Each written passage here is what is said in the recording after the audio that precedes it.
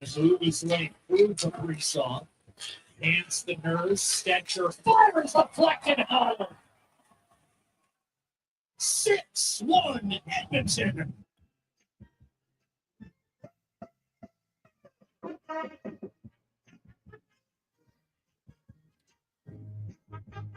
Well, a positive Friday. How are you? And welcome to the Jason Gregor Show on Sports 1440, Orders Nation, YouTube, Facebook, and X, as always, presented by PlayAlberta.ca, Alberta's only regulated online gambling website where 100% of the revenue stays right here in the province at PlayAlberta.ca. And today we are coming to you live from the Silent Ice Sports Center. What an unbelievable facility if you've never been here. Just South Edmonton, close to in the Nisku area. It is fantastic, and we're here for the Bauer Winter Championships that goes from that continues on through the weekend, so it should be loads of fun. There's like 1,300 different athletes, numerous teams, and you're going to have a great time if you like some hockey. A lot of young aspiring hockey players all fired up, running around. You remember when you're the teenager and like there's zero body fat on these kids. You remember how it was like you need anything. God, I miss those days. It's unbelievable. So I will say though, as has been the case, it just seems like kids are a lot bigger today.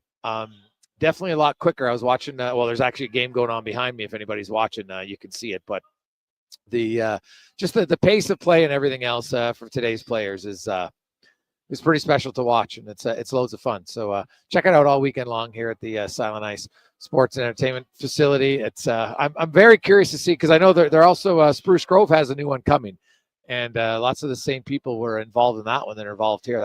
That community in Spruce Grove. That's 2 new sheets of ice. That's massive for a community. Just think about how much more practice time and kids are going to get in Spruce Grove, which would be great.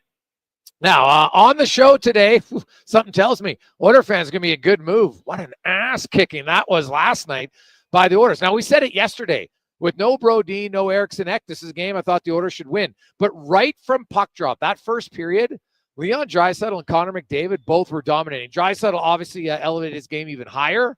But that first period, they were all over them. Every time those guys were on the ice, like Edmonton just looked like the quicker team. And I think they are. And then, Middleton gets injured on the first shift. Now he's on LTIR. It looks like his hand's probably broken from the Evan Bouchard shot. So now you lose Brodin, you lose Middleton, and what happens is the Oilers pumped him. They scored, 6 seconds on their first power play, and they're up 2-1. The Wild do get a goal, deflection off a screen, and it's 2-1, and you're thinking, geez, you know what, the Oilers probably could have been up more, but then they score early. Then they get a shorthanded goal, and it was pretty much floodgates opened up. And that's kind of how it was last night in the National Hockey League. There was 8 games that were settled by at least 3 goals or more. Like, it was blowout city last night in the NHL. You don't see it very often. A lot of tight games, but not last night. The Penguins absolutely dominated Montreal 9-2. You had the Flyers got 4 goals from Lawton, although 2 of them were empty net. So that game's, it says it's a 3-goal deficit, but 2 empty netters. The Predators beat up on the Stars 4-1. You had the Utah beating Colorado. We're going to talk about that. Nathan MacKinnon was on the ice for the final 4 minutes and 20 seconds. Why? To me, that's why, Frank, we asked the other day, 5 top Stanley Cup contenders. I didn't put Colorado in. Their depth right now isn't good enough. And they give up way too many goals. And it's not just goaltending. I know they changed both their goalies, but I think there's more issues there defensively for the Colorado Avalanche. Lightning, Kucherov, 6 points in Calgary last night. They spanked the Flames 8-3. The Canucks shut out the Panthers 4-0. And the Kraken all over the Bruins 5-1. The Bruins had a little run there where they were hot, and now they've lost. They've been crushed their last 2 games. So, you look at the Pacific Division, and don't all of a sudden be surprised, but 4 of the top 11 teams in the NHL reside in the Pacific Division. I'm sure you still hear it because I still see it. People out east, the Pacific Division isn't very good. Like, tell us you don't follow the league without telling us you don't follow the league. 4 of the top 11 teams reside in the Pacific. There's only one division that has 4 teams in the top 11, and they also only have 2 in the bottom 10 in San Jose and Anaheim. So don't give me the garbage that, oh, wow, the rest of the division's terrible. No, it isn't. Okay, the Pacific Division's good. And especially lately, Vegas 8-1-1, Edmonton 8-2, LA 7-3, Vancouver 6-2-2. Those 4 teams have combined for 29 wins and 61 points. The next closest division has 51 points in that time. Heck, the Central has 42 points in that time period and 9 fewer wins amongst their top 4 teams. So the Pacific Division is setting up for one heck of a race down the stretch this year. So it should be fun, and it's why I believe the home ice advantage is going to matter even more. And the Oilers tomorrow afternoon. Are you going to the game? You're lucky. Maybe you're taking your kids. It's the afternoon game, and no offense, lots of times the afternoon games of not necessarily like Anaheim. They haven't been games like this, so your kids should be in for a treat tomorrow. And we actually have a pair of seats we'll auction off for charity today if you want to go to the game. 833-401-1440. Afternoon affair tomorrow. The Oilers and the Vegas Golden Knights. Oilers are 5 points back of Vegas heading into the game, and so they've already lost twice. You win, you pull within 3, but also keeps the chance alive that you could, if you win the other game, you could still finish ahead in the season series and have home ice advantage if there's a tie at the end of the year. Also today, the Gregor Show is always presented by PlayAlberta.ca. Lotto Max, get your tickets for Friday's draw, PlayAlberta.ca. Now, if you're not into to the lottery, that's totally fine. It is worth $10 million tonight. The games, use the promo code Gregor50, and you will get a free $50 play at PlayAlberta.ca. Use the promo code Gregor50. Also, it's Friday, and it is the Pyramid of Giving. Okay? Pyramid of Giving. Today, very simple. We look to raise $7,500 for the Christmas Bureau. They're in big need this time of the month. And I know we get text all week of people asking. So here, I got my sheet of paper so I can keep track because we're on location. We'll need 15 people to do $100, 10 people to do 200. We need 4 to do 500 and 2 to do 1,000. And we actually only need 1 because we got our first $1,000 donation from Jackie Ray and everybody at the Little Miracles and Stingray Network. So they're opening up the show. So there's $1,000 already done. I always like it when we get the big ones done because I know there's lots more people that can afford $100. So if you want to help us, 833-401-1440. It's Positive Friday. Text in your name and the amount you want to donate, and then I'll send you on. And the people from the Christmas Bureau, they'll be calling you directly.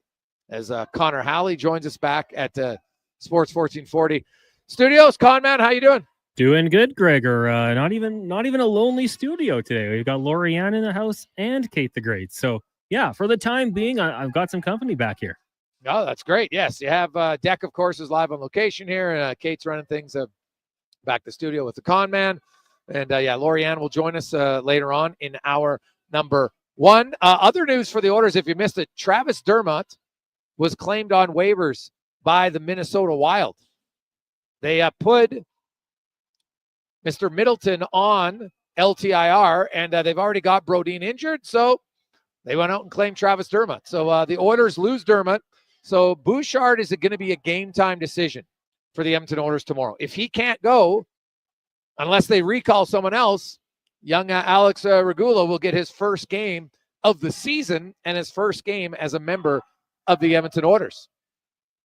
So Bouchard, everybody saw the hit. We'll get to that. It's a race for the puck. The puck's there, and Hartman initiates contact right before, he touches the puck. And, is it a little bit of a cheap hit before? Yeah, sure. But you can look at a lot of drills. You're taught when you're in a puck race, you want to get body position. And I know the game, it's 7-1. But there's certain guys you simply can't trust.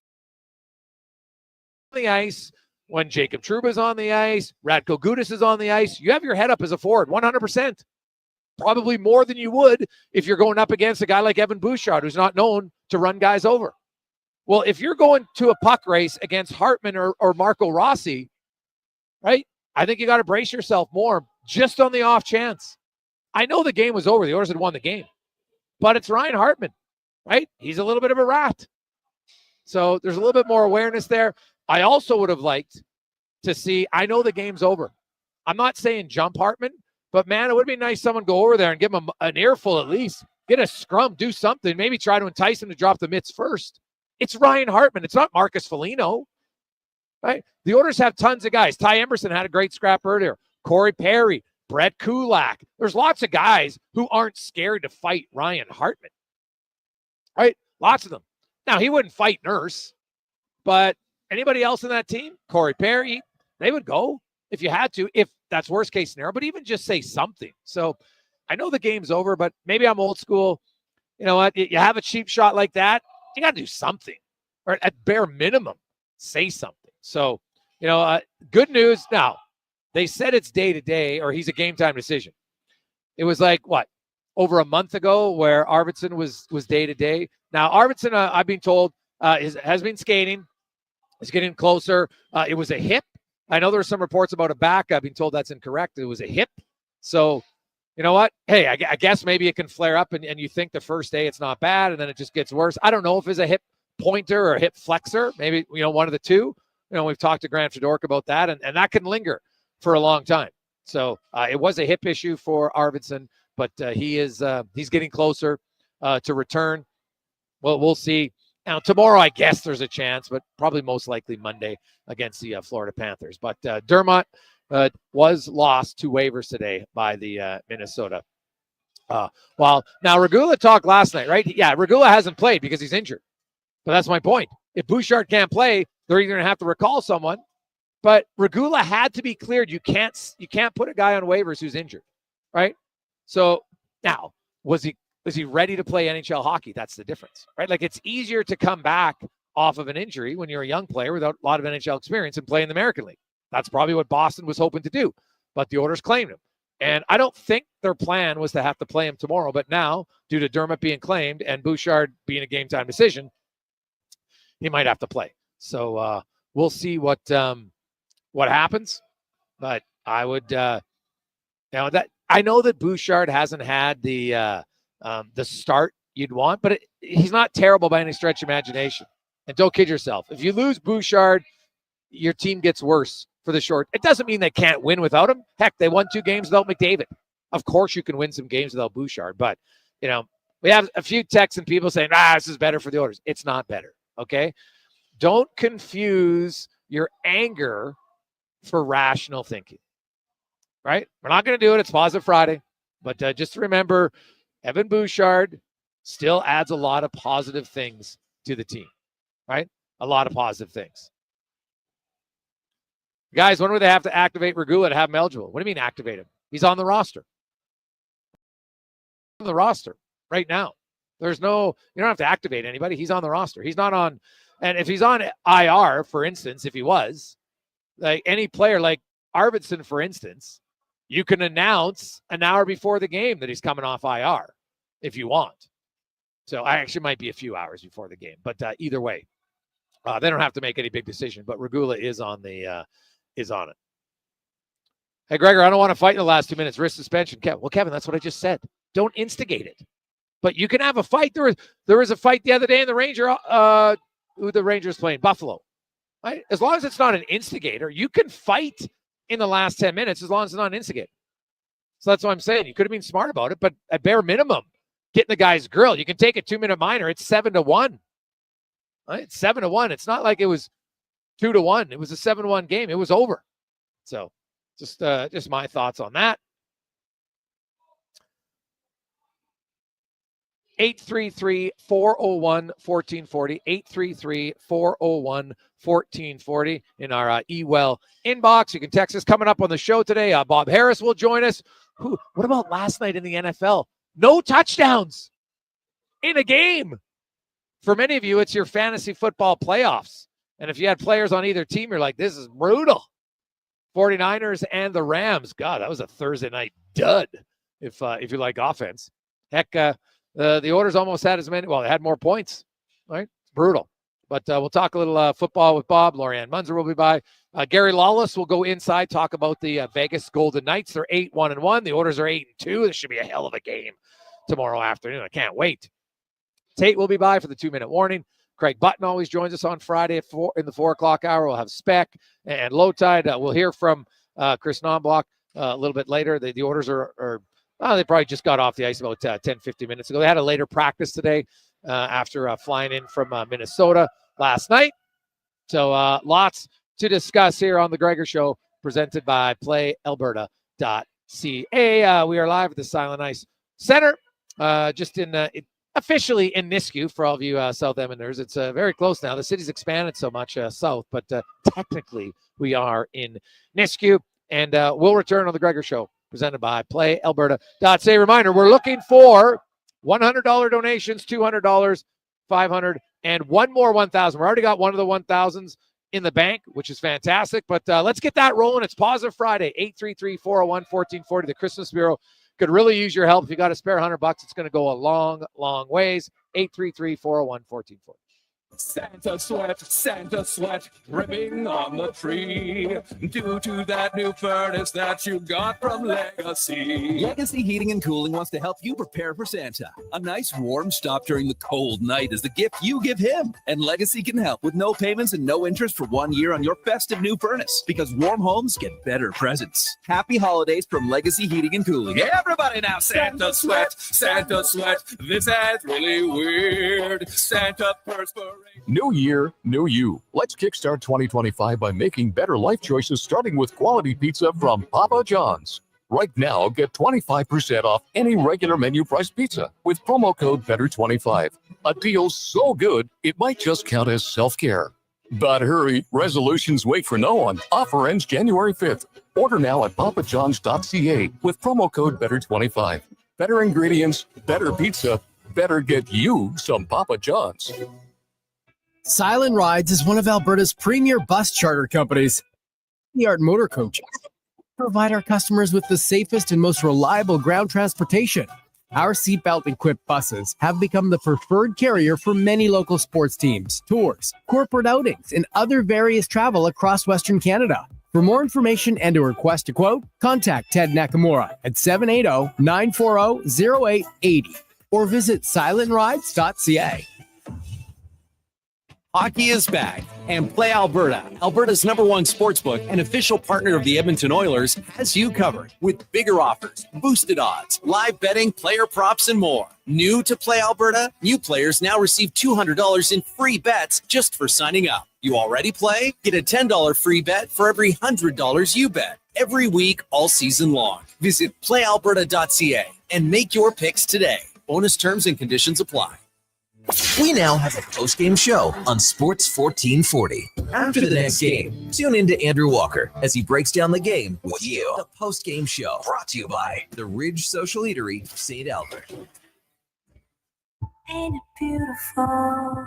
What does excellence mean to you, and how does it impact your decisions? Friends, it's Carrie Dahl, and I know that at Volvo Cars Edmonton, excellence isn't an option, it's their everything. From customer satisfaction in sales, service, inventory, and retention, they excel in all. Congratulations, Volvo Cars Edmonton, Canada's only 12-time Volvo Excellence Award winners. Volvo of Edmonton.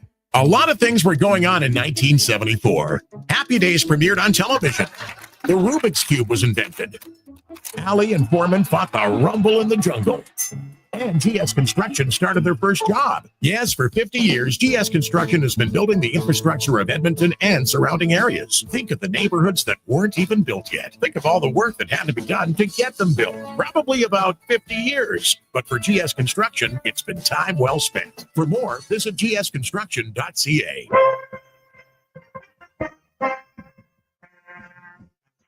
Portions of this hour brought to you by Papa John's. Better holidays start with better ingredients. Better pizza from Papa John's. Get 25% off any regular price with code word BETTER25 at papajohns.ca. The Jason Gregor Show, the best of Edmonton sports talk and beyond. This is Sports 1440. Presented by PlayAlberta.ca, Alberta's only regulated online gambling website.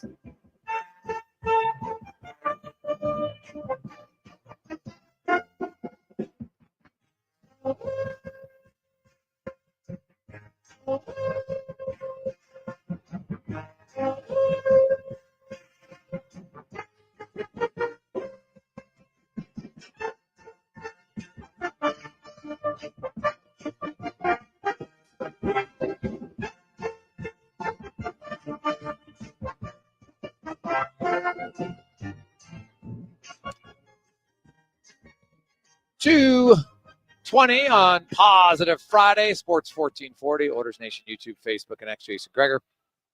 Connor Halley with you. We're coming to you live from the Silent Ice Center as another big weekend of hockey ongoing. If hey, you want, there's a lot of people here, man, and I'm sure you can hear it in the background. So they have like this mini rink that's just there's one behind me. You can see that's where they're playing, but then they have like a small little shooting rink, and you got a bunch of teenage boys in there, and they're firing it up. It's it's pretty comical. So there's lots of stuff. So if you ever have to come down there, bring your young kids so you can watch the game in peace, and then they can practice all their shots here at the Silent Ice Center, which is fantastic. Also, speaking of fantastic, so it's Positive Friday.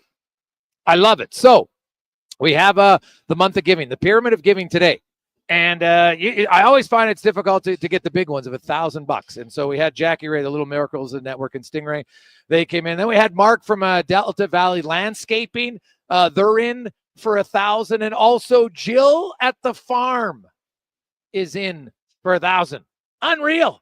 So we already got the 1,000 ones filled up. Let's get some of those 500, 200s, and 100s going right now. It's Positive Friday, so let's rock and roll. 833-401-1440, 833-401-1440. Northside Norm just comes in for a hundo, and we're off and running. So let's get going. I always say, hey, usually you got to get the foundation first, right? We're building up from 100, but hey, we got the top down. So that's fantastic. So thanks to all the staff at Delta Valley, and thanks to Jill and everyone at the farm for helping out the Christmas Bureau. That is fantastic. Now let's get to our football report, brought to you by Legacy Heating and Cooling. Home with no payments, no interest for 1 year on your furnace. Stay warm all winter at legacyheating.ca. As of course NFL, fantasy football weekend started last night, kind of a dud, as Bob Harris from Sirius XM joins us. And Bob, if you're in a fantasy league, and I guess it depends. If you're playing somebody who has the Rams or the Niners, you're like, this is unreal. No touchdown in that game last night. First game all year in the NFL, there was no touchdowns.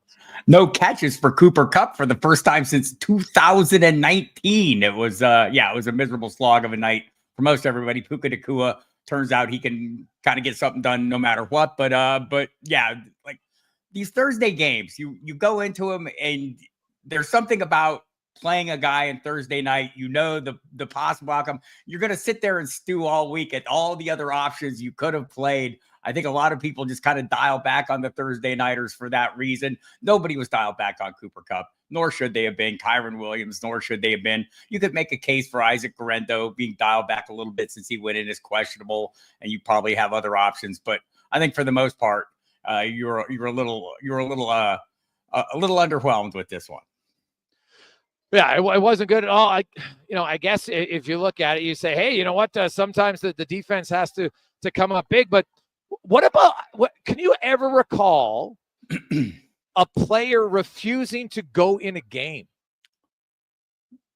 I think there was. I want to say somebody retired at halftime of a game recently. Who was it? Linebacker. Another linebacker, but this was Davis, right? Vontae Davis. That's who it was. This was particularly odd because Devondre Campbell knew why he was in San Francisco. He was a fill-in. He was a substitute, and the player he was substituting for returned to action. And like I think it's very odd. That's a lot of money to walk away from. The veteran minimum salary. I was just what, $1.2 million for him on the year. That's a pretty good weekly paycheck. So good for him for having that financial security to walk away from that. Yeah, it's well, that's the thing. Do you have the financial security? Because now they're debating on what they're going to do. You're going to release him. I would suspend him at least without pay for a week, and then release him. Yeah, well, yeah, you could do that for sure. Like it's just. You know what? It's an odds. I get that you're competitive and you want to play. I understand that, but like other teams now are going to wonder. Now maybe they'll be like, "Hey, okay, the guy's upset," but you do wonder now how many are like, "Is this guy going to be a problem? Do we want to bring him into our team?" That's just the truth of the situation. I'm going to say this guy's going to be a problem. I think that's going to be a widely held stance, and that's San Francisco. like it's just been an odd season, right? You look at the number of injuries they've had, the issues they've had going in. We started out from a fantasy perspective that week 1 Monday night when we were all told Christian McCaffrey was good to go. Don't worry about that questionable designation, kids. He'll be fine. And no, he was not fine.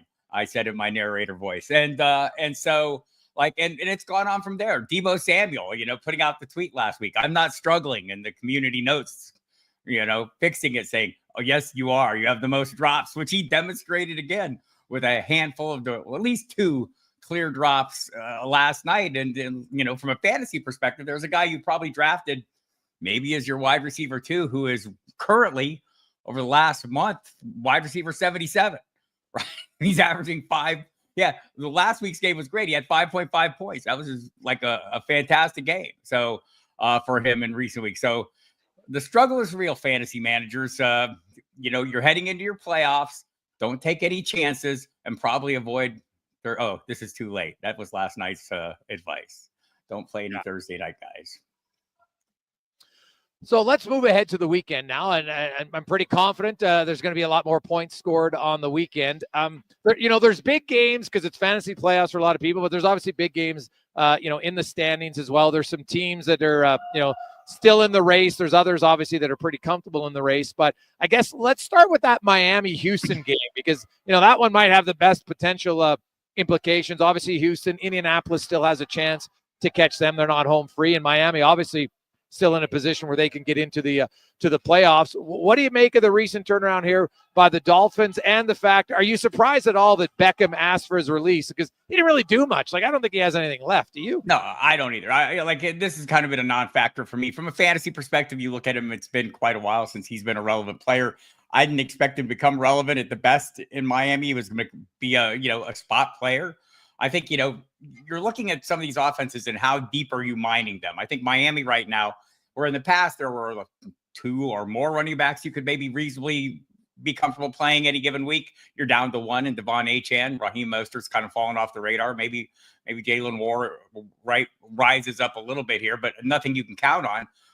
Also, I'm not sure you can count on Tyreek Hill and Jalen Waddle as weekly high-end contributors, right? There came a point where this offense shifted to run through Jonnu Smith and Devon Achane, and then we have Waddle and Hill competing to be the co-stars any given night. And they do, they show up, and there are occasional touchdowns, but that consistent high-end production we drafted them to deliver, we're not getting. Instead, we're getting it from Jonnu Smith, who's been tight end 2 or 3. Tight end's a weird position, people. I get it. It's a low bar, but he's been performing well. Last week was odd because he didn't get his touchdown until overtime. But Devon Achane has been everything people draft him to be. But those other pieces, and there's been huge passing volume too. Tua Tagovailoa, since he's returned, has thrown the ball a heck of a lot. I think that's going to be difficult this week. That Houston pass rush is no joke. Ask Will Levis. That's totally fair. As Bob Harris joins us talking NFL. Bob, it's they become the team that only likes to win 1-score games, but they're taking on Cleveland. Can the Kansas City Chiefs beat Cleveland by more than 1 score? It might have to be a lot of them to get up there. I mean, the passing volume we've seen from the Browns. Look, they're going to be shorthanded. Maybe. I mean, Cedric Tillman's ruled out again, but Jerry Jeudy's been getting the job done. Elijah Moore, David Njoku is questionable this week. Sounded like he wasn't going to play up until today, so maybe they'll get it back. But either way, Jameis Winston's been throwing the ball 40 times a game, at least, in all but one of his 6 starts, including that 50-plus attempt game in Denver, where he was the most Jameisest thing we ever saw, right? The huge rush. So what the hope is for fantasy managers is that Winston does some of those big passing numbers and we have a little bit of a shootout, and it forces Patrick Mahomes to do the same. Patrick Mahomes has kind of become, for us as fantasy managers, I know this is going to sound controversial, people, he's not a starter for us every week. It's not a must-start guy because this offense has shifted and they're not leaning on him to throw 50 touchdowns a year. It's been much more, it's a run-heavier offense. That said, if they get in a shootout, we all know he could do it. And he has the weaponry to do it. I think with Hopkins there, DeAndre Hopkins has been a pretty solid play. Xavier Worthy can start coming on. Travis Kelce or Noah Gray or a tight end is going to be capable of delivering. So I think we can have a little bit of a shootout. But if it's a 1-score game, I think that's become the brand in Kansas City. Bob, speaking of big games, because they're still in the hunt, albeit they need a lot of help. They have to win out, I would think. Cincinnati against Tennessee. Is this like you dress all? Well, you should probably dress all the big guys in Cincy anyway. But are you expecting a big game, or is the Titans defense maybe better than people think? It is solid, but it hasn't mattered. I mean, we can go back to the Pittsburgh game, and no fantasy quarterbacks had excelled against the Steelers. And Joe Burrow came and said, "Well, I will do that for you," and he did. It's been 3+ scores have become the norm there, and he's not afraid to go to Jamar Chase in pretty much any circumstance. And you're looking at Jamar Chase, a guy who scored over 40 points multiple times. I want to say 3-4 times this year, including a 50-point game. And so, and Chase Brown has come on, he's getting the bulk of the workload in fantasy. Volume is king at running back, and he's been getting that nearly 100% of the rushing workload. Got a few to Khalil Herbert last week, but also they cannot play defense, which is a godsend for us. Now, look, I expected big things from Will Levis last week going against the Jaguars defense that can't stop anybody either. And we did not get that performance. But you look at some of the pieces there. Tony Pollard's been perfectly suitable, a solid running back 2 every single week for our purposes. Calvin Ridley has been getting a ton of targets since DeAndre Hopkins was traded away. He's got a 30% target share. That's pretty reliable volume, even if the production has not been what we want every week. You play that, you're playing the odds in fantasy. So you're playing that 30% workload. Somehow Nick Westbrook-Akine just keeps scoring touchdowns. He didn't get one last week. It went through his hands.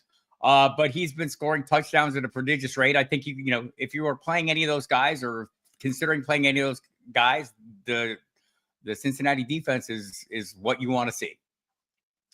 Bob Harris joins us now. Bob, tight end position hasn't been great. It's gotten better. So if you look at matchups, who are exclude the obvious, because there's certain guys we know Vegas, their tight ends, Brock Bowers is a must play. Is there some guys, because a lot of guys probably have 2 tight ends, they're unsure who to play. Who are the tight end matchups you like this week?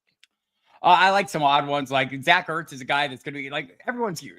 There are those apex predators at the position that everyone's going to be locked in and starting. And after that, we're all kind of swatting at flies, trying to find the guy who's going to be the ultimate streamer this week. Zach Ertz has been super solid in that role. Now there's no Noah Brown. The wide receiver 2 is out. He's finished as a tight end 1 Ertz in 7 of 13 games this year. So it's been pretty solid. And Jake Ferguson, I was a week early on him. Thought he'd do well against Cincinnati, who gives up a touchdown a week to tight ends. But this week, the Carolina Panthers at many different positions give up the most fantasy points of any team of all. And that includes the tight end position. I would expect Jake Ferguson to be a viable streaming play. I mean, I think, there's some guys that we've been really keen on. I think Kate Otten has a pretty good matchup, but I have concerns for him because he doesn't get the volume, right? Since Mike Evans has come back, he's been limited to 15% target share. That's down from well over 25% with no Mike Evans. And that's the one spot where maybe you can gain a little ground against the Chargers is at the tight end position. I'm not sure that he's going to get the volume to do that. So looking ahead, the wide receiver, there's the obvious guys. We don't even have to talk about them. But the matchup of the week is Detroit and Buffalo, no question. It is 12-1 versus Buffalo 10-3. We saw the Bills, Josh Allen right now. He might win you fantasy himself, and he might have won himself the MVP with that 6 touchdown performance, 3 rushes, 3 throws last week. Now the Lions are a different beast, but their defense is so banged up. Are we going to see, I don't know if we'll see 86 points like we saw with the Bills and the Rams, but what do you make of this matchup? Is this, are you expecting a high scoring game? I'm all about wish casting. So yes, 86 points would be fantastic. Also, Vegas likes it 55 points worth. I think it's the highest game on the slate. And to get some pieces back, Keon Coleman, I don't have huge expectations. The weird thing about Josh Allen, by the way, his performance last week, that 50+ point, it was the most points by a fantasy quarterback ever. It was definitely the most in the last 25 years. I think you have to go back to George Blanda if you were calculating based on today's numbers to find a quarterback that came close to him. So congratulations, Josh Allen, on a huge outing, and to everyone who invested in him and got the payoff at a pretty good time. We'll see if he can keep it going in this game. Detroit passing against them is the answer, though, right? It's hard to run against them. A little worried about James Cook in this game. He's kind of been touchdown dependent as is. I think he'll be more so in this one. But also guys like Khalil Shakir, who have become kind of the security blanket. That guy's been exceeding expectations all along. There's been some games where he doesn't show up, but that's kind of the thing with Josh Allen. He spreads it around. He has no favorites or no unfavorites. I do like Keon Coleman a little bit as kind of a dart toss if you're playing the daily fantasy game. Amari Cooper, was great last week, had a ton of targets, but it's kind of been hit or miss for him. We'll see if he gets Dalton Kincaid back. Doesn't matter. Whoever's there, whether it's Matt Collins, who is kind enough to put shoes on for the game, he'll get something done. Somebody will get something done. And Josh Allen, if they don't, he will. And maybe they all will, because sometimes 6 touchdowns is all it takes.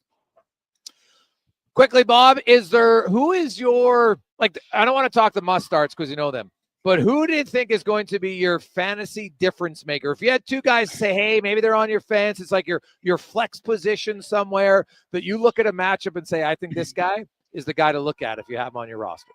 I think Rico Dowdle's a guy, again, you're looking at matchups and you want to be aggressive. I want to attack matchups aggressively. The Carolina Panthers, they've given up the most fantasy points to running backs on the season. They've allowed the most rushing yards and touchdowns to running backs. Also, last 2 games, Rico Dowdle, back-to-back 100-yard games. He's running back 7 in fantasy over that span. I think it's easy to overlook him. I'd be playing the heck out of him. Also, if you're taking some chances, if you feel pretty good about it, Caleb Williams going up against the Minnesota Vikings. If you're looking to stream a quarterback, I think he's not ranked highly this week. I'm not sure why. Week 12, he had a great game against this very Minnesota Vikings team. I know the Vikings have a good reputation against quarterbacks, but Williams threw 340 yards. His rise over the last 4 games, he's quarterback, 7? But over the first 3 games with Thomas Brown taking over as the play caller, he was quarterback 4. He's quarterback 3 for 2 of those games, including the big win over the big game against Minnesota. They don't get wins, but we get wins, and that's all that matters. He's got 3 great receivers, so I think he's going to be a surprising play. And if I'm kind of worried about somebody, it's Jalen Hurts going up against Pittsburgh. And Hurts' passing numbers, it's called the Saquon Barkley effect, have not been great, right? It's been a little bit of a concern. And, I know they want to get A.J. Brown back on track this week. He's going up against Joey Porter Jr., who has shadowed really good receivers. Nobody scored more than 13 points against him individually. Devontae Smith can't get more than 7 fantasy points without a touchdown. Pittsburgh's only given up 4 of those touchdowns to wide receivers all year. And the volume for Jalen Hurts hasn't been there. Look, he can run some in, but he's ranked well inside the top 10 this week. I think he might struggle at that. So if you're investing in daily fantasy, maybe pay up somewhere else. Bob, great stuff, man. Enjoy the weekend. Really appreciate your time. Thanks for having me, Jason. That is Bob Harris joining us from Sirius XM. And good luck to all of you who are in your fantasy football play. Well, at least I hope you are, because I don't know how a league would ever have your league final in the final week of the NFL when lots of starters aren't playing. Hopefully that's not your league, because that would be the worst. We got a lot of text flying in, 833-401-1440. Big shout out to Carl and Norm have come in at 100. So we're off and running there. We got the thousands already filled. I actually got 1 too many, which is fantastic. I love it. But let's keep it rolling. 833-401-1440. 833-401-1440. 4 500s, 10 200s, and we need 12 $100 donations. And we will fill the pyramid up today here on Sports 1440. When we return, Lorianne Muenzer will join us. Also, we'll give you the update. We'll hear, just so you know, Bouchard is a game time decision for tomorrow. Now, if he can't go, will they play Regula? I don't know. He hasn't played a game yet this year. Right now, he was officially, because he wasn't a regular NHL player last year, and when Boston sent him down, he's cleared health-wise, but he was still technically on the IR, so he doesn't count on the cap officially for the orders. But obviously, he practiced. Is he ready? It's a good question. I don't know the answer. So we'll hear from Chris Naubuck on that. It's Vegas. Now, Edmonton could dress him and really play 5 defensemen heavily and, kind of shelter him. They could do that if they don't want to call someone up. But, they have time. If they want to get somebody here, they'd obviously have to get him here tonight, because it's a 2:00 game tomorrow against Vegas. So those are their options. Do they just recall someone just on the off chance in case Bouchard can't go? They might. So now, normally they would have just kept Dermott here, but he got claimed on waivers today by the Minnesota Wild, kind of because of Bouchard, because Bouchard broke the hand of defenseman Jake Middleton. He was put on LTIR today for the Wild. So now, if Middleton's healthy, do they claim Dermott? I guess maybe because Brodeen's out, but I don't know. I think this is one where they say, hey, guys, there's a guy available. Let's just take him. He's an NHL veteran. Away we go. And, in a week or so, he might be back on waivers if when Brodeen comes back. So we'll see. But that's the defense update for the Edmonton Oilers. We'll return. We are live at the Silent Ice Center. It's the Jason Gregor Show on Sports 1440 presented by PlayAlberta.ca. New year, new you. Let's kickstart 2025 by making better life choices, starting with quality pizza from Papa John's. Right now, get 25% off any regular menu price pizza with promo code BETTER25. A deal so good, it might just count as self-care. But hurry, resolutions wait for no one. Offer ends January 5th. Order now at papajohns.ca with promo code BETTER25. Better ingredients, better pizza, better get you some Papa John's. Legacy Heating and Cooling is your #1 furnace service company for the holidays because we don't charge overtime rates, including 24/7 emergency. Oh, I need service, please, Santa. Tell me a price. My furnace is naughty. Would you please make it nice? No, I can't wait to find it under my tree. Please send me service from Legacy. No overtime or emergency rates during the holidays or ever. That's how you service your legacy. Legacy Heating and Cooling. I take possession of my commercial space in 3 months. I need lighting. I need a fire alarm. I need data. I need a generator. I need panels. Sounds like a job for the men and women of Action Electrical. Projects team reporting. We design, build, and construct all the electrical systems for your projects. Need everything to work right? Get the Action Electrical project team on your site. Facing an electrical menace? Call the men and women of Action. Operating throughout Alberta at actionelectrical.net. The Canada-wide clearance is on at GMC. Get a $7,500 cash credit on 2024 Sierra 1500 Crew Cab elevation models. With Sierra's 13.4-inch diagonal premium GMC infotainment system with Google built-in compatibility, available off-road package with hill descent control, plus an available 3-liter Duramax diesel engine. You can take the road less traveled and try new things, like fishing or whitewater rafting. I should have gone fishing. Ask your GMC dealer for details. We know you love your family and friends, especially your senior loved ones. Here's a simple, free way you can show it. Check-in. Check-in is a groundbreaking monitoring system that keeps our seniors safe, all with just a phone call. Catch up, share laughs, and confirm they're okay. So let's keep an eye on them. It costs nothing but means everything. Check-in, because we're stronger together. Visit checkin.ca today and make every call count. For over 65 years, Denham Ford has delivered the customer service and value that keeps Albertans moving for work and play. And that tradition continues with the final year-end 2024 clear-out. Enjoy low rates or thousands in year-end savings on every vehicle, including F-150, Bronco, and Super Duty. That's the value you've come to expect from where cars always cost less. Denham Ford on Highway 2A in Wetaskiwin or at denhamford.ca. Cars cost less in Wetaskiwin.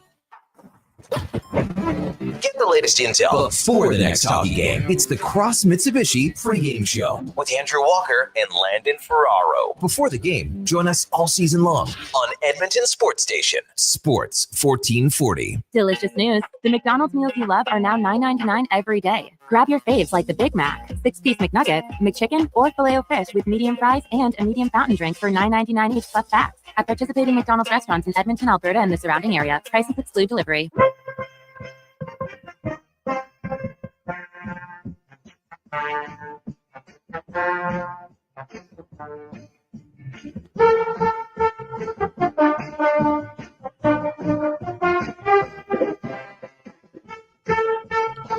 Portions of this hour brought to you by On the Rocks. Watch every Oilers game at OTR with $5.25 Molson Canadian, $5 Pinguini shots, and 60-cent wings. Plus, play Oilers score and win for your chance to win On the Rocks gift cards. Oilers hockey at OTR. Book your table today. Jasper Ave in 118th. From puck drop to kickoff, it's the Jason Gregor Show on Sports 1440. Presented by PlayAlberta.ca, Alberta's only regulated online gambling website.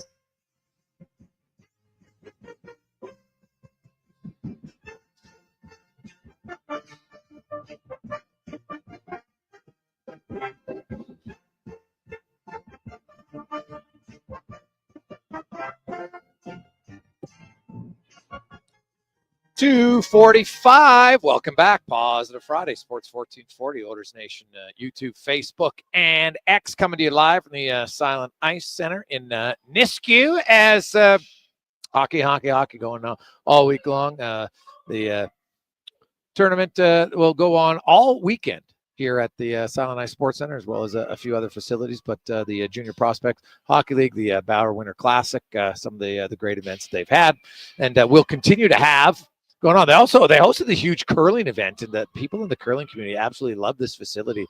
When they had the Canada Cup here, what was that, 3 weeks ago in November? So this is a great facility. It's a multi-purpose facility, not for just hockey. And the community of Spruce Grove, their new facility, which will have 2 new ice surfaces, home of the Saints, will be ready February, maybe March, and curious to see what that one looks like.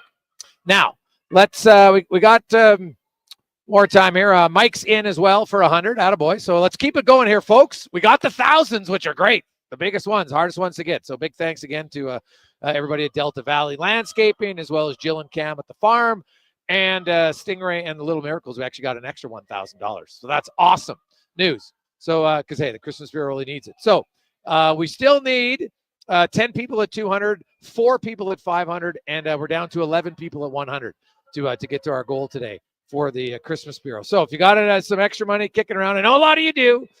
Some of you are lucky enough, you're blessed enough, you won't even miss it, right? You won't even miss it. But when you make the call, the Christmas Bureau will actually call you, and you'll know you're helping out some people and just giving them the most basic necessities for Christmas. And you'll feel good about it. It's an extra positive Friday for you. So 833-401-1440. Just text in the amount you want to donate and your name, and we'll pass it along. And the Christmas Bureau will be calling you today as we welcome in gold medalist. Of course, she's also a mental coach, Lori-Ann Muenzer. Lori-Ann, how you doing?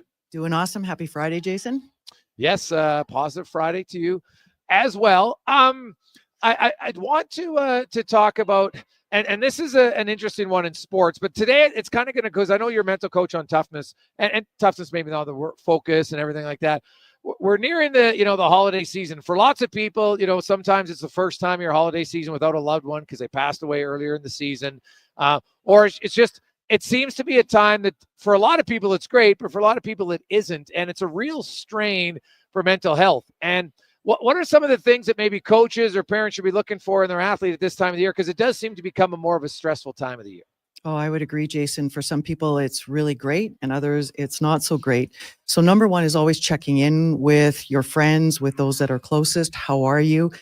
Just taking a peek at what their routines are. Are they sticking to their normal routines, or are they going off a bit of the rails, a little bit, doing something out of the ordinary? And sometimes really just having that buddy factor come in is actually really huge, because sometimes when you're alone, you think it's a lot better. I know I've gone through different things where I thought I was better being by myself, but it was actually when people, come grab me out of the pit, and, it makes a big difference of being included, because when you're isolated, things can really spiral out of control. But when you're around and in an environment with others, it can actually really bring you up. And sometimes it's about playing, and it's about having fun and not being so serious. And sometimes if you do need some help, whether some, psychology stuff, there are a number of resources out there that can really help. So it's not a bad thing to pick up the phone and ask for a little bit of help. And your closest friends can actually be your biggest allies. And really for coaches, at any time of the year, lots of, hey, how you guys doing? And most of us, even if we're not doing well, we don't want to talk about it. Oh, no, I'm good, right? And it's easy, especially in a text message. But even coach walks in the room, hey, Jason, how you doing? Hey, I'm good. And you don't know, but then you watch them play, and their performance isn't close to what the norm is. Do you ever have a coach or somebody close to you that was a few key phrases or words that kind of got your attention more and did have you say, actually, you know what, I'm not doing well? Because most of it, hey, how are you doing? It's very easy to just say, well, I'm doing well, right? Like that's one that's kind of easy to deflect off of if you're Yeah, it just rolls right off your tongue. Absolutely. And the thing is being really key and listening for those cues that they're giving you, but they're not saying. It's really hard to read between the lines. And what I've always found is sometimes the shorter answer is just off the cuff, like you were saying, but it's enough to kind of raise a red flag. And as a coach or as a player or as a teammate or a support member is to ask them, hey, what are your plans? What have you got going? And just really start seeing if you can open them up by open-ended questions versus yeah, no, yes, no, that sort of thing. And being mindful of what their answer is. It's not just always just taking it for face value, because usually there's something a little bit more. And sometimes it's just asking one more question of, so where are you spending the holidays? What are you going to be up to? What are you most looking forward to? Or even just being direct. Hey, what's the most challenging part about this time of the year? And sometimes it's probably around the fourth or the fifth time you ask the question that they're going to start to feel calm, especially if you're coming from your heart of, hey, I'd really like to help, or even just be a sounding board. And sometimes all you need is to know that there's one person out there for you, that you aren't alone. It's okay to feel down. And if you need some help, to ask. So we look at, that you've talked a lot about, mental preparation, and when you're not at your best, because some days whatever, something's on your mind, maybe, or maybe you're just not feeling very well. You might even be a little bit run down at this time of the year. You don't really know about it, but are there tips you've learned that how you can get the most out of what you have that day? Well, I think sometimes, Jason, one of the things that gets you down or can run you down is physically feeling not on top of your game, literally. Maybe you've been out too late. Maybe your diet isn't the greatest. Maybe you've been drinking too much coffee or something else, not getting enough sleep. And it's just, what can you do? A lot of times we're looking so far. Oh, well, we're going to look towards what's happening in January instead of just focusing on today. Is where are we? And sometimes it's looking too far ahead that takes us out of the element, and it's not appreciating the good of what we've got right here, right now. So taking a look at, who's around, who's playing with you, who could you ask for help, but also too, just even sometimes straight up say to the coach or your mates of just going, hey, look, tell me something really good. I need a bit of a boost. I need a bit of a pickup, and I need something to help me out in your head. And sometimes that's enough to start getting that energy going, taking it from a low volume to a higher volume.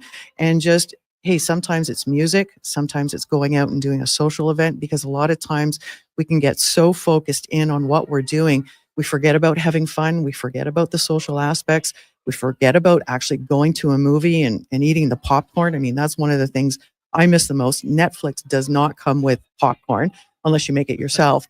But True. It's just, what is it that you haven't been doing that maybe you need to bring back a little bit of it? Maybe you play a musical instrument, maybe just go to the pool and get in some swimming, or maybe go shoot some pool, something like that.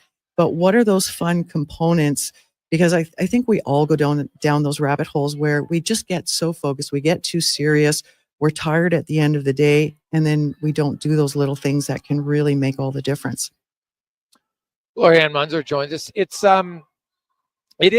always fascinating that, the mental side, and how, because we have this text coming in, Mike asks, it goes, I've coached U15, and I find from week to week for some of the players, the focus isn't there. What can I do as a coach to help them improve their focus? Oh my gosh, focus is such a broad spectrum, and it's going from wide scope to focusing on something smaller, like one or two things. Sometimes as an athlete, we're trying to learn it all, we're trying to do it all, and it just doesn't happen. So when you start breaking it down and you give the athletes just one thing to focus on, and then go out and do it again, can you make it 1% better? I mean, that's one of the things we're seeing with Summer McIntosh is she's just getting better and better and better. She's already set 2 world records. She's on fire. She's on form. And this is the start of the season. And it's just sometimes by focusing on trying to do too many things is we just don't do any of them really well. And then when we start with one little thing, then we can build on that. And then it's the number of repetitions of how well you do it that is going to compound a little bit later down the road. And that's when they're going to see it. So it's really giving the athlete something that they're successful at, but maybe is like a 3% or a 4% stretch where they can go for it, where it's doable, but it's still that stretch. And sometimes when it's not working it's just too hard. It's too much of a stretch that either A, they give up, or it's just they don't have the caliber, they don't have the skill or the talent to do it at that moment. Yeah, and that's the other one, because you're right about focus can be like which part of their game isn't focused, right? Yeah. And now obviously I coach U13, so it's a little bit younger, and it seems with our team, they're not focused to start the game, but then 10 minutes into the game they kind of get there. Yeah. What do you recommend to try to do to have younger kids? Because hey guys, be focused. That doesn't mean anything to a young kid, right? Like I tried to do visualization, whatever. Maybe you do something that's going to make them laugh or get excited. What do you find? Because every age group is different, but to be ready when the game starts, because it's a skill. It's very hard. And sometimes you can play well and still give up a goal. It doesn't mean you're not ready. It just means sometimes you give up a goal. Exactly. And every athlete is going to have a little different routine. One of the things I like to think about is what is 1 or 2 minutes before you get on the ice or you get into the game that you could go, hey, this is my pre-warm-up to boom, get me right into the mood. Sometimes it could be, giving themselves a slap on the back, each other. Maybe it's a handshake, put them in the game. Maybe it's a stick movement or something like that. But it's connecting with each of the athletes. And whether it's U13 or it's the Oilers, it's still the same thing. Each athlete is going to have something that they can connect with that will go boom and snap them out of their funk and get them literally into the game of going, okay, now I'm ready. And it's at that point that word ready has to become automatic. And it's going to be trial and error, Jason, of what is it going to take for me to do it, or for you to do it, or for the younger athlete, or maybe the older athlete on the team. And it's just, there's got to be a connection of something. And then it becomes that ritual. It becomes that routine of, what can I do that it's automatic? And maybe it might be a team thing, and you keep, everybody's hand in until you literally feel every athlete on the team getting into that energy, and you don't stop until everybody is. And it's got to be a collective, unanimous decision.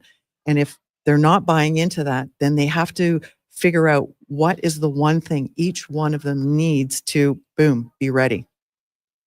Lori-Ann, great stuff. Have yourself an awesome weekend, and we will chat with you next Friday. You bet. Thanks. That's Lori-Ann Muenzer, joins us every Friday here on Sports 1440. We're live at the Silent Ice Center. The Winter Championship is going on. 1,300 different athletes. There's over 70 teams, 150 games. 4 provinces, Saskatchewan, Alberta, BC, even some kids from the state of Washington. You can check out the broadcasts at silenticetv.com if you can't get down to watch them in person. But that's 1,300 athletes, man. There's 3 arenas, 5 different ice sheets, and it is jam-packed all weekend long. Month of giving, Wade is in. Attaboy, Wade. Thank you very much. Another $100 off the board. So let's try to pick up the pace here a little bit. It's Positive Friday. We got the big ones covered off. I love it. But we need now 10 more $100, 10 200s, and 4 500s. So that's only 24 listeners. That's a real small number when you consider the amount of listeners we have. If you got the extra 100, 200, or 500 around, any businesses want to do it, individuals, families, let us know, because we want to help out the Christmas Bureau today. 833-401-1440. We'll take a quick sports update with Connor Halley, brought to you by Fountain Tire. Stop in at Fountain Tire, because actually even better, go online at fountaintire.com/promotions. Today's your final day where you can enter to win 4 tires, 4 Salient Terramax tires, right? That's for the built for SUVs or a pickup truck. It's vans. It's a pretty good deal. So it's very easy. fountaintire.com/promotions. Enter and you could win. There's Connor Halley. This is a Sports 1440 update.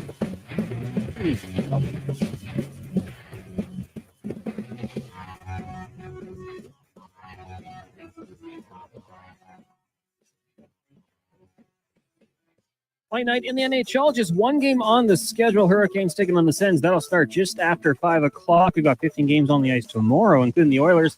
2 p.m. start as they host the Vegas Golden Knights. We'll have pregame coverage getting going at 1 o'clock.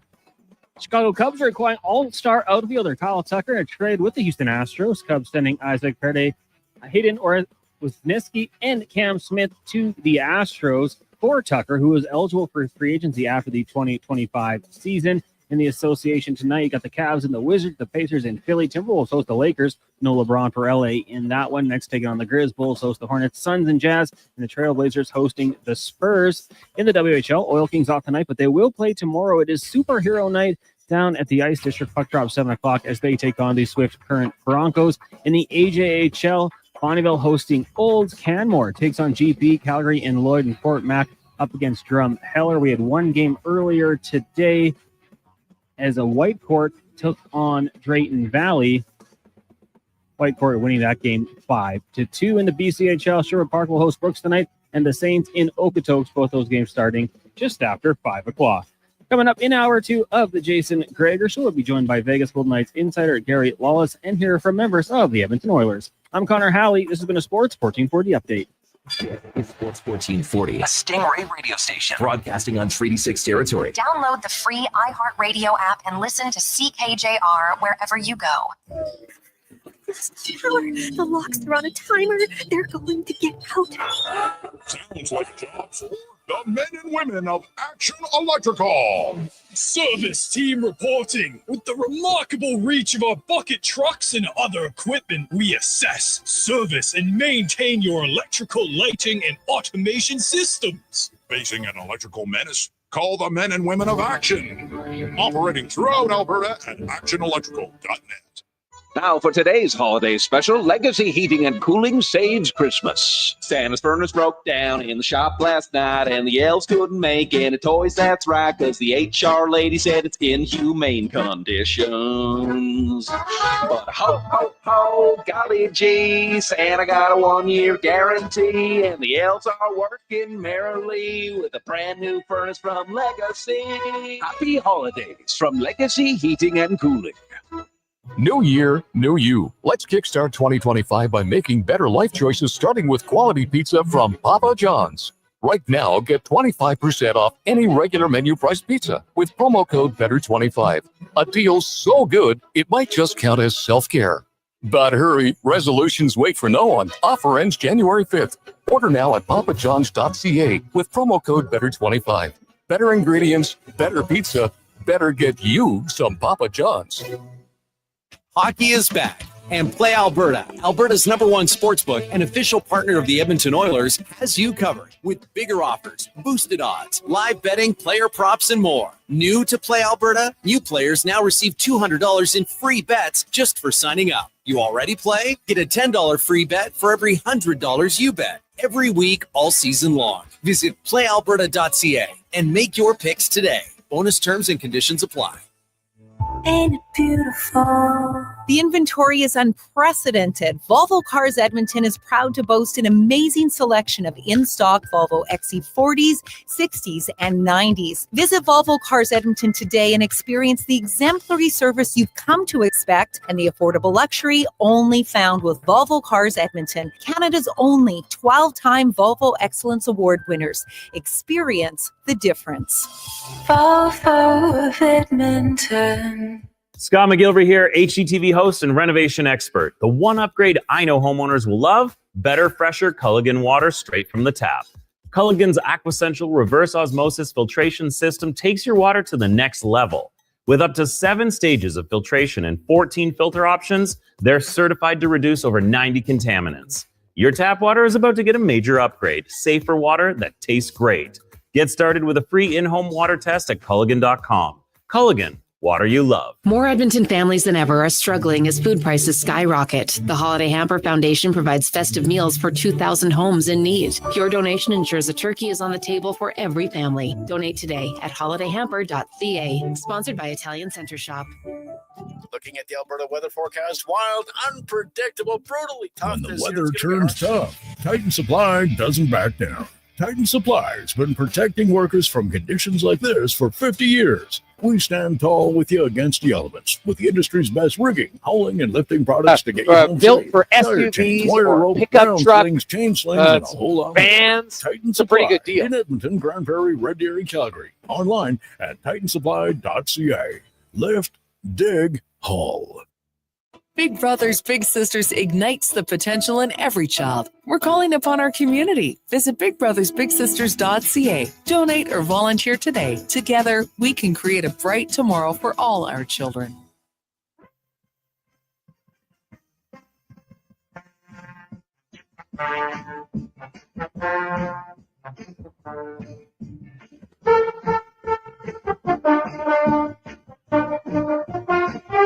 Portions of this hour brought to you by Can Torque. We offer sale, rental, repair, and calibration of hydraulic, pneumatic, and battery-powered torque wrenches, stud tensioners, and flange maintenance equipment. Order today at cantorque.com. The Jason Gregor Show, the best of Edmonton sports talk and beyond. This is Sports 1440. Presented by PlayAlberta.ca, Alberta's only regulated online gambling website.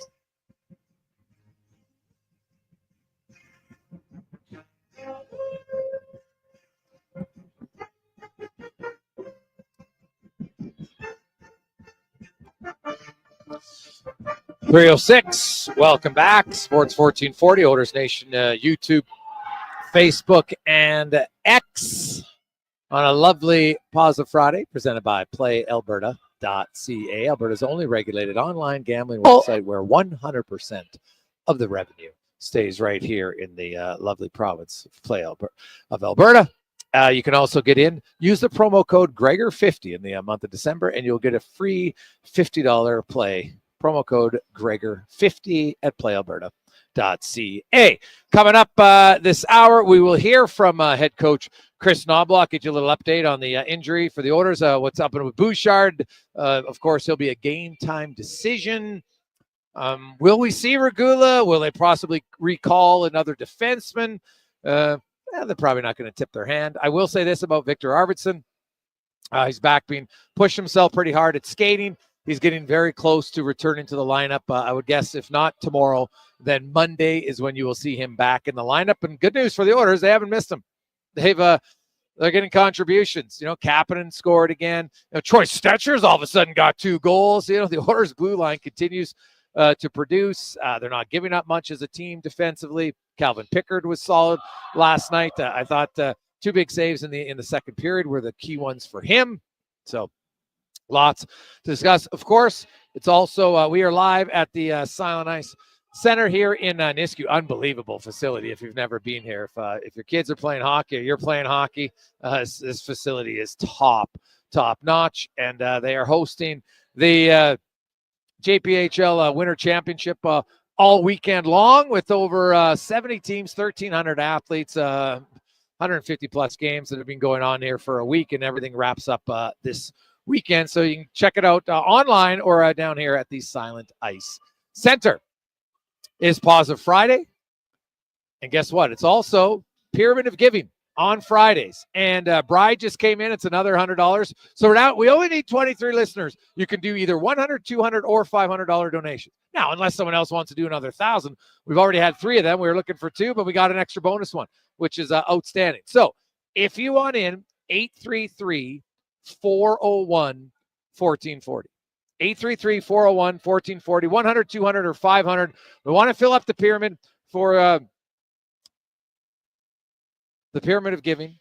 And so we can help out a lot of families just to have the most basic necessities of a nice meal at Christmas time. Because when you peel back everything, the gifts are nice, but most times you remember the times you spent with your family. Now, there's the odd gift. No question. I still remember my favorite Christmas present. It was 11 years old, the GT Snow Racer. Unreal. Of all my Christmas gifts, that's the one that stands. I couldn't tell you, honestly, many other gifts I ever received at Christmas. But I can tell you tons of memories I had with my parents, my siblings, my family at Christmas time. That's what I remember more. And so just the opportunity for these people to maybe not feel the stress and the burden of just not having a good meal at Christmas. And that's what you're going to do with the Christmas Bureau. So if you got some extra $100, $200, $500, it'll make a huge, huge difference for people who otherwise have very little. Now, Connor Halley back. Is Wanya there, Con man? No Wanya yet. Oh, all right. Well, my update is closer to 4 today, so he's going to try to get earlier, but you got some open time still. Okay, perfect. Now let's get to the oil report then, brought to you by Volvo Cars Edmonton. Right now, you can get an XC90 for 0% on a lease. Also, the 2025s, you can get some of them as well. Great bargain deals, whether it's the Volvo XC90 or Volvo XC90 hybrid. I had the hybrid. I absolutely loved it. Plug it in at night. Man, I could go 2 days, around 70K back and forth to work. It was amazing. So check it out, VolvoCarsEdmonton.com. And here's head coach Chris Knobloch with the latest update on Evan Bouchard. Obviously, he didn't skate today. He'll get evaluated tomorrow, and he'll be game time decision. Well, nothing we didn't already know right there. The biggest stick for this team, when you ask the coach, look at their defensive game lately. Like Vegas, 1 goal. Minnesota, 1 goal. Colorado, 1 goal. Like they've been shutting down some of the top teams. Where does the coach feel they've taken the biggest steps defensively as a unit? I think lately it's been the goaltending, how well they played. You look at the game just the other night against Minnesota, where we won convincing 7-1 game, but there were numerous times where they had opportunities to get back into it and make it close. And, I think of the one on the when we're on the power play in the second period, I think it was 3-1.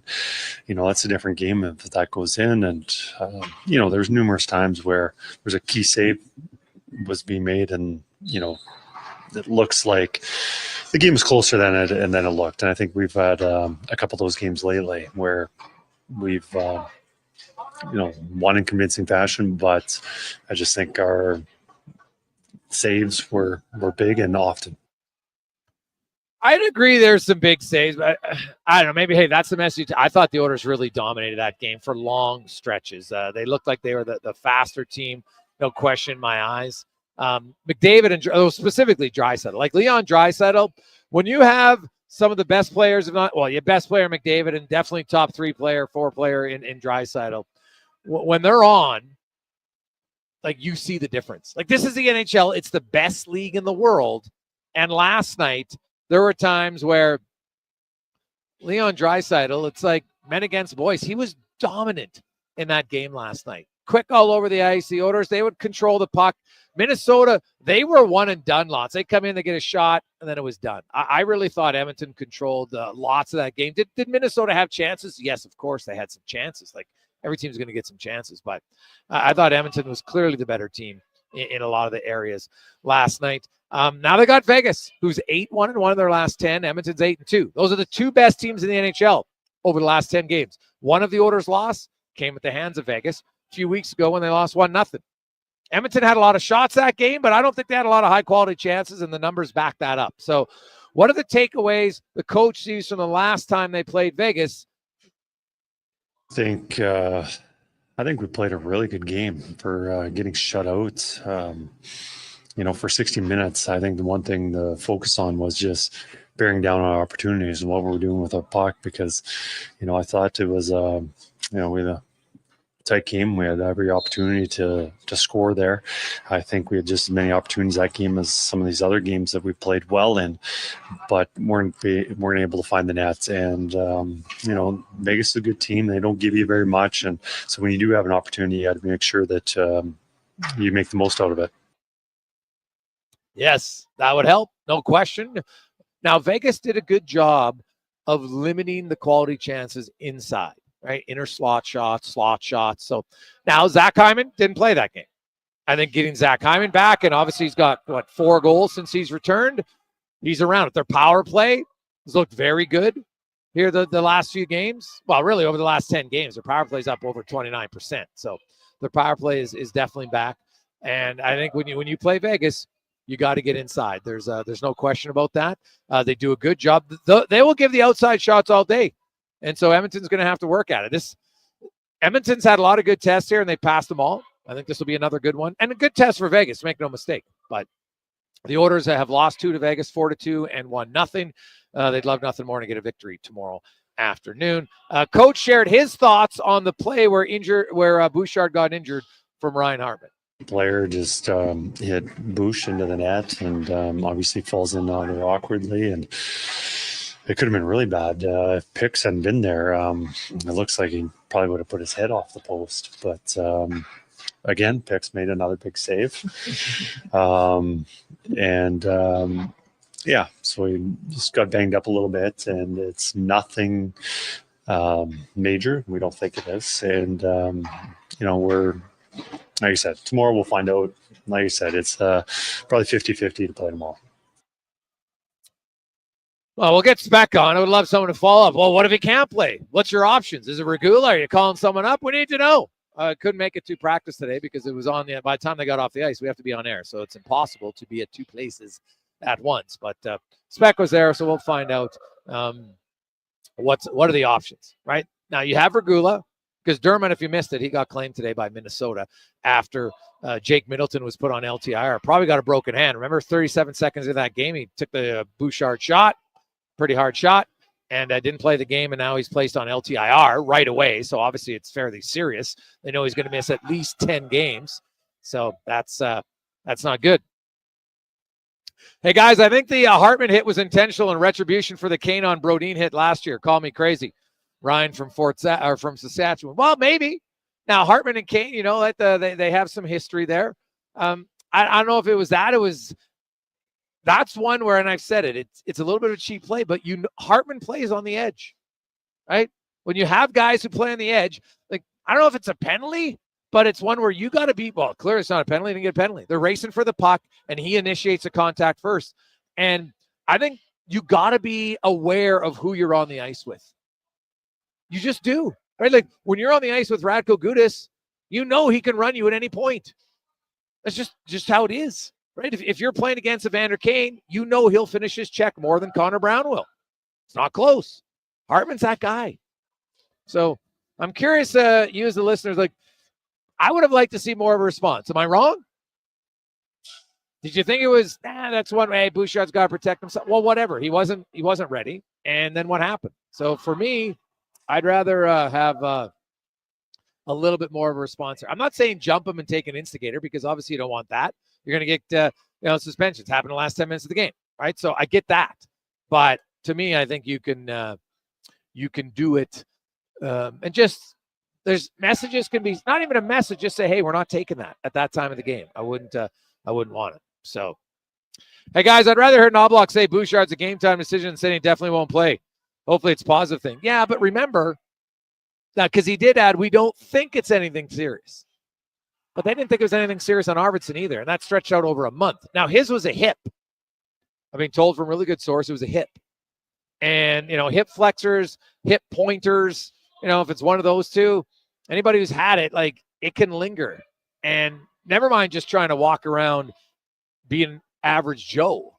Trying to play a game, I get it. It's hard. Skating motion, there's lots of stress on your hips. I get it. So hopefully in Bouchard's case, like, he looked in pretty big discomfort, but sometimes it feels worse initially, and then it ends up being nothing long-term. So I would have, I don't know, maybe the guys didn't see it, but man, I would have liked to have seen a little bit more of a response for me. 833-401-1440, 833-401-1440. Okay, it's Positive Friday here. And it's the Pyramid of Giving. And we need some people in on donations, okay? 100, 200, and 500. We need 4 people at 500. We need 10 at 200, and we need 9 more people at 100, okay? That's only 23 of our listeners. It's not very many. I know lots of you. It's been a tough time right now for sure. But others, you're in a very good situation. So if you want to help out the Christmas Bureau today, let's do it. 833-401-1440. I'll take one of the 500 ones, okay? I'll do it myself. So let's try to get the ball rolling here. Let's get some momentum because we want to fill this out. 833-401-1440. 833-401-1440. If you would like to make a donation, and then just send in the amount. I'll have your cell number, and then the Christmas Bureau will call you. Okay? 833-401-1440. Let's take a quick break. We'll return, and when we come back, we will chat about the Oilers Vegas. We'll hear from the Vegas side of things with Gary Laws. We've finished construction of our gamma radiation containment facility. Is it up to code? Is it going to be safe? Sounds like a job for the men and women of Action Electrical. Testing team reporting. We test your commercial operations using tools like infrared to ensure safe operation. Trust us to prevent potential calamity before it strikes. Facing an electrical menace? Call the men and women of Action. Operating throughout Alberta at actionelectrical.net.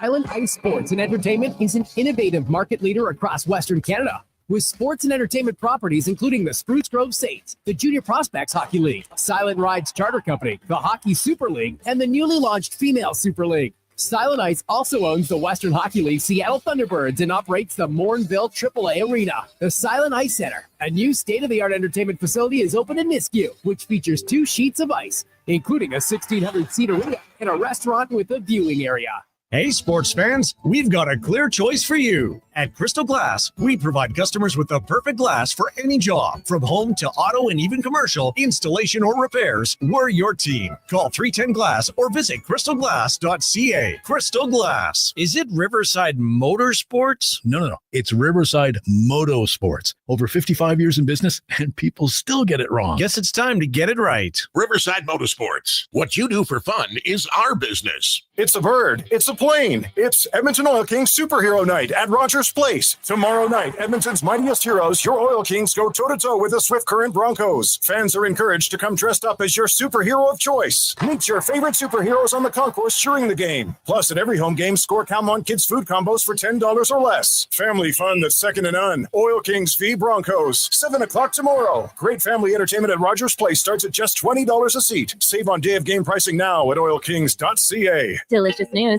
The McDonald's meals you love are now $9.99 every day. Grab your faves like the Big Mac, 6-piece McNuggets, McChicken, or Filet-O-Fish with medium fries and a medium fountain drink for $9.99 each plus tax. At participating McDonald's restaurants in Edmonton, Alberta, and the surrounding area, prices exclude delivery.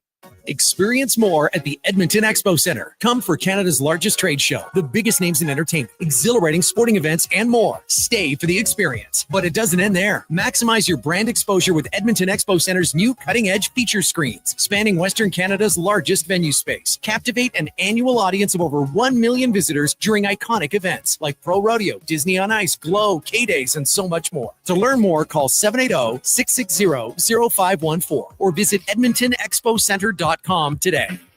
Prime Fasteners and Tools, your trusted source for the latest Milwaukee products and deals. Prime Fasteners and Tools offers power tools, accessories, storage solutions, and the fasteners you need to get your project done on time and on budget.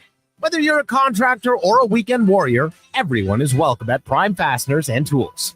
For the best Milwaukee experience, visit Prime Fasteners and Tools, located at 12304 184th Street. Need a solid foundation without the fuss? Richard and Kalina at DCL Pile Driving have your back. Locally owned, they offer straight, driven piles.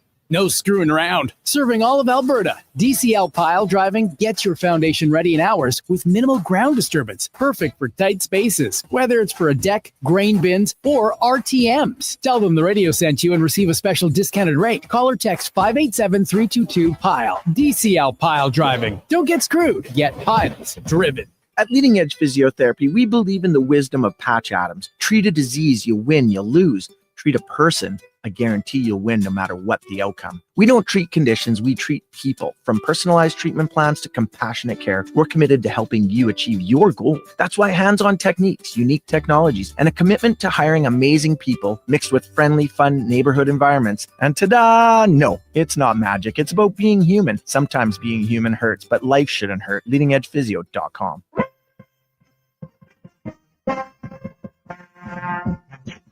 Portions of this hour brought to you by Japa Machinery. Japa is digging deep on their 50-year history supporting Alberta's construction industry with their line of special edition blackout excavators. Visit japamachinery.com for all the details. From puck drop to kickoff, it's the Jason Gregor Show on Sports 1440. Presented by PlayAlberta.ca, Alberta's only regulated online gambling website. 324. All right, now we're rolling. We got Kent and Roger each came in for $200 for the Pyramid of Giving, and Tessia and Chris have taking $100 slot. So now we're going. Now we're down to we only need a total of 20 listeners left. So let's keep it going.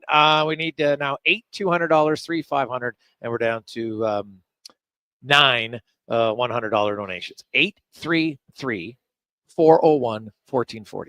833-401-1440. We're helping out the Christmas Bureau today. So we really appreciate, well, more importantly, they really appreciate these families really could use your help just to get the basic necessities come Christmas time.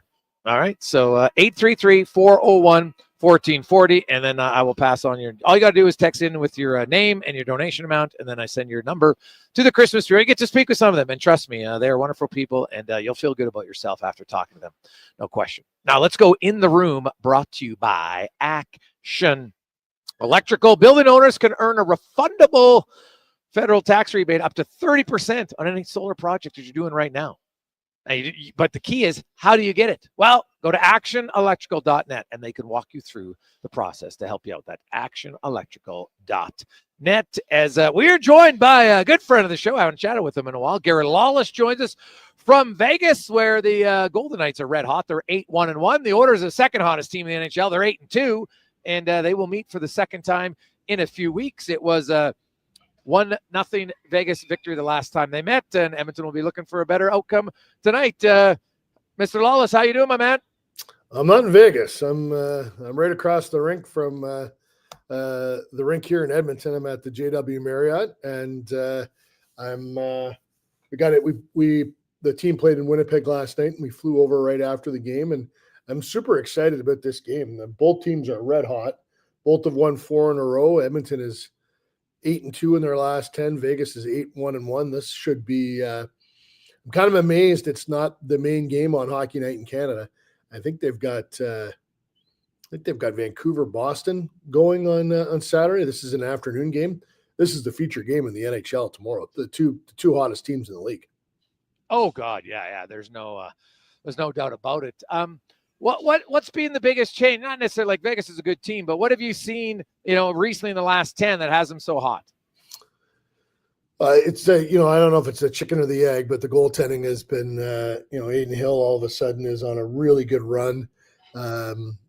His last, I think he's like 7-2-1 now over the last little stretch with a save percentage over .930 and it's 7-1-1 save percentage over .930, goals against under 2. So is it him or is it the fact that is it the way the team's defending in front of him? It was a clinic last night. Chances were 18-6 versus the Winnipeg Jets last night. They gave them nothing. Mark Scheifele had one shot. Kyle Connor had one shot. Not a lot of attempts. They just Vegas was dominant in terms of puck management, game management, and eventually their power play clicked late, and they forced overtime, and then a great play by Shea Theodore in overtime. So they're healthy too. First time last night was the first game all season where they had their 2 starting goalies, their top 2 goalies in the organization, their top 6D, and their top 12 forwards. That was the first night. So health, and then defensive structure and goaltending have all kind of come together at the same time. And the Oilers are, they're pretty hot. Obviously, them in Vegas couldn't have had a closer game than the 1-0 game we saw a few weeks ago. And, these two teams look like they're kind of on a collision course, Gary, I would think, to potentially meet in the playoffs again. Jack Eichel, he's been really good for Vegas, but this year he seems to have taken his game to even another level. What's been, behind, obviously he's having the best offensive season of his career thus far. Have you seen anything different, or is it just, he's healthy, or, some of the shots are going in? What's the difference to see him now? What is he, 39, 38 points, whatever it is? Like, he's obviously on the best pace of his career. Yeah, 39 points, 9 goals, and 30 assists. He's picked up a bunch of points in the power play. With the power play was never really great in Vegas. Marchessault was not a perfect fit for Eichel in that respect. 5-on-5, they really worked well together. They did not work very well on the power play. He's playing with Ivan Barbashev and Mark Stone. No disrespect to anyone else he's ever played with before. This is the best line he's ever been on. And like Stone last night twice, and this is one of the reasons why he made Team Canada. Twice last night, in the defensive zone, puck came up along the wall, and Mark pulls the puck off the wall. And it's not, like an area pass where the center has to kind of go out of his way to grab it. He zips the puck right onto Eichel's stick. Eichel is in full flight, and all of a sudden, he's blazing through the neutral zone, and the opposition is in a panic to figure out, what they're going to do. How are they going to sort this out? And Stone is just so good at that. He's unlocked Eichel to another level in that respect. Jack, I think, has gotten more and more comfortable and knows exactly what he has to do as a player to keep Bruce Cassidy off his back, and that is, to be, an elite two-way center. I don't think there's a better two-way center in the game right now. Obviously, Connor McDavid is the best offensive player in the world, and you can't say that McDavid isn't the best center. But Eichel has an element defensively that I don't think any of his peers have right now. And they went head to head in Vegas a couple weeks ago, and Eichel tracked down McDavid a couple of times, and McDavid tracked down Eichel a couple of times, back checking. And it was kind of like, wow, this is what we're going to see in the Four Nations, and two very, very good players going toe to toe. And I just think that, Jack is probably tired of not hearing his name in the Hart Trophy conversation. And he should be a Selke candidate every year. Going back to the year Vegas won the Stanley Cup, should have won the Conn Smythe that year. He was by far the best player in the playoffs when you consider what he did offensively and defensively and playing center. So I think, one of the things for these players is they have to realize what they're capable of. You kind of, your eyes get opened by your own play, and then you're like, then is that real? Is that really me? Can I believe in that? And then they do it a little bit longer, and they start to really believe in themselves. I think Jack has always known he's a great player and a superstar. I think he's come to realize that he is amongst the five best players in the world. Gary Lawless joins us here on Sports 1440, Oilers Nation, YouTube, Facebook, and X. And, he's been really good this year. Draisaitl, McDavid, so you got three of the top 10 scorers going head-to-head. It's kind of been that way lately for the Oilers. They face Kucherov the other game, McKinnon. It's always fun, I find, when the best players go head-to-head. Mark Stone's a guy who, and everybody knows, his injuries are probably the thing that holds him back more than anything else in the regular season. He was banged up, Gary, for a bit. I think he missed 12 games, maybe 13. He comes back in, and can you put it to words what he means emotionally for this team? Well, he's their leader, he's not a big screamer. He's one of these guys that when the team does something really well, when they score, he is so excited for whoever scored and for the team. And kind of, in Vegas, they jokingly call him emotional Mark Stone. And it's kind of accurate. Like he's, he doesn't play like a big guy necessarily, but he is a big man. He has a presence about him. He's a funny guy. The team really does take their cues from Mark Stone. Like there's no question around Eichel's the best player. Pietrangelo and Theodore are the best defensemen. Aiden Hill's the goalie. Mark Stone's the boss. He's the guy. And they all kind of fall in line with, how he's going and how he's acting and what he wants. So that's, to me, is the best, is the best way to describe his impact on the team. He is a great player for sure. But he also is unquestionably the guy in Vegas and the player that everybody looks to take their marching orders. Aiden Hill and Stuart Skinner kind of had similar starts. All right. Their numbers weren't where they wanted it to be. Here in this last 10 game stretch, Aiden Hill's numbers are great. Stuart Skinner's are great. How much of it was Hill? How much of it was defensive zone coverage? Yeah, I think it was a little bit of a mix. Aiden wasn't probably – took him a little while to crank it up. He did some things physically this summer to make sure that that he could play and not suffer injuries like he did last season.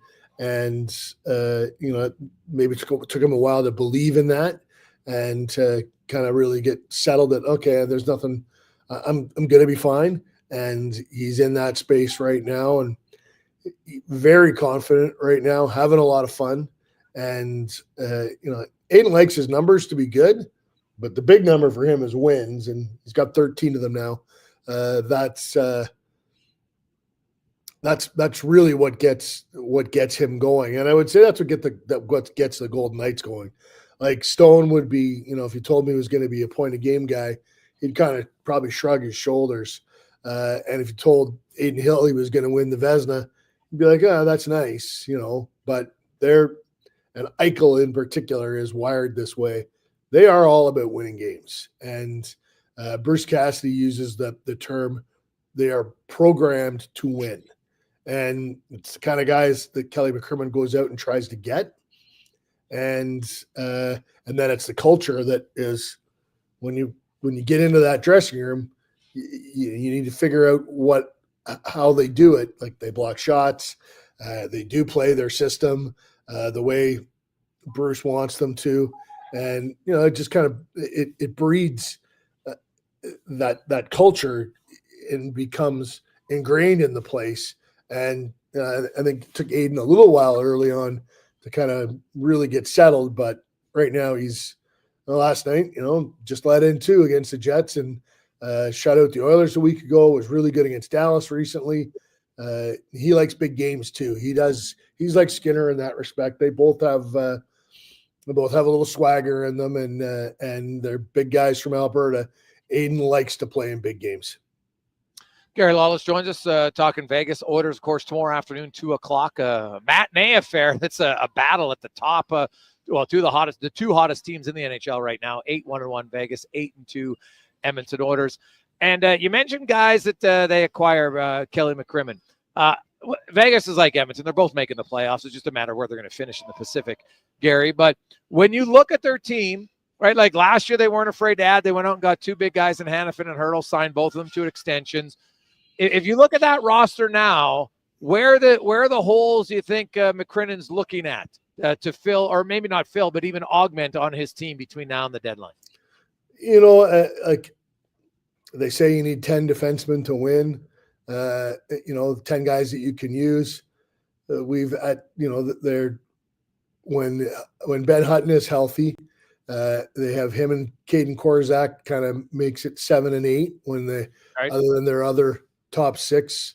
They brought up Robert Haig from Henderson, and he did a nice job. Maybe add another depth defenseman. They've scored 101 goals, so they can score, but never have enough of that. I guess maybe a forward, and I think they're pretty comfortable with their goaltending. I would think if they were going to do anything, it would be in the forward group. Gare, enjoy the game tomorrow, man. It should be a hell of a game. I agree with you. It is the marquee matchup. It just happens to go in the afternoon. So something tells me everybody's Saturday might get started a little bit earlier. Yeah, Vegas will go right after the game. They'll jump on the plane and go to Minnesota and play the Wild on Sunday afternoon. So it's this has been a murderer's road trip for Vegas. Winnipeg, Edmonton, Minnesota. Really, really good teams. This is the most important game of the stretch, though, because it's a divisional game. The other 2 are conference games. Division obviously more important. So this is the big one for both Vegas and Edmonton this week, I would suggest. Oh, for sure. I think Edmonton, you want to keep first place in the radar. You've already lost twice to Vegas. You win tomorrow, you're 3 back. You lose, you're 7 if it's in regulation, and that's not ideal for Edmonton, but it'd be ideal for Vegas, which makes the game even more exciting. I think it's going to be a hell of a game. I look forward to it. As always, Garrett, great to talk to you, man. Have a good day. Have a good one. Talk to you soon. There you go. That's Gary Lawless joining us for the Vegas Golden Knights, who are in town tomorrow. Michael's in at $200, and I think I see a few other ones. We'll update you on that. So, hey, Down only 19 people. We need 7 more at 200, 3 more at 500, and 9 at 100. 833-401-1440. Let's keep it rolling here. Positive Friday edition. It's the Pyramid of Giving to help out the Christmas Bureau and just get the very basic necessities for Christmas for a nice meal for a lot of these families. 833-401-1440. We got 19 of our listeners. You got a spare 100, 200, or 500 that you can help out? Let us know. 833-401-1440. Well, get ready for a silly hockey fans. Your partner in power just skated onto the ice. EWEL.ca, the new e-commerce website for electrical wholesalers Edmonton, is ready for the power play 24/7, 365. UL skates to where the puck will be in 5 years. Now that's forward thinking. Killer selection, slamming products from the best brands, and legendary service. Don't sit on the bench. Get your account today at EWEL.ca and win that project. Plug into your partner in power. Get an EWEL.ca account today. Mr. Rooter decorates a gingerbread house. Wow.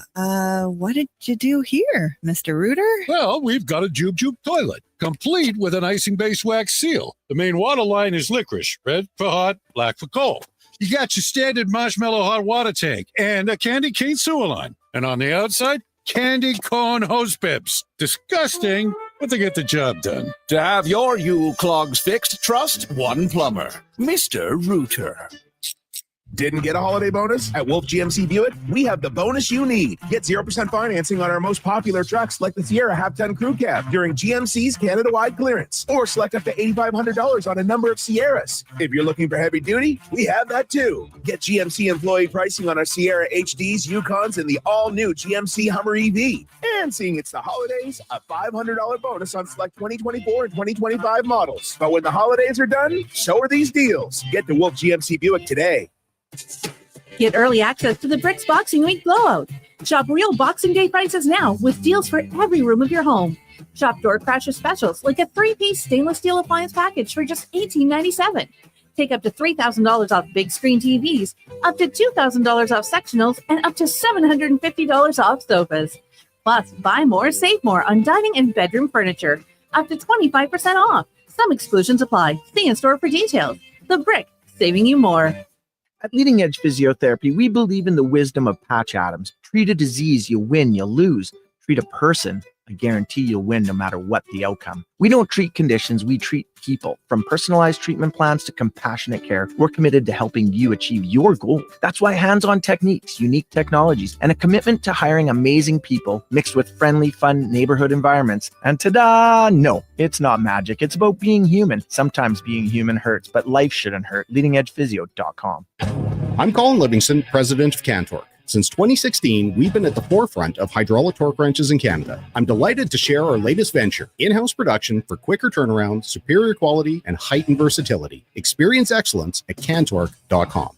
I'm making my list, checking it twice. And guess what? I'm giving Wilhock beef jerky to everyone, naughty and nice. Because honestly, everyone deserves a taste of Alberta's finest, no matter if they've been bad or good. So this holiday season, skip the chocolates and pass on the turkey. Make sure you're Wilhocking around the Christmas tree with Alberta's best beef jerky. Ho, ho, ho! Call to place your pre-order today at 780-986-2537. Delicious news. The McDonald's meals you love are now $9.99 every day. Grab your faves like the Big Mac, 6-piece McNugget, McChicken, or Filet-O-Fish with medium fries and a medium fountain drink for $9.99 each plus tax. At participating McDonald's restaurants in Edmonton, Alberta, and the surrounding area. Prices exclude delivery. It's the Nissan Winter Ready event. Rogue brings a very winter-friendly standard all-wheel drive at impressive highway fuel efficiency, and you're free to start planning epic drives to the North Pole and everywhere in between. Right now, lease a 2025 Rogue for the equivalent of $89 weekly for 36 months. Plus, qualifying Nissan owners may receive up to $500 in loyalty bonus. That's all-wheel drive for $384 monthly with $3,199 down at 2.99%. Conditions apply. See Nissan.ca for details.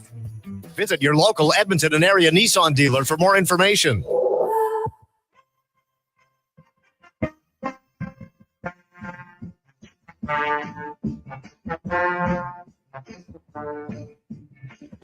Portions of this hour brought to you by Ewell. Get your power play amped up with Ewell, supplying the City of Champions and Alberta with quality electrical gear since 1975. Ewell.ca is your partner in power. Pro sports, local sports, minor leagues, you got it all. It's the Jason Gregor Show on Sports 1440. Presented by PlayAlberta.ca, Alberta's only regulated online gambling website.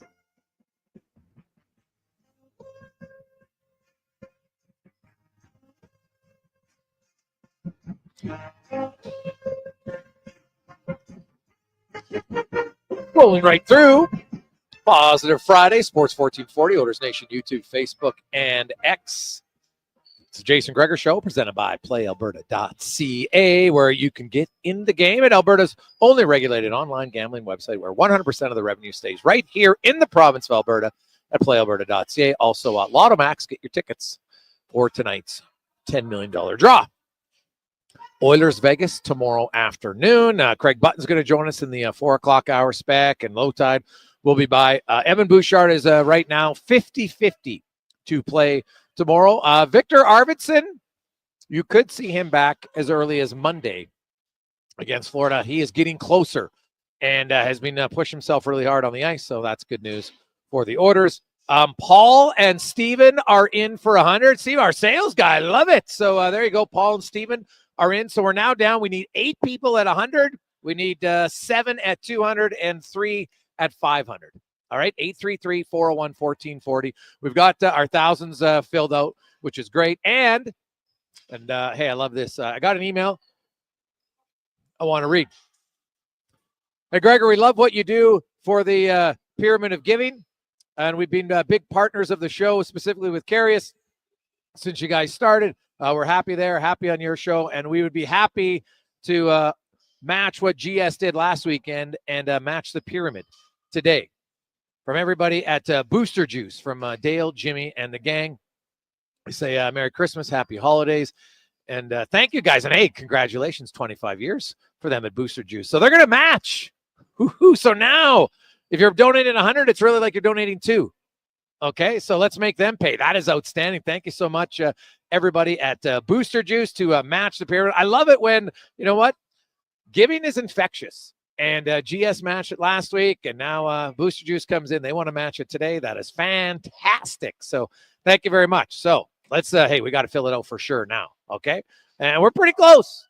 All right, the goal was $7,500, so we need 8 $100. So there's 800. We need 7. That's 14. That's 22 plus 37. So we're just over halfway. So well, now we got the chance to double it up, which is amazing. So 833 on a positive Friday. Let's roll this through. 833-401-1440. 833-401-1440. Just all you got to do is include your name. B's in at 200. There's another one. Attaboy B. So it'll be that quick. I love it. It's infectious. Let's just build it up. Let's roll. Let's try to get it done by 5. No pressure. It'll be good. Then everybody just relaxes on the drive home. So down to 6. $200. I like it. 833-401-1440 in our inbox. We got lots of other texts and questions to get to. The orders, of course, only one game in the National Hockey League tonight. Hey, Greg, I'm curious what you and Connor think about the NFL upcoming schedule and the fact that the Chargers, do you see them as a lock to make the playoffs? Well, Collins, I'll let you answer that first. Chargers, yeah, I mean, I think so. I think the schedule ahead, some winnable games there. The Bucks won't be easy. Broncos will be tough, but you also get the Raiders and the Patriots. I think the Raiders are tanking, right? I think they want to get best possible draft spot they can, try to get that quarterback, whether, Ward or Shedeur Sanders, whoever it might be. I think they're done. Patriots, I think probably in that same vein, just, things not going right for that team. I think 2 games gets you in. So the Chargers, I do think, get in. I think the Broncos get in too. I think you're going to see 3 AFC West teams getting into the playoffs. But we talked about it today on Fantasy Frenzy. The Colts are a team to watch out for. I think they're a team that they have to win this weekend against the Denver Broncos. But if they do that and the Broncos were to lose another game, the Colts get the Titans, Giants, and one other here, the Jags. So winnable games, right? So if very winnable. Yeah, so if they can find a way to beat the Broncos in Denver, it won't be easy. The Broncos, very good defense. Bo Nix finding his game, one of the toughest places in the NFL to go play. But if they can get a win this weekend against the Denver Broncos, I think they have a very easy runway to get into the playoffs. Well, you look at, like, what about Cincinnati? Like, they should be better than they are, but then their defense is terrible, so maybe they shouldn't be better than they are. Their offense is great, but their defense is off. Now, you mentioned Sanders. What do you make of him as a QB? Do you think he's that good? I'm unsure. I'll say that. I'm unsure. There's like, if his last name, sorry to interrupt, if his last name wasn't Sanders, would he be getting the same hype? I don't think so. I don't think, obviously he's at a whole new level because of his last name. The numbers are good, though. Just under 4,000 yards passing, 35 touchdowns, only 8 interceptions. A pretty decent record. Interested to see what they do at BYU, up against BYU in their bowl game this year. I think it adds to it. Right. I question the maturity sometimes, like hearing some of the things he does. Now, granted, he's 20 some odd years, so he's still young. There's plenty of room to grow. I think his dad can hopefully help him in that category. But I think the name recognition goes a long way for him. I kind of welcome the Raiders drafting him, actually. As a Chargers fan, I don't know how great it would be, but I think it would be very entertaining. And if he is the guy, I'm all for it. I think he's got that upside, though. Like, he showed he's a pretty good player at Colorado. Hey, guys, Zach Lang mentioned he thought that was suspension worthy on the Hartman hit. Gregor, I agree. I think it's more awareness for Bouchard. You got to know who you're going up against. There's no offense. There's zero chance that's a suspendable play. What are you talking about? It's shoulder to shoulder. The puck is literally right there. Guys will engage in contact before they touch the puck all the time. Right? Now, it's going to the net. Bouchard loses his balance, hits the net, so it looks worse. But the actual play itself, the initial contact, you're never getting suspended for that. What are we talking about here? Let's be real here. Let's not just do hot takes. There's nothing suspension worthy about that at all. Okay? Now, I don't like the hit, right? So, because of who it delivers it, that's part of it. It's not suspension. I don't even think it's a penalty. It's just kind of cheap. It's kind of cheap, but that's what Hartman does. And if he was on your team, you'd love a guy like that. Let's call a spade here. Right? Oiler fans used to hate Zach Kassian until he played on their team. And then you love Zach Kassian. You like guys who walk the line and then cross it now and then. And that's what Hartman does. And that's why part of the responsibility there is on Bouchard. For me, you got to be aware of who if that's Marco Rossi, if it's Matt Bull, if it's almost any guy other than Foligno and Hartman, you probably can not really be expecting contact. But it's Ryan Hartman. You got to be prepared for contact. And that's why, because it's Ryan Hartman, after the fact, on the orders, I'm getting his grill. Like, it's Bouchard. Bouchard's one of your best defensemen, right? Even if the play's not cheap sometimes, you still be like, hey, yeah, that's not happening. Like, let's go. Somebody give him the stinky glove. I don't care. Do something. You don't jump him at that point because you get an instigator. Now, if that was 2 minutes into the third period, then I actually probably would be cheering for an instigator. Who cares? The game is over. It's 5-1.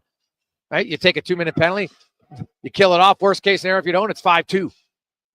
But it's not a suspension play at all. It's greasy, but it is not a suspension-worthy play. At least from my vantage point, I don't think so at all. So there you go. Bouchard, we'll find out. According to Chris Knobloch, they don't think it's anything serious. He's 50-50 to play tomorrow. Now, if he doesn't play, the Oilers could put in Alex Regula for his first game of the season because he's been banged up in Boston. Or they could be calling someone up from Bakersfield tonight and would announce it before the game tomorrow. Those are the two options. So they'll know. They'll know for sure tonight if Bouchard's going to play or not. I firmly believe in that. They'll say it's 50-50. I get it. But they're going to know. And they could get someone on a plane, right? You announce it before the game and away you go. Or they play Regula and probably play their 5 defensemen like Darnell Nurse, Kulak, Emberson, Ekholm, Stetcher. They'd probably play a fair amount, right? Specifically, probably those first 4 guys. They'd play a lot. That's the option. Hey, Gregor, what happens when Arvidsson comes back? How does it impact the cap? Well, Arvidsson's not on LTIR, so he's always been counted against the cap. So it doesn't impact the cap at all when he comes off of IR. Because when you're on IR, you count against the cap, but he's not on LTIR. So it just comes down to, right now, they don't have any extra forwards. So I think when Arvidsson is activated, the only thing that's going to change is who's going to come out of the lineup. And it's a fair question. Like, Kapanen, he probably goes down, but I've liked Kapanen, right? Like Corey Perry now, hey, good for Derek Ryan. Get off the schneid, got a goal. I know it's a 7-goal in a 7-1 game. Trust me, you don't care when you haven't scored all year. That goal is going to give you a boost of confidence. But can Corey Perry miss a game or two here or there? Yeah, he probably can. I've liked in the minutes that Corey Perry plays, his production has been great. I have no issue with it. So I think it's a good problem to have, but I don't see, like, once Stetcher started playing well, like Dermott hadn't done enough to get back in the lineup.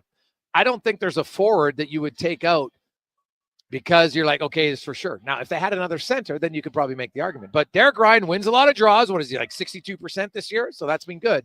But it's more so going to be, it creates some competition for your forward group. I couldn't say clearly who I think, like, do any of our listeners, do you think there's an obvious guy who for sure comes out? Like, it might be Corey Perry. Corey Perry's played pretty well. I don't think you'd have a huge issue with him. He might come out for a game or two here or there. Yeah. So that's really what's going to happen. But, you know, Kapanen's been a great find on the waiver wire for the Oilers. He's come in and he's given you really good play. He's a $1 million salary. It's been a good waiver wire pickup for the Oilers. Adds a little speed to the team. It's nice. So, but Arvidsson, has been skating hard here for the last few days. I guess I can't 100% rule him out. I'd be surprised considering, if you're not practicing with the team, it's hard. So we'll see. We'll get Spec's thoughts on that, as well as what are they going to do? What do you think they're going to do? Is it just going to go with Regula, or do they recall like a Phil Kemp, right? Like a right shot defenseman? Could see that. Let's get to the Con Man and a Sports 1440 update. Then we'll update you on the month of giving when we return. Sports 1440 update brought to you by Booster Juice, who have generously stepped up to match the pyramid of giving today.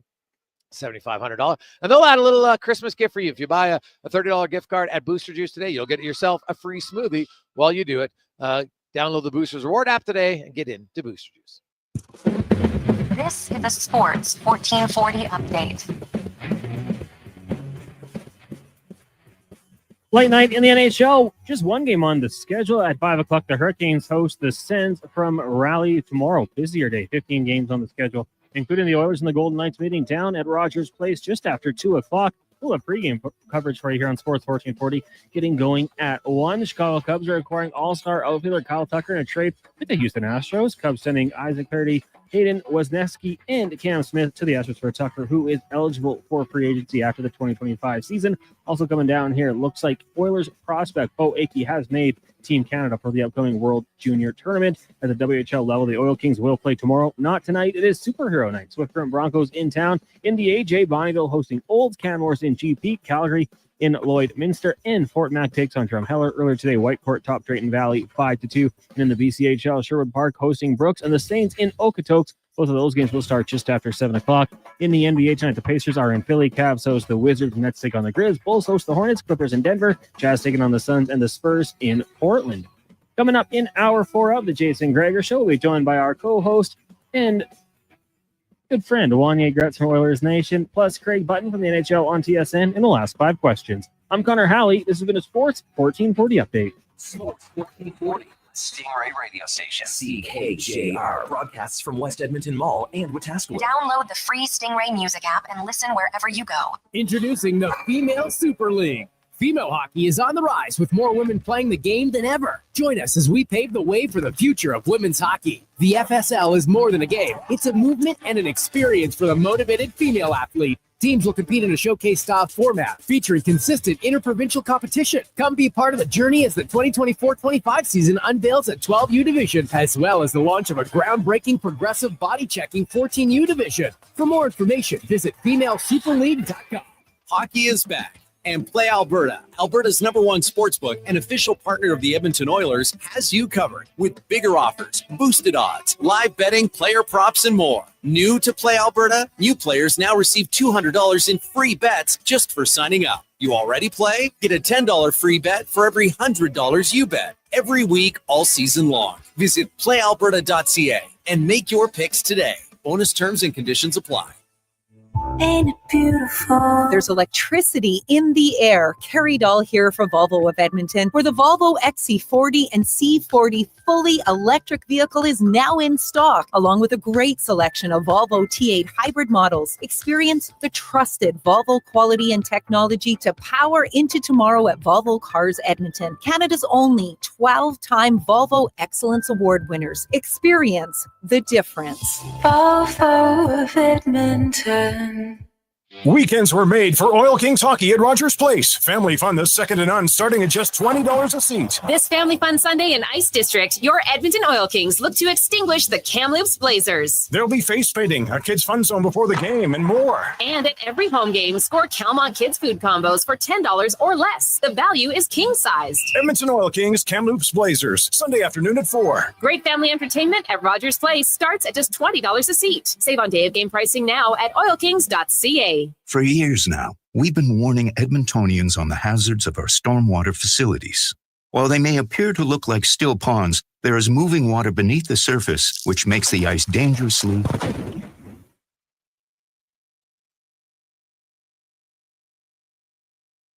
The unpredictability of stormwater facilities makes them treacherously unsafe for all winter activities, even walking. So think twice.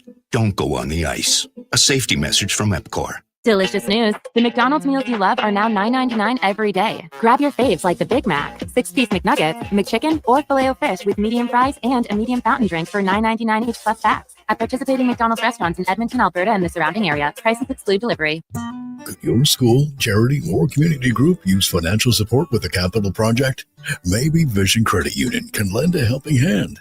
Vision proudly offers helping hand grants of up to $10,000 to qualifying organizations for capital projects that benefit our branch communities. Apply by January 31st, 2025 for a chance to qualify.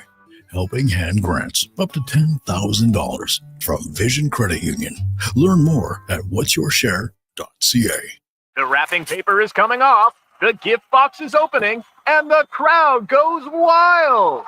When they want sports in their stocking, you'll find gifts that score big at St. Albert's Source for Sports. From jerseys and accessories to all kinds of skates and everything hockey, it's here, alongside expert advice from pros who know sports. Put the best sports brands under the tree for less with St. Albert's Source for Sports, your source for hockey and the best sports gifts for over 35 years.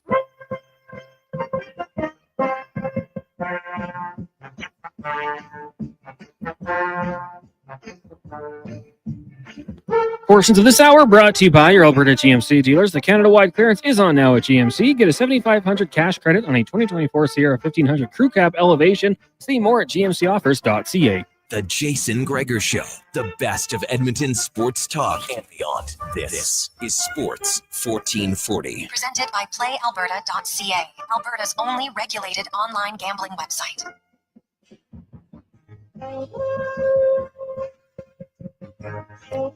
Positive Friday continues on. Jason Gregor Show live on location at the Silent Ice Center as they wrapping up their big tournament. We had over 700 teams. Unreal. Sorry, 70 teams. Not 700. That'd be crazy. 70 teams. That's been going on for a few weeks, and it wraps up here this Sunday tomorrow. Over 700 games, though. That is crazy. Lots of games, lots of fun. If you haven't been to this facility, it's unbelievable here in Nisku. It's got the 2 sheets of ice. They actually hosted the huge Canada Cup in curling here. And there's a small little ice surface, right? It's kind of like a shooting facility right in front. So if you hear some of the background noise, there's a bunch of teams that have been in there. And honestly, I thought there was like a game going on. And all they're doing is like playing mini sticks in there. It's like 2-on-2, and they're going up against the glass. They're going nuts. It's hilarious to see, but this is a fantastic facility here, the Silent Ice Center, helping out the Junior Prospects Hockey League. Also, okay, so hey, you know what? We're halfway through, and we're well over halfway to our goal, which is fantastic. So our goal today was to raise $7,500 for the Christmas Bureau, and we had Booster Juice come in about 20 minutes ago. Got an email from Jimmy and Dale as they celebrate their 25th year. They're going to match the pyramid today. And Norm came in with $100. Jackie Ray is in at $200. So now we're down to, we need 7 people at $100, 5 people at $200, and 3 at $500, and we're done. and we have filled it out. So do the math. That's a grand total of 15 listeners. Not very many. So you got an extra $100 or 200 or 500 here on a Positive Friday. It'll be great. Of course, you do get a tax receipt because this is a pure donation, 100%. All you have to do is text in to 833-401-1440 in our UL inbox.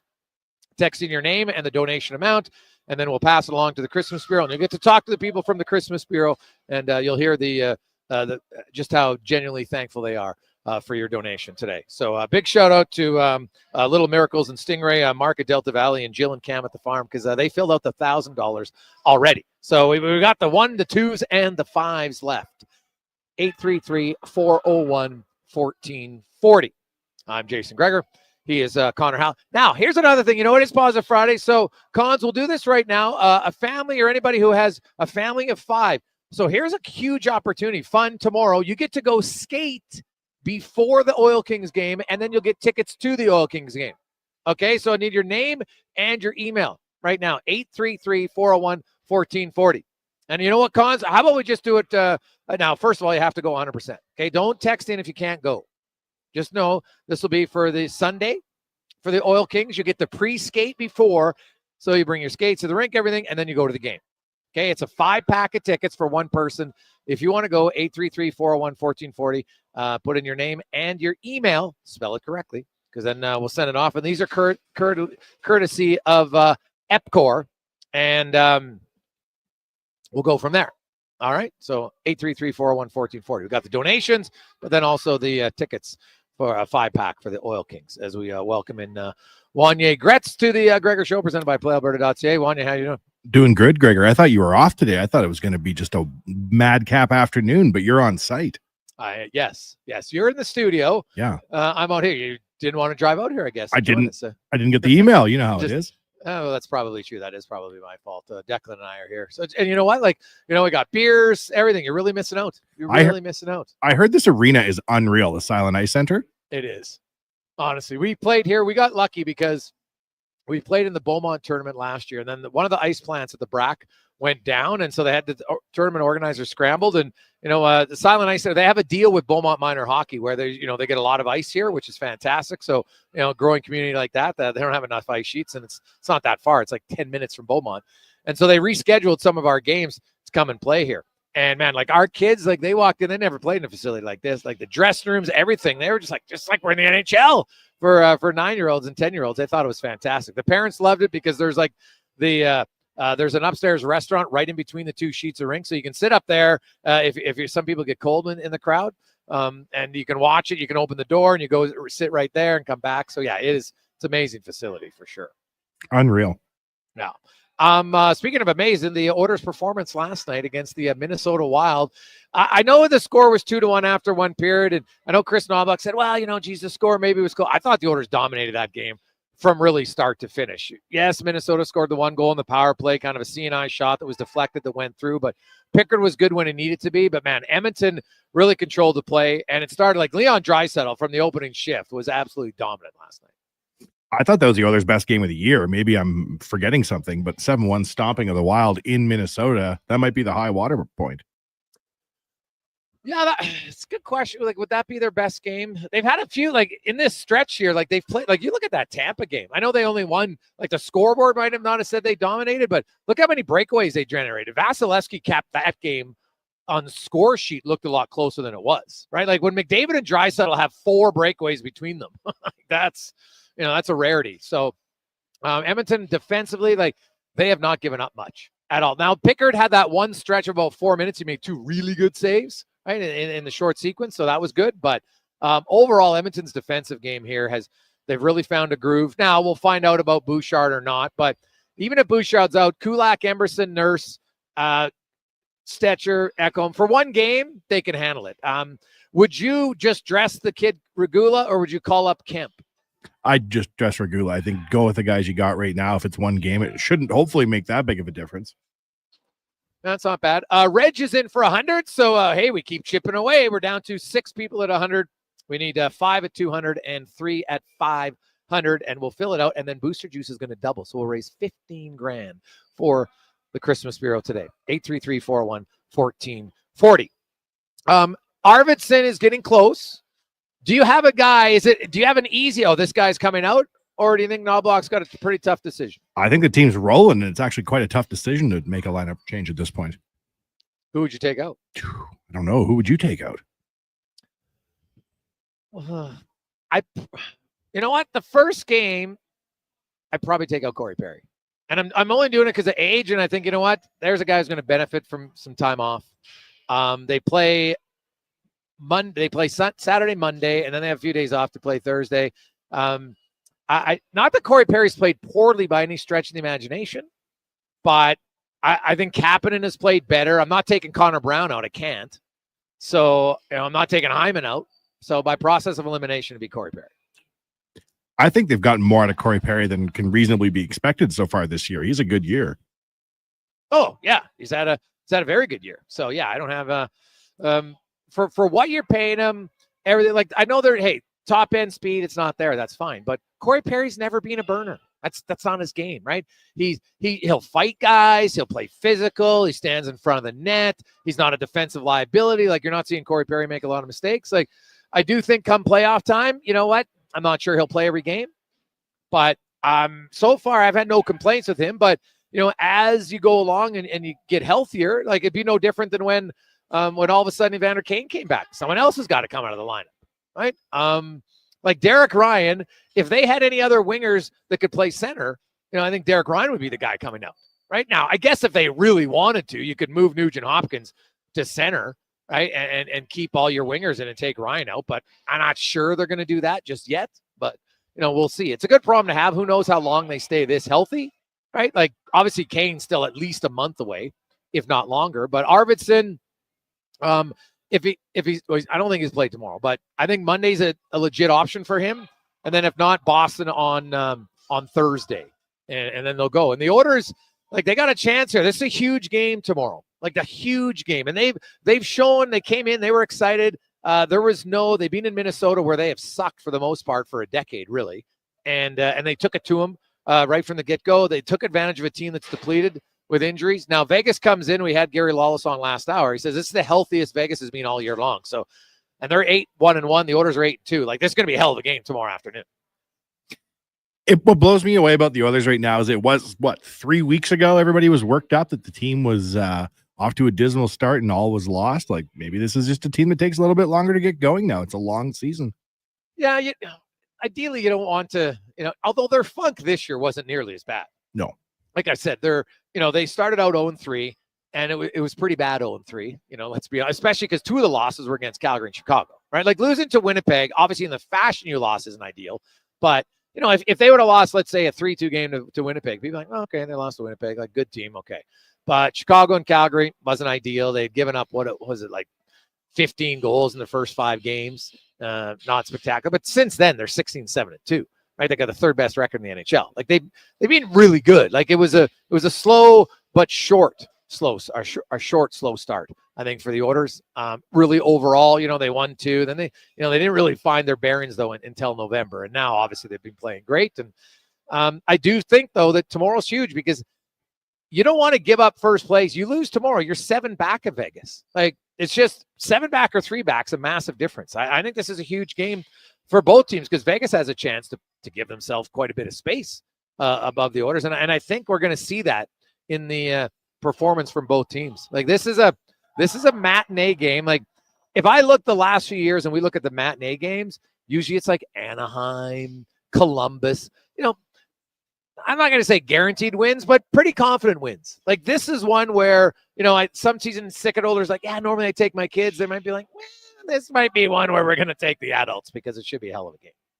What are your predictions, Gregor? Any patented Jason Gregor not so obvious predictions? Well, they're not so. I always like to, and I never do that until the day of the game. Oh, it's kind of on what I feel on the day of the game. So you're often right. It's quite shocking.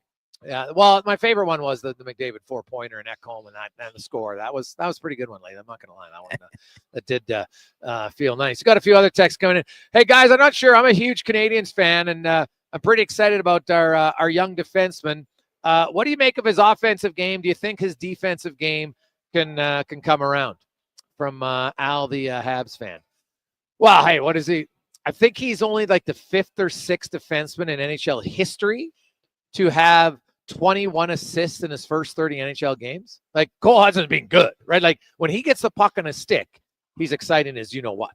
So that's totally valid. Can his defensive game improve? Man, that's going to be the biggest challenge, because the one thing that he has that he can't really change is his size. And defending when you're smaller. Now, Quinn Hughes isn't very big, and he defends pretty well. So can Hudson learn and get better? I think his partner is going to really help him. Evan Bouchard, good player. His game's easier when he plays with Ekholm. And so when I look at Montreal, I think their number one priority really is going to be like, hey, we got to find a partner that complements him. Right? Like Matthias Ekholm, good player, legit top pairing defenseman, sound defensively. And he, like Evan Bouchard raved about it the first year. Like Ekholm was almost like a coach on the ice. And that's what I think they need with Lane Hudson. Now, the difference between Hudson and Bouchard is Bouchard's still 6'3". Right? Like Lane Hudson is 5'9" generously, and he might be $155. Like, it's crazy. He's very mobile. He has to be mobile. Otherwise, you get murdered. So he'll get stronger naturally. Right? Probably by the time he's 24 or 5, it'll be a little bit better for him. But I think the size is always going to make it a challenge for him. There's no question about it. It just is. But what he's doing with the puck on his stick is he is very impressive to watch. Now, could he get in the rookie conversation? Maybe. But Celebrini and Michkov, they score a lot of goals. Hudson doesn't have a goal. And because he's on the ice for so many goals against, I don't think he's going to win. But he'll probably make the all-rookie team for sure as a defenseman. I don't think there's any doubt about that. He's an exciting player. I don't know if you've watched him or not, but he is an exciting player for sure. I'll take a quick break. We'll update you on the Pyramid of Giving when we return. Also, somebody's going to go to skate and then go to the Oil Kings game on Sunday. Craig Button will join us next. We'll talk about the Bouchard hit. Does the onus have to be on Bouchard a little bit? We'll find out next. It's the Jason Gregor Show live at the Silent Ice Center, presented by PlayAlberta.ca. Checking off your gift list can go more smoothly when you give smoothies. From now till December 31st, buy a $30 Booster Juice gift card and gift yourself with any regular size smoothie for free. Try the new salted caramel smoothie made with vanilla oat beverage, vanilla frozen yogurt, and decadent caramel. It pairs magically with the salted caramel booster ball, bursting with score toffee bites, cinnamon, maple syrup, cashew butter, and more. Happiest of holidays from Booster Juice. Download the Booster Rewards app today. Adventure just doesn't stumble into your life. It roars to life with Riverside Motorsports. Tearing up trails or cruising the open road. Yamaha ATVs, side-by-sides, motorcycles, and dirt bikes deliver the performance you crave. Built for thrills, ready for your next adventure. Yamaha's legendary performance and reliability take you there. Make Mother Nature your playground on a Yamaha from Riverside Motorsports. Located on St. Albert Trail. RideRiverside.com. Riverside Motorsports. What you do for fun is our business. Santa sweat, dripping on the tree, due to that new furnace that you got from Legacy. Legacy Heating and Cooling wants to help you prepare for Santa. A nice warm stop during the cold night is the gift you give him. And Legacy can help with no payments and no interest for 1 year on your festive new furnace, because warm homes get better presents. Happy holidays from Legacy Heating and Cooling. Everybody now, Santa sweat, this is really weird. Santa perspiration. The job isn't done until the last load is hauled, and having a semi-trailer out of commission is not an option. Whether replacing or adding to your convoy, Edmonton Trailer has a huge inventory of new and used semi-trailers, trusted by the gravel, logging, oil field, fluids, and freight industries. Find a trailer right for you online or at one of their 3 locations. For sales, service, parts, rental, and finance, when you're in it for the long haul, Edmonton Trailer. It's Canadian Tire's Christmas Rush Sale. Save on top products like the Rock Cookware, Tinko Vacuums, and Ninja Appliances. Ho, ho, hurry! Sale ends December 12th. Conditions and exclusions apply. For a cowboy on the rodeo trail, there's no off-season. Spring, summer, fall, or winter, there's always somewhere to hang your rigging bag. So it makes sense to rely on a truck that also takes no days off. With best-in-class towing capability, the most rear seat legroom in the industry, and impressive fuel economy, the Ram 1500 appeals to everyone, from bulldoggers to barrel racers to bareback riders. Check out the great lineup of Ram 1500 pickups today at your Alberta Ram dealer.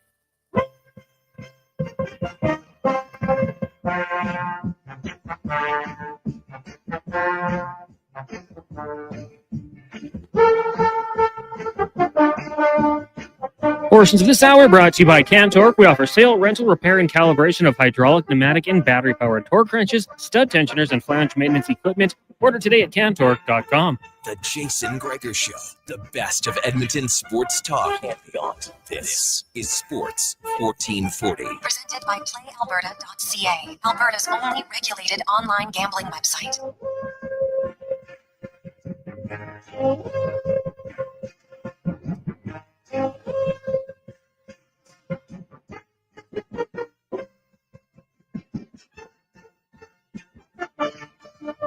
Positive Friday rolling through. Welcome back to the Jason Gregor Show, Sports 1440, sports1440.ca, Oilers Nation, YouTube, Facebook, and X. As always, presented by PlayAlberta.ca. If you do gamble, be sure to use your game sense. Go to gamesense.ab.ca and stay within your limits. We are live at the Silent Ice Center. As they could, I just see a few more teams coming in, set up for the next few games. Tournament continues on through the weekend. Man, you got lots of young, aspiring hockey players here. The Junior Prospects Hockey League going on, and there's teams from Alberta, Saskatchewan, BC, and Winnipeg. 70 teams have been participating, 1,300 different players. So loads of fun. Now, also, Pyramid of Giving today. We are getting closer. We need 6 people at 100, 5 people at 200, and 3 people at 500. We'll fill out the pyramid, and then Booster Juice will match it, and we'll double it. So please, let's get in. Let's match it. Let's roll. 833-401-1440. And trust me, you'll get to speak to the people from the Christmas Bureau here. Just include your name, and we have your number, just your name and your donation. Then we'll send it to them. They'll call you directly. You make your donation. It's very easy. And I'm telling you, you're going to make a massive difference. Like, it's very easy. I know some of us, $100, whatever. You're not even going to miss it. But, man, it'll make a huge difference for them. So 833-401-1440, 833-401-1440. Let's get to our big guest of the day now, brought to you by Silent Rides Charter Company, one of Alberta's premier bus charter companies with state-of-the-art motor coaches that will safely take you or your group to your next destination. Book your ride today at silentrides.ca. Stanley Cup winner, former NHL GM and scout, ace analyst and scout now for TSN, Craig Button, joins us on a Positive Friday. Butts, how you doing, my man? I'm good, but it's time to fill in one of the boxes with 200 from me. So there you go. Attaboy, I love it. There we go. Now we're down to 4 at the 200 mark. Whew, I love it. That's only 13 listeners, folks. 6 at 100, 4 at 200, 3 at 500. Love it. Craig, last night, crazy night in the NHL, man. It was blowout city all over the place. Oilers spanking the Wild. The Canadians get spanked. Heck, the Florida Panthers got shut out.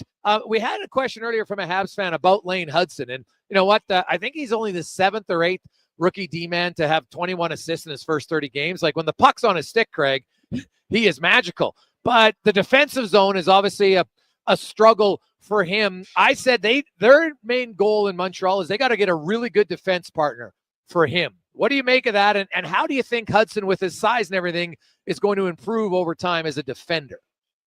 Well, I think like any like unless your name, name the players that have played in the NHL on the blue line that they need help. Evan Bouchard is one of the best defensemen in the National Hockey League. And his game went to another level when Matthias Ekholm joined him. And so, you know what? Partner play, players that can support your game and add to your game are critically important with respect to performance, individual performance and team performance. So there's no question, Jason, that Lane Hudson needs a partner that can support him, that can give him what he needs with respect to, supporting the things that he may be a little bit more deficient in. Now, that being said, he's no different than any other young defenseman learning. You know, when you think about Lane and you think about the strengths of his game, what you want to do is you want those strengths to, be at the forefront. Lane's always been a competitive defender, but when you don't have the right support on you, like, where are your outlets? Where's the support coming? Where can somebody run you off? Where can you take advantage of somebody else's physical play to come in and play to your strengths? I mean, you remember? I'm not even going to say this, but Chris Chelios' partner when he first came in the league was Craig Ludwig. Yeah, Chelly was up the ice and skating and everything, and they put Craig Ludwig with him, the stabilizer. And I think that Lane needs that type of player. Listen, he's not Chris Chelios, but he needs that type of player. But the Montreal Canadiens, I mean, when you start to look at their team, and Marty St. Louis is trying to instill in them, but they need, I mean, they're only in the third year of the rebuild. And what's obvious now is they need, what I would say is they need some gray hairs in there. They need some players with some experience. I know the first thing I would be doing if I was Marty St. Louis, I'd be hiring Luke Richardson to come back and work with my blue line. Huh. It's a very good point. And like when I look at the organization, when I look and say, okay, we believe Lane Hutson's going to be a real big player for us. And so his development, part of it is if I'm overspending at any position, Craig, and there's a guy, if I can convince that guy that we just talked about, you know, the gray beard, that's the guy. If I got to give him an extra $500K or $1 million, if that's going to help Lane Hutson in his development, it's worth it to me, especially for a team that's, you know, not a cap team at this point. They don't have to overspend in other places by any stretch of imagination because they just, you get your better guys developing, that'll help you down the road because you mentioned year 3. So they still got probably 3 more years of struggles, especially in that division. It's hard to get out of, but you know, they've been okay this year. Like if I look at Montreal, they're kind of where I thought they'd be overall. I don't think they can be like, sure, I get there's competitiveness, but if we're being realistic, Craig, and you were a GM, like you can tell yourself, yeah, I want to compete, but there's sometimes where you have to be realistic about your expectations. Like I'm not sure Montreal could be that much better. Do you? No, I don't. And I think you nailed it, Jason. I think you have to be realistic about where your team is at. I mean, at the beginning of the year, leading into the year, they were talking about competing for a playoff spot. I mean, their bottom 8 team, what you're trying to do is just get into the next 8. Then you can start talking about the playoffs.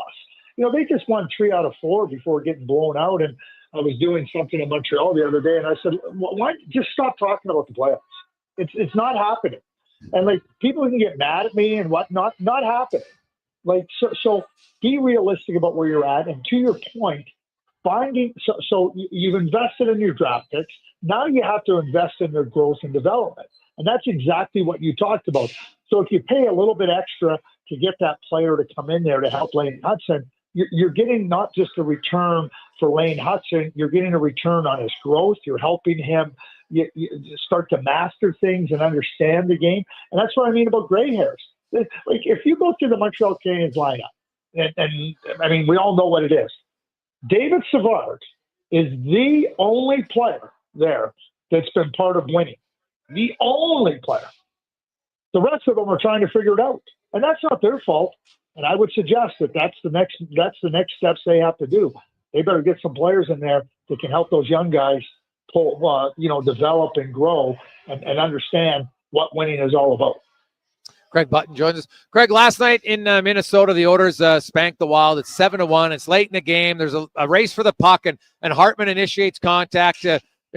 Bouchard goes in the net awkwardly, falls down, and now he's 50-50 in that game. So I look at the play, and to me, sometimes we've talked about this. You got to be aware on the ice.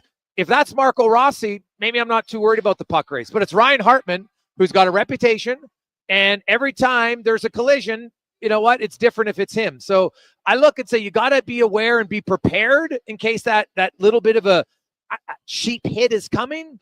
Or do you think it's just that cheap? And then conversely, I would have liked Edmonton. You're not going to take a fight or anything, but I would have minded some sort of response there against a rat. What do you think? I agree with you. And certainly, in the context of the game, we can talk about, okay, it's a blowout, but you have to be aware of Ryan Hartman and that there's time on the clock and he's capable of delivering a hit, delivering a blow, whatever you think about it. He's not doing anything illegal per se. So that being said, at the same time, you have to protect yourself. You have to. Brad McCrimmon, my dear late friend Brad McCrimmon, said, teams have insurance policies, but you have to have your own insurance policy. And you're going back to that puck. And Brad said there was times when I was going and I knew somebody was going to run me. I said, you go. I don't care. He goes, I'm not going after that puck because I know who you are. And being aware of who you are on the ice. And if somebody's going to run you, he said, your insurance policy is your stick. Just put it up. Let them run right to your stick.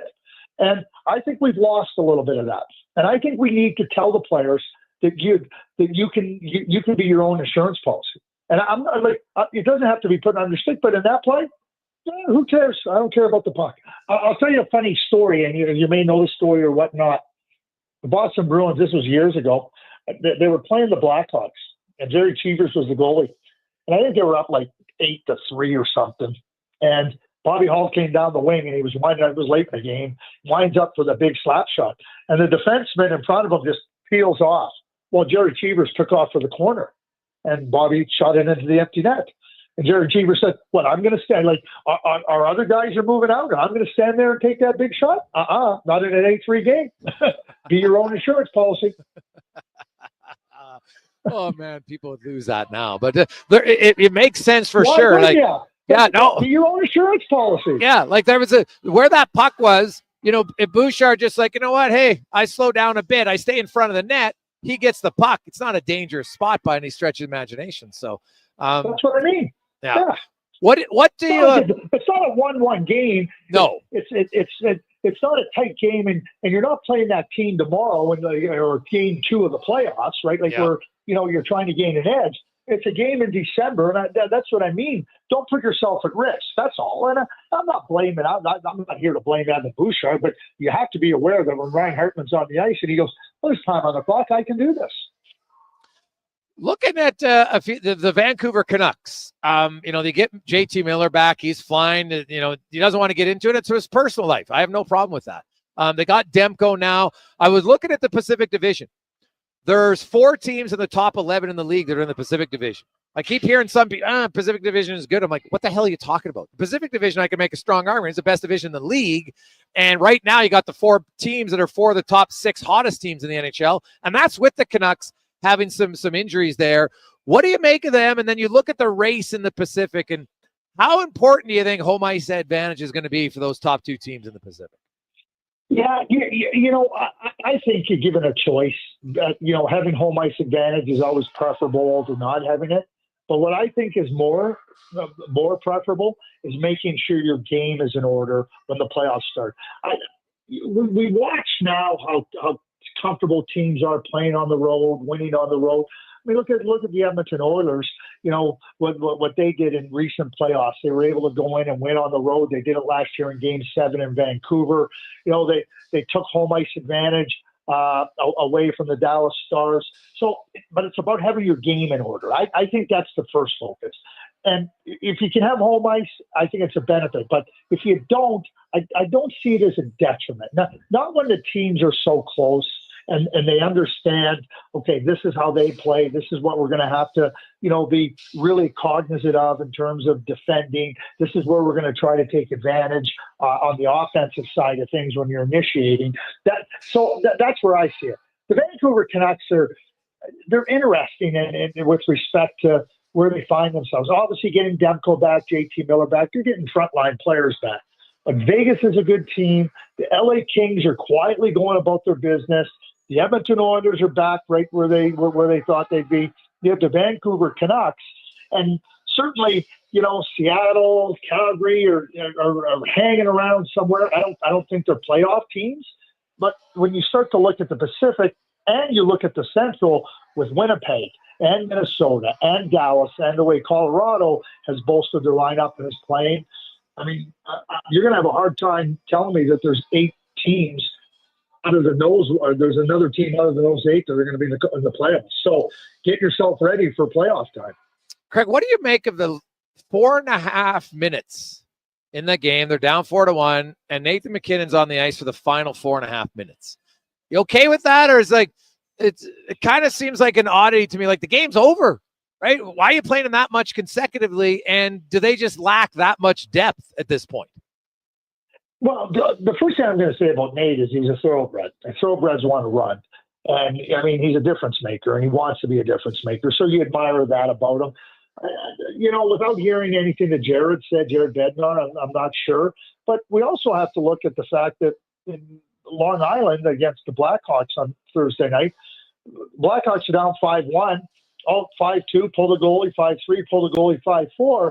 And I know it doesn't happen that much, and we they came close.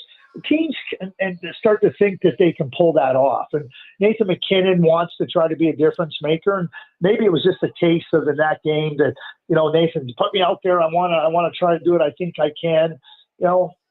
4.5-minute shifts just aren't very common at any level, let alone the National League level, and not when you're down 4-1. So I have to believe that there was some type of rationale for it, and I have to believe that it was more about Nathan just wanting to be out there trying to make a difference.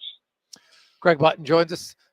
Craig, there's all the big announcement, NCAA. We've heard some rumbling. Misa might be going to NCAA, maybe McKenna.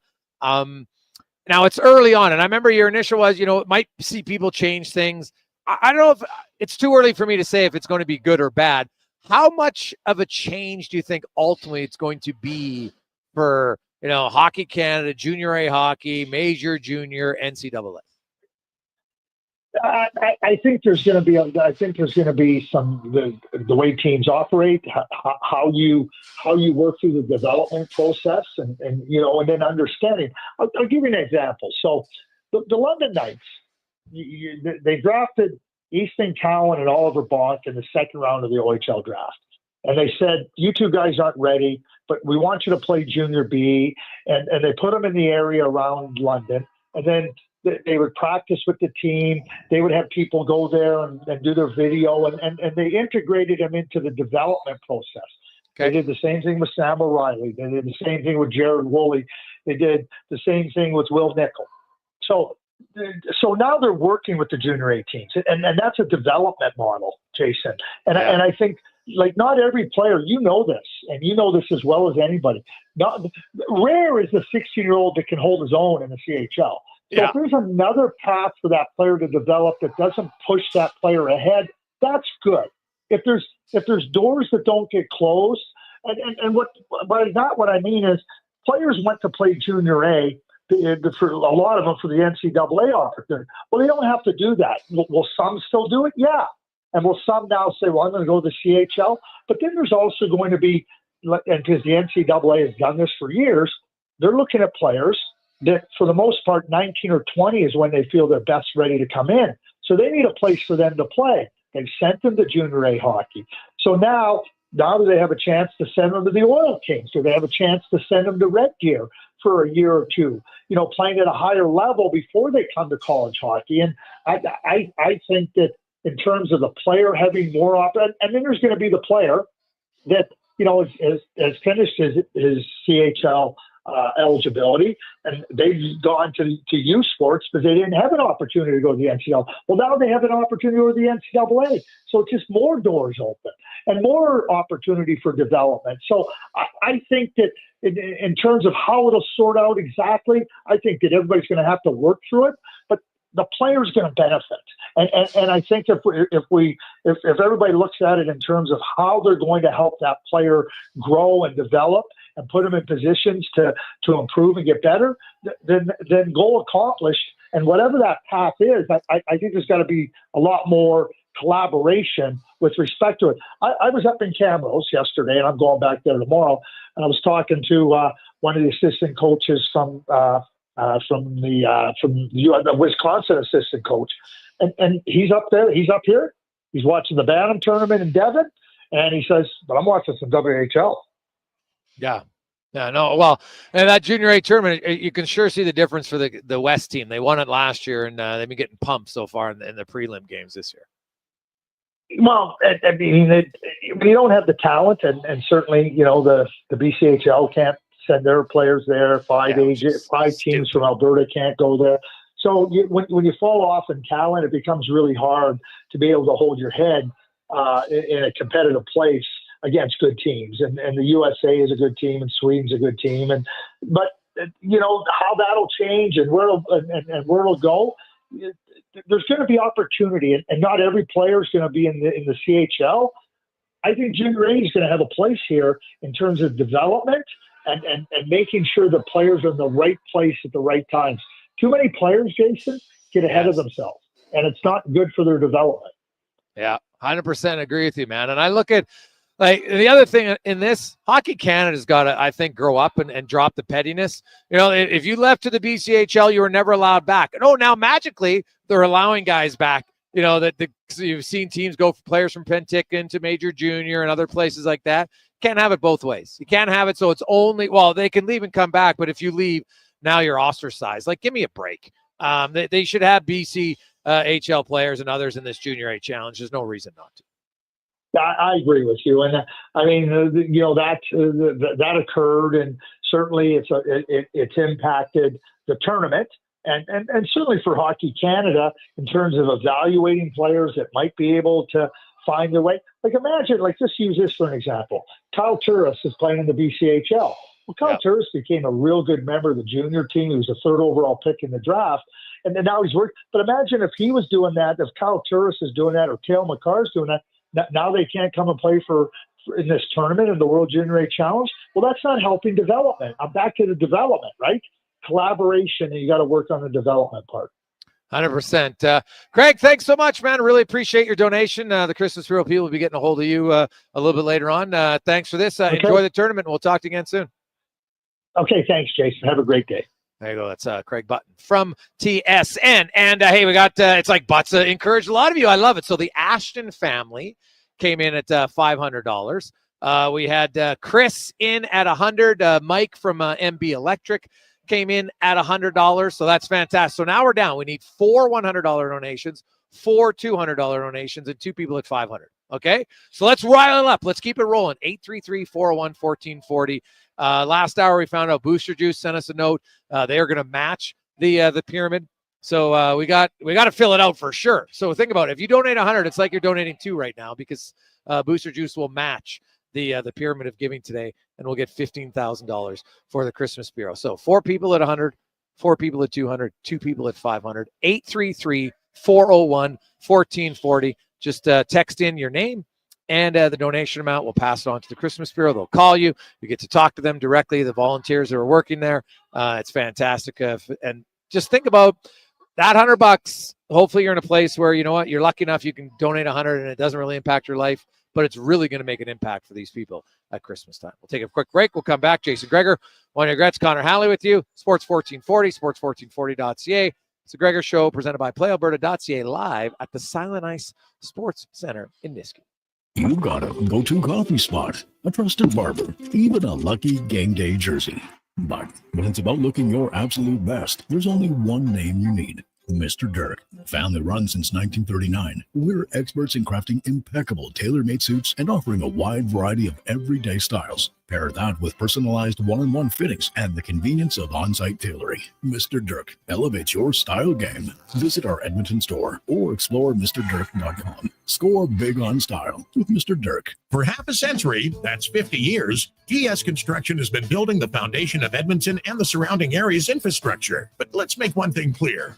This milestone would never be achieved without the dedication of our incredible team. Together, we've built the underground infrastructure that keeps things running smoothly, from the existing to the new underground systems. It's 50 years of hard work the team has put in to make it all possible. Here's to another 50 years. For more on our team and our work, visit gsconstruction.ca. Get early access to the Bricks Boxing Week blowout. Shop real Boxing Day prices now with deals for every room of your home. Shop door crasher specials like a 3-piece stainless steel appliance package for just $18.97. Take up to $3,000 off big screen TVs, up to $2,000 off sectionals, and up to $750 off sofas. Plus, buy more, save more on dining and bedroom furniture. Up to 25% off. Some exclusions apply. See in-store for details. The Brick, saving you more. Delicious news. The McDonald's meals you love are now $9.99 every day. Grab your fave like the Big Mac, 6-piece McNugget, McChicken, or Filet-O-Fish with medium fries and a medium fountain drink for $9.99 each plus tax. At participating McDonald's restaurants in Edmonton, Alberta, and the surrounding area, prices exclude delivery. For over 65 years, Denham Ford has delivered the customer service and value that keeps Albertans moving for work and play. And that tradition continues with the final year-end 2024 clear-out. Enjoy low rates or thousands in year-end savings on every vehicle, including F-150, Bronco, and Super Duty. That's the value you've come to expect from where cars always cost less. Denham Ford on Highway 2A in Wetaskiwin or at denhamford.ca. More Edmonton families than ever are struggling as food prices skyrocket. The Holiday Hamper Foundation provides festive meals for 2,000 homes in need. Your donation ensures a turkey is on the table for every family. Donate today at holidayhamper.ca. Sponsored by Italian Center Shop. It's Canadian Tire's Christmas Rush Sale. Dash in and save up to 35% off Christmas trees, lights, and decor. Sale ends on December 12th. Conditions and exclusions apply. Excavators, loaders, lifts, compaction equipment, and more. Find the XCMG construction equipment you need. Available for rental or sale at Japa Machinery Group. Japa, helping build Alberta from the ground up for 50 years. Visit japamachinery.com.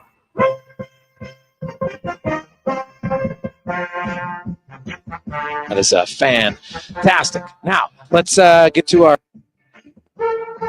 in the final week of the. I think he might struggle.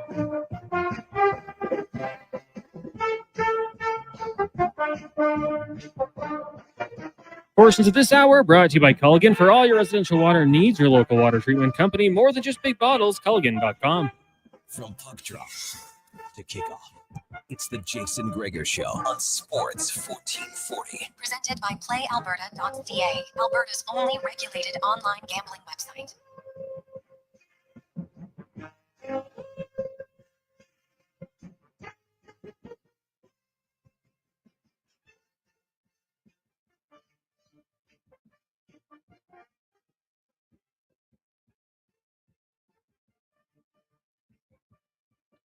That went to Cody R.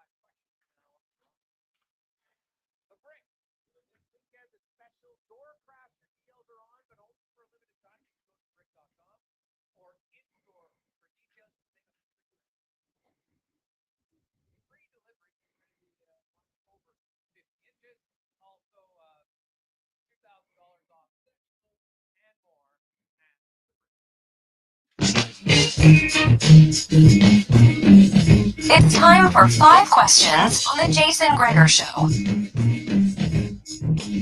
All right, guys, question number 1 here. And you know what? Feel free to take your time because I'm going to get to a phone call quickly. If we were discussing the MVP race, where is Leon Draisaitl in the race right now?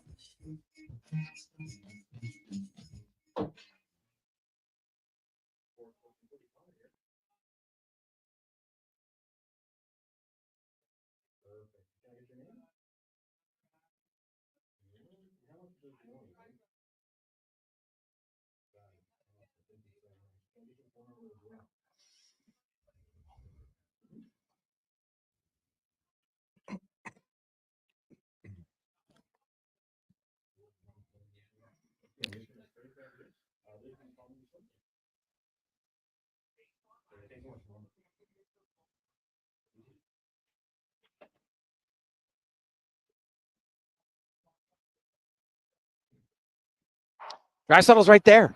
He's right there with them. So he's played like almost 200 more minutes because Barkov missed games. He's only been on the ice for 3 more goals against. Like he's got a way better goals against per 60 rate than Barkov. So at the MVP, I'd put him in the top 5, probably closer to the top 3. Well, I don't have nearly the facts at Gregor's command here, but I do agree that Leon Draisaitl doesn't necessarily get the MVP talk that he should because he's living in the shadow of Connor McDavid, probably one of the few people in the league that can do that to even a guy Leon Draisaitl's stature. But I put him in the top 5 as well. I mean, the second half of the season is going to really tell us who's going to win. Very quickly, shout out to Norm, who jumped in with a $200 donation. So Norm for 200. A question number 2 for you guys. If you had to pick the Oilers' unsung hero at this part of the season so far, who would it be? Ooh, that's a good question, Connor. Darnell Nurse takes a lot of heat on the internet. As you well know, I'm a big fan of Oilers Twitter. He takes a lot of heat, and he's played quite well this season. So it's tough to have a guy that high value be unsung, but he's definitely playing past where his haters expected him to end. Yeah, that's fair. I'm going to go Matthias Janmark because of his 5-on-5 production. Now, he doesn't have a goal 5-on-5. He has a goal, but not 5-on-5. But he's produced a lot of points, not getting scored on. So I will go with the unsung Matthias Janmark. Hot topic today. Gregor, I know you've touched on it a little bit. Do you guys think there should be any form of discipline for Ryan Hartman? No. I would agree. I think I'm a little bit biased when anyone ever hits an Oiler. I mean, he kure what he was doing, but I don't think he should be suspended. Question number 4. What's the suspension? Ryan Hartman hit him shoulder to shoulder before they touch the puck. Contact before the puck happens all the time, people. Don't be the fan base who's like, no, you can't touch our guy. Would you want one of your players suspended for that play? Not a chance. It's not a suspendable play. For the record, I'm with you guys. I don't think there should be. Brandon Douglas and I walking down the mall today got on the quick topic of what team has the worst name. And we unanimously both said it's the Ottawa Red Blacks. So what do you guys think is the worst team name in sports? Well, this is easy, Connor. It's the Calgary Flames. What on earth are they thinking? They inherited it from Atlanta, where I get why it was called the Atlanta Flames, but I actually don't mind the Flaming Seed logo. I don't like the horse one, though. That was probably the worst logo. Worst name? That is a good question. I don't like the Red Blacks. Yeah, it's more of like a rugby name, to be honest. But, I don't really like what the hell are the LA Clippers? What is that? So I'll go with the Clippers. What are you, a bunch of scissors? I don't know. John Stillman, LLP, Gregor, $500 donation. Oh, attaboy, Johnny. And Jay in a tinfoil hat in for 100. So 2 more donations. They continue to roll in here.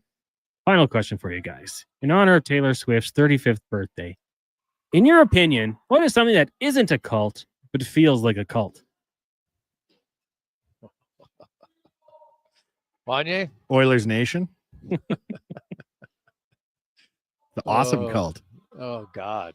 The best. There's a lot of answers for this one. This is oh man.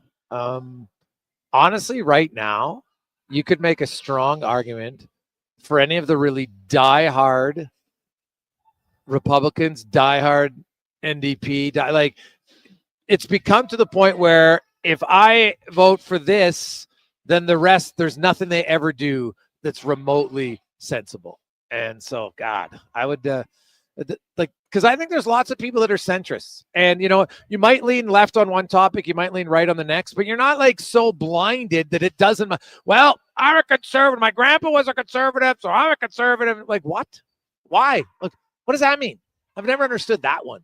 So I would say political parties, the diehard supporters, and you know who they are. Not all you can vote conservative, but it doesn't put you in that category. There's the people who they just go off the top. So I'd probably go with them. You know who they are because they'll tell you who they are. I probably go brand loyalists. So not, pick whatever it is. Apple, Google, vehicles. When you're just so loyal that's all you do and you never stray away from it and you're so proud about being an Apple user or whatever it might be. I think that's where I lean to. What about Swifties? Oh, and by the way, and a cult but Swifties are pretty positive in a lot of their stuff. Taylor Swift, I think it's her birthday. Juan, you would know this. Isn't it her birthday today? Darn right. It's 35. Happy birthday to the Queen. She's 35? Yeah. Oh, okay. I thought she was younger. Not that she doesn't whatever, but I thought someone said 32. But either way, like the Swifties, I'll say this, that they will come at you when people, and usually because it's to right or wrong, right? Like they're not leading the charge on trying to hurt others, but they will stand up for themselves. So you could probably call them a cult, but maybe more of like a positive influence cult. If there is, I'm sure there are some like, positive influence cults. I just don't know about them. I think a lot of them are positive until the very end when things take a shocking left turn and everybody has to go get on a spaceship that isn't real. Those are my favorite ones, the space ones. It's all the underlying cults. Yeah. So now we've had listeners actually before. I remember the email we got, and I still remember her name. Her name was Susan, and she outlined, because this is way back. This is when I was doing my show 9 to midnight, and I ended up talking to her. She'd been part of a cult in like her early 20s, and I was fascinated. I can't remember how we got in the conversation, but she was in a cult and like got out of it, like a serious cult. And like you see some of the stuff that happens in those places, man. Like it is like we kind of joke about it, but it's not that funny when you're in it. Like it's pretty scary. And I'll never forget that. I was kind of amazed, like, how do you get into that position? And she seemed like a pretty normal person, but certain time in your life, man, somebody makes you a believer, because it starts out like, oh, this is a really good thing. And then it just went down the wrong path. So yowzer. So anybody who's got out of a cult that's listening, kudos to you. Kudos to you. Gregor, we have Fish coming in with 100 and Jill in for 100 as well. Fish and Jill. Awesome. Well, hey, you know what? We're near the end here, boys and girls. We need Fish. And Fish. Yes, and Fish. So that means we got 1 left at 100, 3 left at 200, and 1 at 500. So that's a total of, do the math, what's that, 1,300? Yes, it is. 6, 5, what? No, 12. 1,200. Yes, so 833-4014. If we end up with a few more twos and whatever, like if we need 5 people to do the 500, I'm fine with that. But we need to get to that amount. So 833-401-1440. 100, 200, or 500. And big thanks again to John from Stillman LLP, to Fish and Jill and John and Norm for his $200 donation. I'm sure you get that all the time, Norm. Probably gets old though, doesn't it? But it's still a classic. Like, I don't know, like, would younger, like, is there anybody under the age of 25 that's named Norman? Anybody? It's got to be the odd one. Might be, because they might not be like, what do you mean, Norm? I don't get it. Right? Because maybe they didn't watch Cheers. Or if your name Norm, is it just magically that someone tells you about Norm? I would think it would be, because it was such a unique situation. Like, there's not many, walks down the stairs, opens the bar door, Norm, and everybody loves it. And like, I don't care who you are. If you went into a place like that and they were so excited about your arrival that they cheered your name, it would be a great feeling. Don't kid yourselves. You know what shocked me about Norman Cheers? You know how old he was in that show, Gregor? 41. George Wendt was 34 when Cheers was in its heyday. 34, eh? Sheesh. I thought everybody that show was like 15 years older than they actually were. Well, Woody Harrelson, Woody looked young. Maria Perlman, God, there were some funny people. And John Ratzenberger, God, they were funny. Ted Danson, Ted's in a show now, that this new kind of comedy, the Inside Man, where he goes to like a senior's home undercover. I've actually been watching. It's not that bad, but it is funny when I see. That's all you think about is him and Cheers, man. As old Sam Malone, one of the classic 80, 90 Playboys, Sam Malone. All right, we're getting set for the final hour. We're getting close to filling out the pyramid of giving, boys and girls, ladies and gentlemen. 833-401-1440. You can text in 833-401-1440 in our email inbox. Include your name and your donation. We're looking for 100, 3 200s, 500. 833-401-1440. And let's get to the Con Man and a Sports 1440 update brought to you by your Alberta GMC dealers. And the Canada-wide clearance sales event is on now, but only until the end of the month, where you'll get a $7,500 cash credit on a Crew Cab 1500 Elevation. Find out more at gmcoffers.ca. This is a Sports 1440 update. Late night in the NHL, just one game on the schedule. Sens and Kings meeting out in Raleigh. Puck drop in about 5 minutes' time. The Oilers back in action tomorrow when they take on the Vegas Golden Knights. Puck drop, 2 o'clock down at Rogers Place. We'll have pregame coverage for you here on Sports 1440 getting going at 1 o'clock. There'll be 14 other games in the NHL. The Oilers have recalled defenseman Josh Brown from the Bakersfield Condors in that one. And good news for prospect Bo Akey as he will be on Team Canada at the upcoming World Juniors. In the WHL, the Oil Kings in action tomorrow night. It's Superhero Night, hosting Swift Current. Puck drop at 7 o'clock in the AJ. Bonnyville will host Olds, Canmore, and GP. Calgary takes on Lloyd. And Fort Mac up against Drumheller. Earlier today, Whitecourt topping Drayton Valley 5-2. And in the BCHL, Sherwood Park hosting Brooks. The Saints in Okotoks, both those games starting just after 7 o'clock. And in the association, getting going shortly here. Cavs host the Wizards. The Pacers in Philly at 6. The Lakers take on the Timberwolves. They'll be without LeBron James. Grids host the Nets. Hornets in Chicago. Nuggets battle the Clippers. Suns in Utah. And the Trailblazers up against the San Antonio Spurs. Coming up in hour 4 of the Jason Gregor Show, we will be joined by Mark Spector of Rogers Sportsnet, Ellen Mitchell from the Lowdown with Lowtide, and the month of giving continues. I'm Connor Halley. This has been a Sports 1440 update. Sports 1440 in West Edmonton Mall and Wetaskiwin. CKJR is a Stingray radio station. Download the free radio player app and listen wherever you go. 3, 2, 1. Happy New Year. Let's rock. Edmonton's biggest New Year's Eve party is at On the Rocks. Featuring Edmonton's #1 party band, the Barkels. The Barkels. Get ready to dance the night away as we ring in 2025 in style at OTR. Tickets include a 3-course meal, party favors, and bubbly at midnight. This party sells out every year. Oh, and if you don't have anyone to kiss at midnight, Marco is always available. OTR's New Year's Eve party. Tickets at ontherockYEG.com. They are nice, tasting just so right. You can order oodle noodle at oodlenoodle.ca, delivering you the news almost right away. Remember, you can order oodle noodle at oodlenoodle.ca. So stay on your couch all day and order oodlenoodle.ca. Oodle noodle. Weather forecast? Ugh. Savings forecast? Cha-ching. Save up to $225 on a set of 4 Select tires, plus a bonus $50 off any service of $150 at Fountain Tire until December 14th. Restrictions apply. Fountain Tire. We're on this road together. Hockey is back, and Play Alberta, Alberta's #1 sportsbook and official partner of the Edmonton Oilers, has you covered with bigger offers, boosted odds, live betting, player props, and more. New to Play Alberta, new players now receive $200 in free bets just for signing up. You already play? Get a $10 free bet for every $100 you bet every week all season long. Visit playalberta.ca and make your picks today. Bonus terms and conditions apply. The Canada-wide clearance is on at GMC. Get a $7,500 cash credit on 2024 Sierra 1500 Crew Cab Elevation models. With Sierra's 13.4-inch diagonal premium GMC infotainment system with Google built-in compatibility, available off-road package with hill descent control, plus an available 3-liter Duramax diesel engine, you can take the road less traveled and try new things, like fishing or whitewater rafting. I should have gone fishing.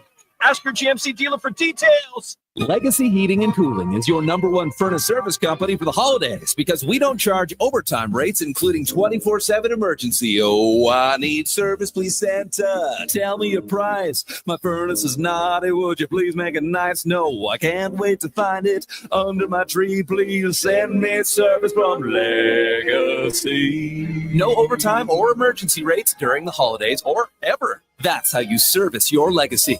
Legacy Heating and Cooling. A career in the public service is better in Alberta. Better wages, lower taxes, better job opportunities with our thriving economy, better chances for advancement, plus a better future with new investment in healthcare and education. Public service, it's better here.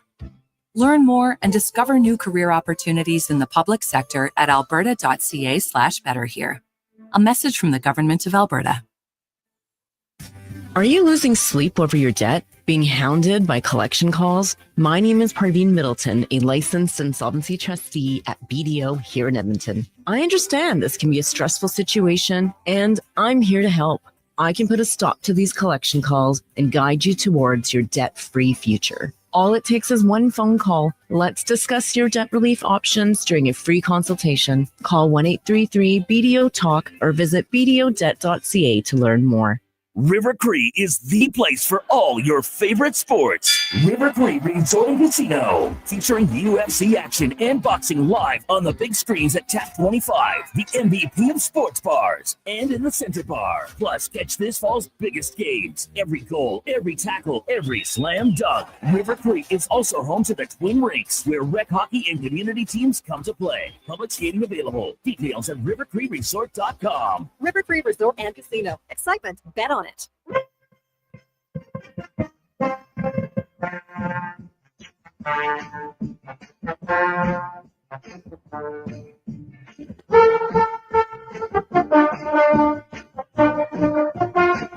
Worst of this hour brought to you by Crystal Glass, your clear choice for residential windows, locally manufactured and installed. Crystal Glass provides a beautiful product and incredible customer services for all of your residential needs. Call 310 Glass or visit crystalglass.ca for a quote. From puck drop to kickoff, it's the Jason Gregor Show on Sports 1440. Presented by PlayAlberta.ca, Alberta's only regulated online gambling website.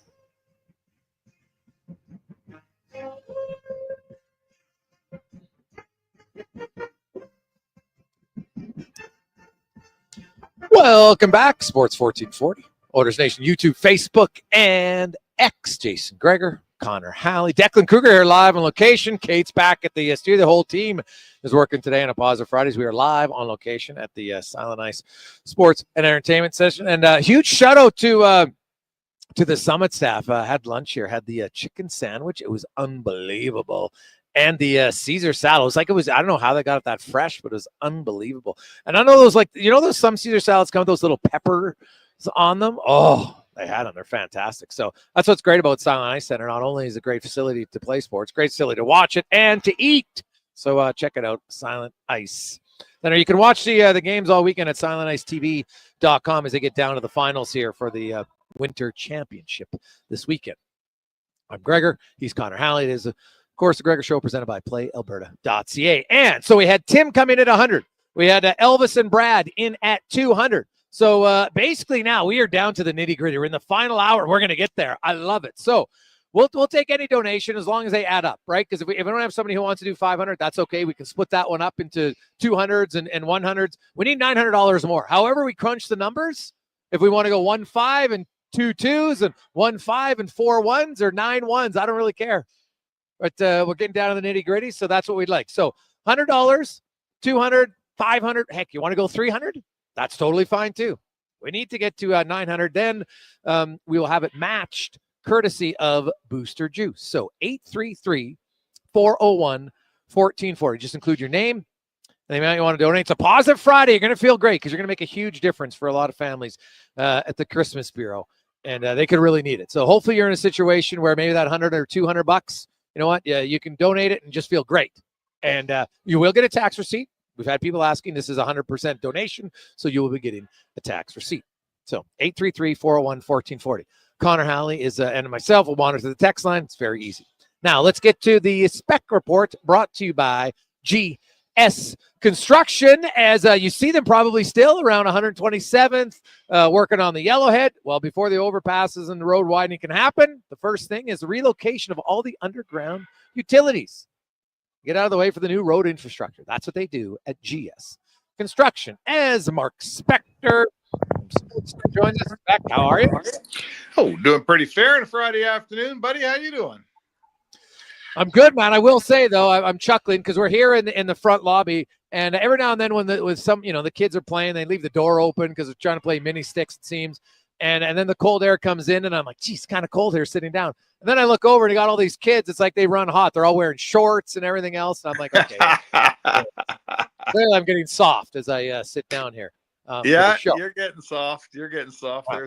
There was a time. Actually, the guys we were talking about Minnesota last night. Cam Moon was saying that of all the places in the NHL, they found a colder city to go to than Edmonton last night. I guess they got off the plane in Mini and it was freezing cold. So we're lucky here.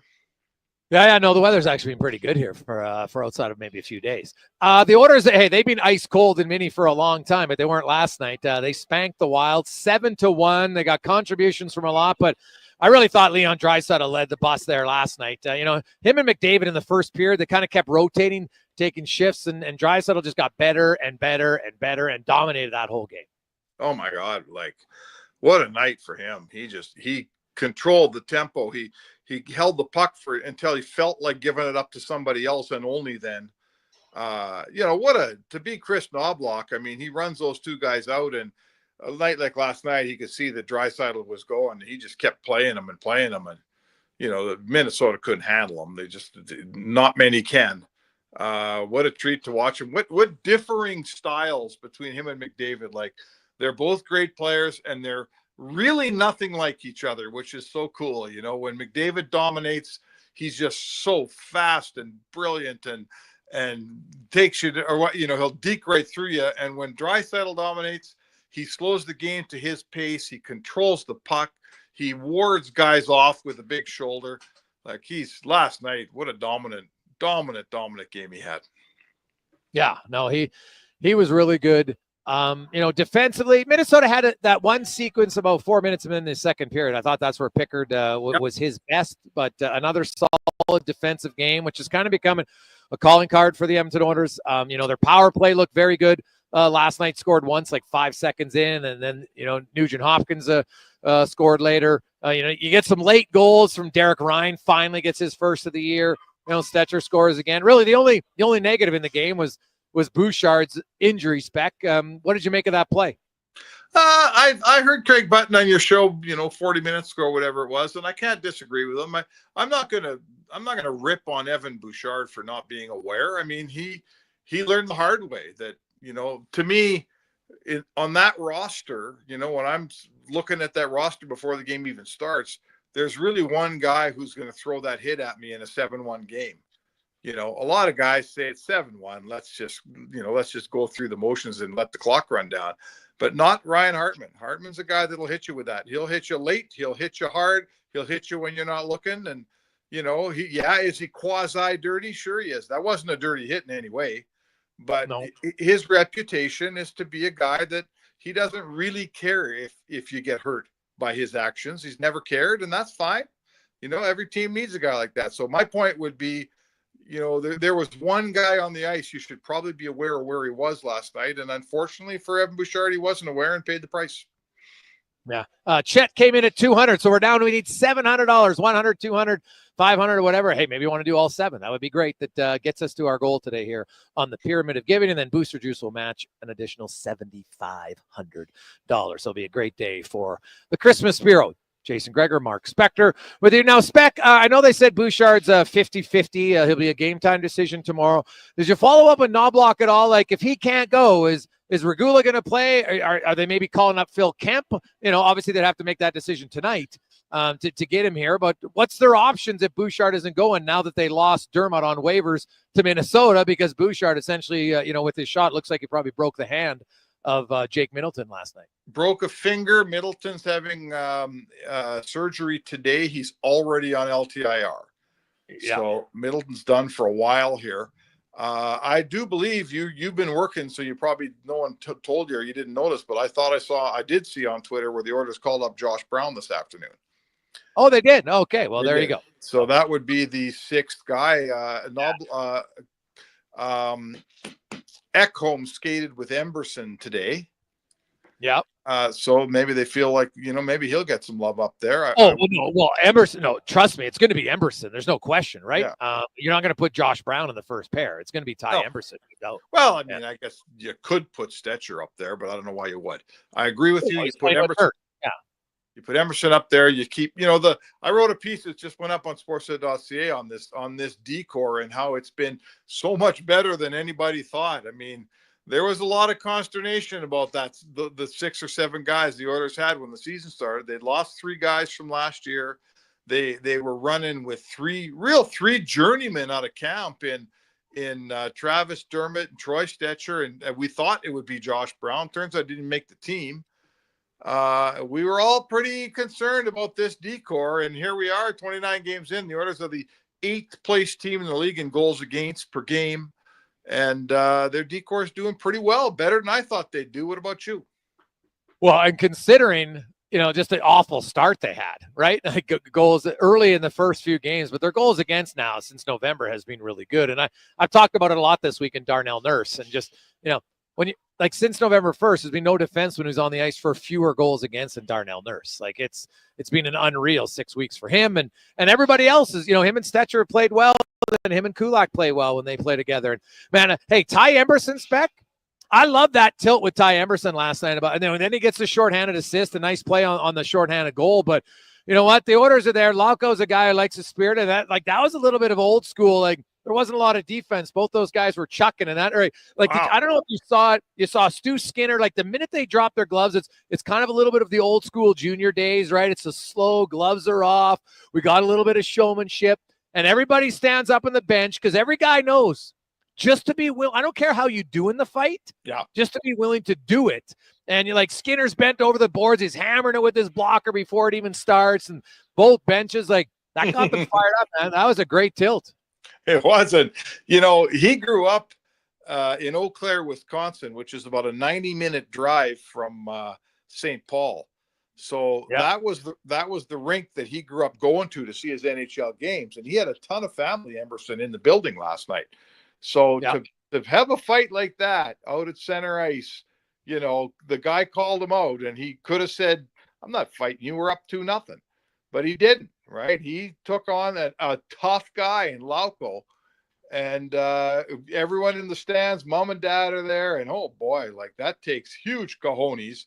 And you know what? He took more than he gave, but he gave just fine. So. I my hat is off to him, and I'm with you. I mean, I've been around enough NHL rooms, as of you, Jay, to know it's the respect is that you show up in that fight. You don't win, you win some, you lose some, you eat some. You're going to swallow one once in a while. The respect is he did it, and I want to say there's so many things to like about Emberson's game. This guy, he's only played 57 NHL games. We see that he can skate. He's got okay size. We see he moves a puck pretty good. Thus far, his defending has been, just fine. He's not getting eaten alive out there. And now he goes out and he's had 2 fights this year. Like, this is a better guy than I certainly thought they were getting from San Jose. He might play for this team for a while, Jay. Oh, God. Yeah, he's a right shot. Like, there's always he's a right shot. Yeah, there's definitely a shortage of those guys. Yeah. So now Vegas comes to town, Spec, and you know what? There was a 1-0 game last time. I know the Oilers outshot him heavily in the third period, but it was a lot of distance shots. They didn't really penetrate the middle. Vegas is playing great. They're healthy. Like, this is another test here for the Edmonton Oilers tomorrow, and they got to find a way to get inside on Vegas tomorrow afternoon. Yeah, they do. They do. I would say to you that the 2 games they've played, there's only been Vegas won them both in regulation. And remember the first one at Edmonton was leading, I believe, 2-1 going into the third period. And blew it. And then they, I was at the game in Vegas. I would say to you that over the course of the night, Edmonton I know they had more scoring chances. Scoring chances were almost double to the Oilers in that game. But Vegas found a way to win, and hats off to them. So, it's time for the Oilers to quit, winning the analytics here and win a hockey game against Vegas. It doesn't matter if you win on natural stat trick, does it? They got to bear down here. They, being, what are they, 5 points back of Vegas today? Yeah. Yeah. So 3 points back looks awfully good the way the Oilers playing right now. 7 points. Oh my God, we're back to 7 points. That's a long ways. So yes, if there can be a very important game played before Christmas, this would define it. Yeah, 100%. I think it would. And Arvidsson, Spec, I was told he's skating really hard. He's getting close. It was a hip, not a back, from what my source told me. Pretty good source. I would trust that it was more of a hip issue. So maybe that's a hip pointer, maybe a hip flexor. That I don't know. But either way, Arvidsson comes back in. Let's say on Monday, for instance. Do you have a guy that you would look at? Not that anybody's played poorly, but someone has to come out. Like, I think it might be Corey Perry, because can't take Brown out. I don't think I've taken Kapanen out. I don't think I've taken Hyman out. Who would it be for you? Well, at this point, I don't have a guy I'm pulling out on performance, right? Right. So that's, you just said it, and I'm going to agree with you. There isn't a guy I'm pulling out on performance. So now I'm going to look to my lineup and say, when the season started, I didn't plan on playing Corey Perry or Derek Ryan this much. Right? That's not so. I didn't plan on that, and I'm playing him too. Knobloch, if he was, I'll bet you he thinks I'd rather not play these guys as many games as they played. So I would say to you, it's one of those two guys. And if a winger is coming in, probably a winger in Perry goes out. So yeah, we probably agree on Perry, and it's not because of performance. I like Corey Perry's game. I think he's everything they ask of him to be on this team. He's delivered every ounce of it. Yeah. But it's time for him. It'll only help him to get a night off here and there. So I'd start with him. And then we got a pretty healthy competition here on who gets to, who's going to play where, because, they got one more guy than they thought they're going to have. And right now that guy might be Kasperi Kapanen. And I don't know why you'd take him out of the lineup right now. You know what? Skates well, really sees the ice. Leon Draisaitl will talk about. Sometimes just, need a fit. You need an opportunity. And you know what? I think you get on a winning team like that. And you're a Kasperi Kapanen and you say, oh my God, I better be ready to go here every night, man. I'm playing with Leon Draisaitl, one of the top 5 players in the NHL. I ain't getting this opportunity anywhere else. Well, yeah. And I just got waived off my last 2 teams. If I get waived a third time, my next uniform might read Turku on it. So, they might have him at the right time in his career. Very true. Spec, enjoy the weekend, enjoy the game, and we'll chat with you with a rematch of the Stanley Cup on Monday.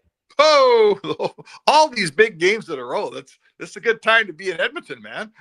Oh, it is. It's fun.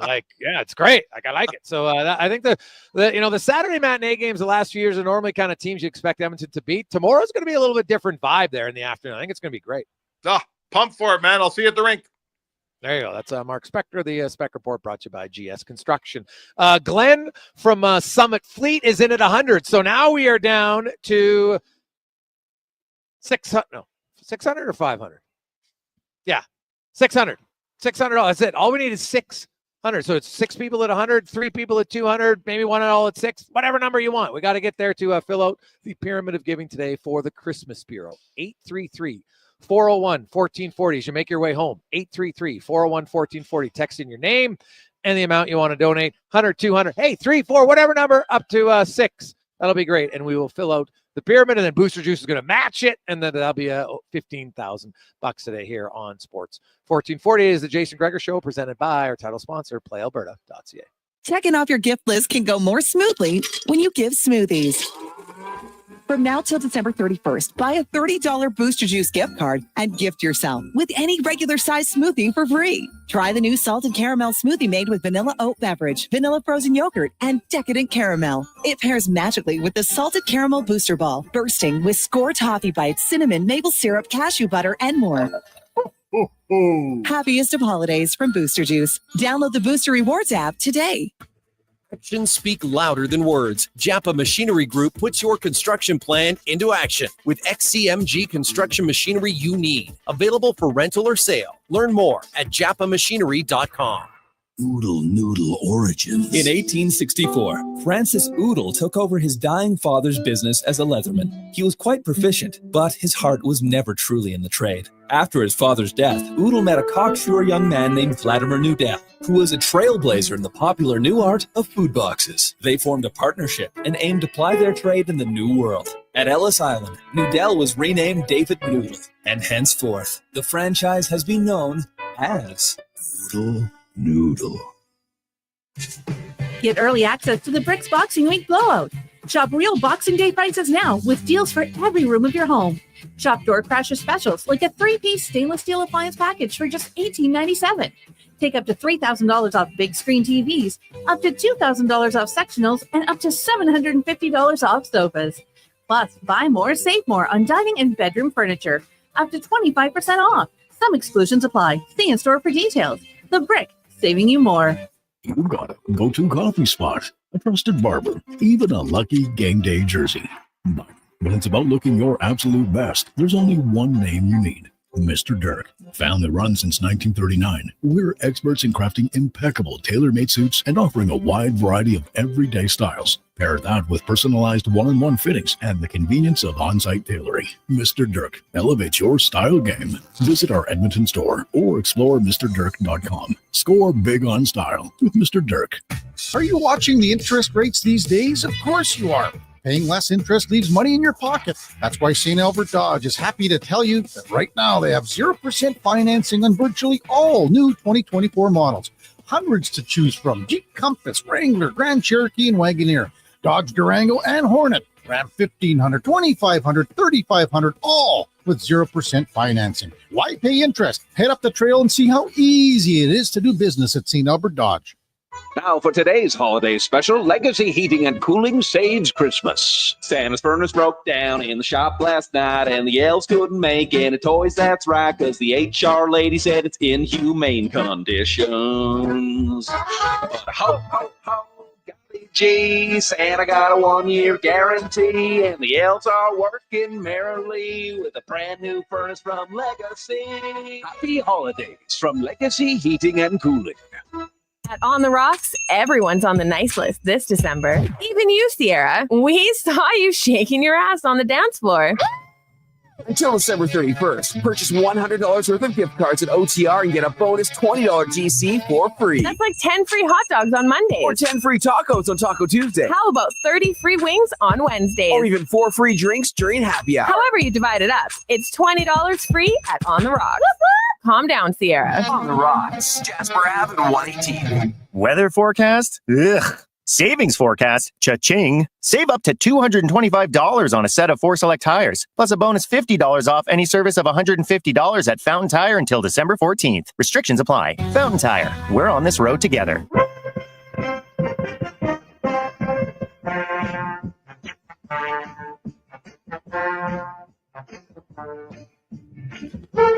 Portions of this hour brought to you by your Alberta GMC dealers. The Canada-wide clearance is on now at GMC. Get a $7,500 cash credit on a 2024 Sierra 1500 Crew Cab Elevation. See more at gmcoffers.ca. From puck drop to kickoff, it's the Jason Gregor Show on Sports 1440. Presented by PlayAlberta.ca, Alberta's only regulated online gambling website.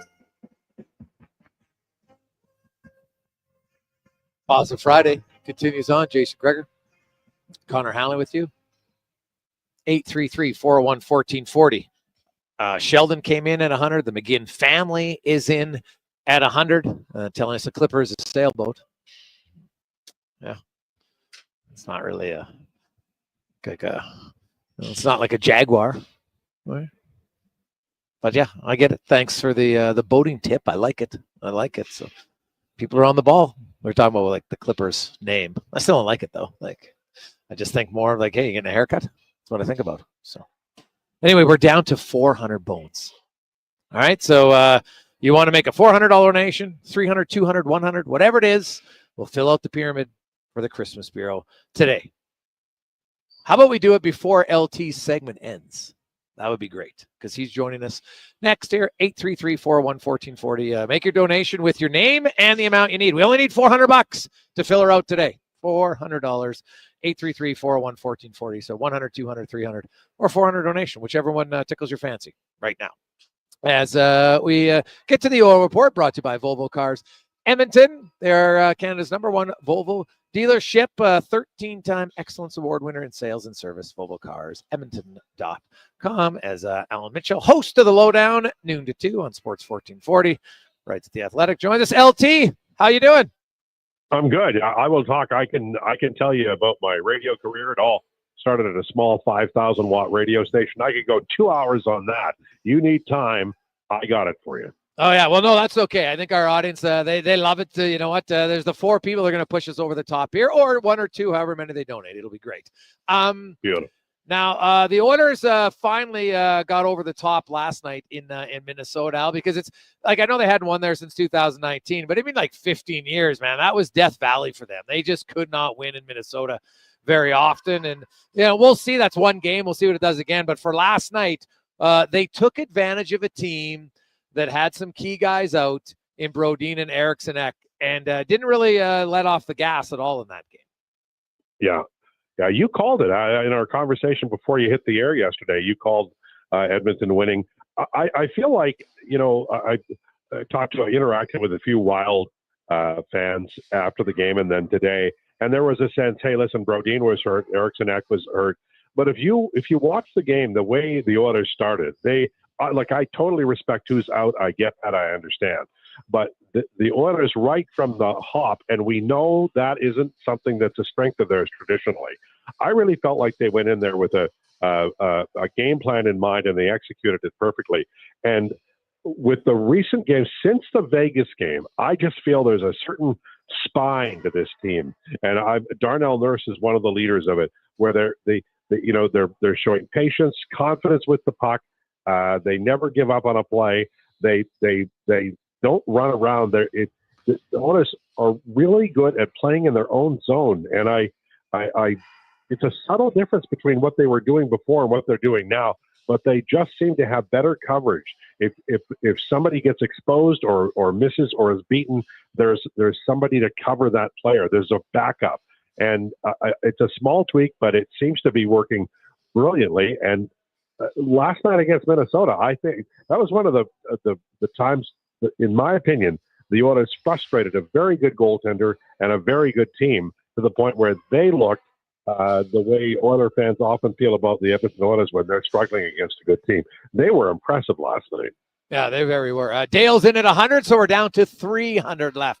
833-401-1440 to help out the Christmas Bureau and reach our goal here today. And they were dominant last night. Now, I totally wholeheartedly agree with you. And, lots of different players, but Draisaitl for sure. He was kind of the head of the snake last night. Connor McDavid, who was flying. Connor Brown, I thought, had a good game. I loved Emberson's game. I loved the tilt. I liked the shorthanded assist. I just like that whole play, how it started. He wins the battle behind the net. And then you talked about it. Janmark, rather than panic, just takes the puck calmly up to Brown. Emberson, back to Brown, boom, and they score. And you're right. They seem a lot more confident with the puck. And even Calvin Pickard, well, he wasn't called upon a lot in that second period. When he was called upon, it was either 3 or 4 to 1, and he made 2 or 3 really good saves. And then it's kind of like lights out Irene. Yeah, and it's everywhere. I mean, it's like they're playing games now where you forget how many good plays there are because there's so many. On the Draisaitl goal, Puck Colson made a gorgeous pass to free Evan Bouchard. And, like Puck Colson, I know he was a top, pick or whatever, but, Vancouver, they're a pretty smart organization. They traded him for not a lot. And, he's playing with high-end skill, but the play doesn't die on his stick.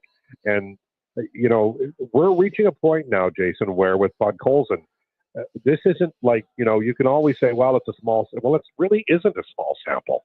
This guy is showing real game here, and it's possible. I'm not saying it's for sure that he's going to spend his entire career, in a top 6 role. In fact, I know that won't happen. But, man, they've got something here with this player, and he's making smart plays with the puck. And because he's playing with such skilled guys, it's paying off big time. Oh, yeah, no question about it. He's looked really good. Kapanen, you know what? Since he's come in on waivers, Al, he's a guy who, like, how he read that play on Draisaitl, find the opening, and boom, he gets the puck, and it's off his stick as quickly as it's on his stick, and that's huge. Eldon's now in at 200, so we're down to 100. Who wants to be them? Who pushes us over the finish line? 833-401-1440. 833-401-1440. We need 100. Now, we'll take more. For sure, but we need at least 100. We always want to get to the to the minimum, and then hey, we can always top it up. Trust me, every extra $100 or 200 will help and go a long way. It make a big difference for a lot of families. So 833-401-1440. And Al, a few other things. Like last night, it was kind of a weird night in the NHL. There's all these games, and there's lots of blowouts. Like 9-2, Pittsburgh over Montreal.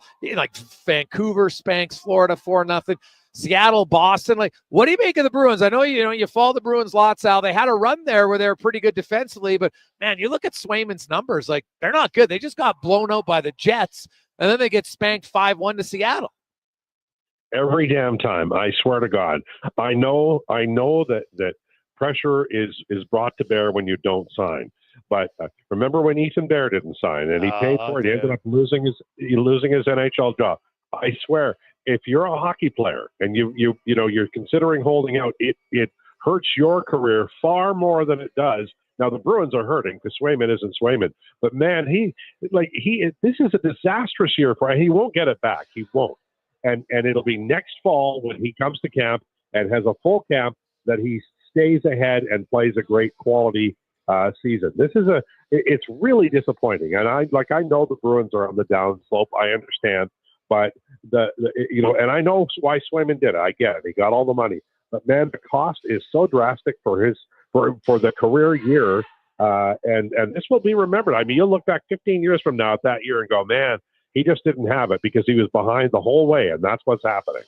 Yeah, like it's one where I'm a player. I'd call my agent and say, guys, let's make this a priority here and let's dig in. I don't care. Fly to get it done. I want to be here. And Swayman, remember, he flew in, he was in camp. He was, well, not in camp, but he was skating with his teammates prior in the captain skates or whatever it was. So clearly he wanted to get there, but you know what? And we saw it. Ryan Smith, you go down the list of guys that's happened. Yeah. Nylander, now he got his money, but he never had that year. And maybe they don't care because they want to get their contract and they've got their line in the sand. But the team should be like, okay, guys, if we're going to get to the number, why wait? What are we doing? So I'm always kind of perplexed by that, but they'd kind of gone high there. And I wonder if all of a sudden the new coach bounce has stopped in Boston.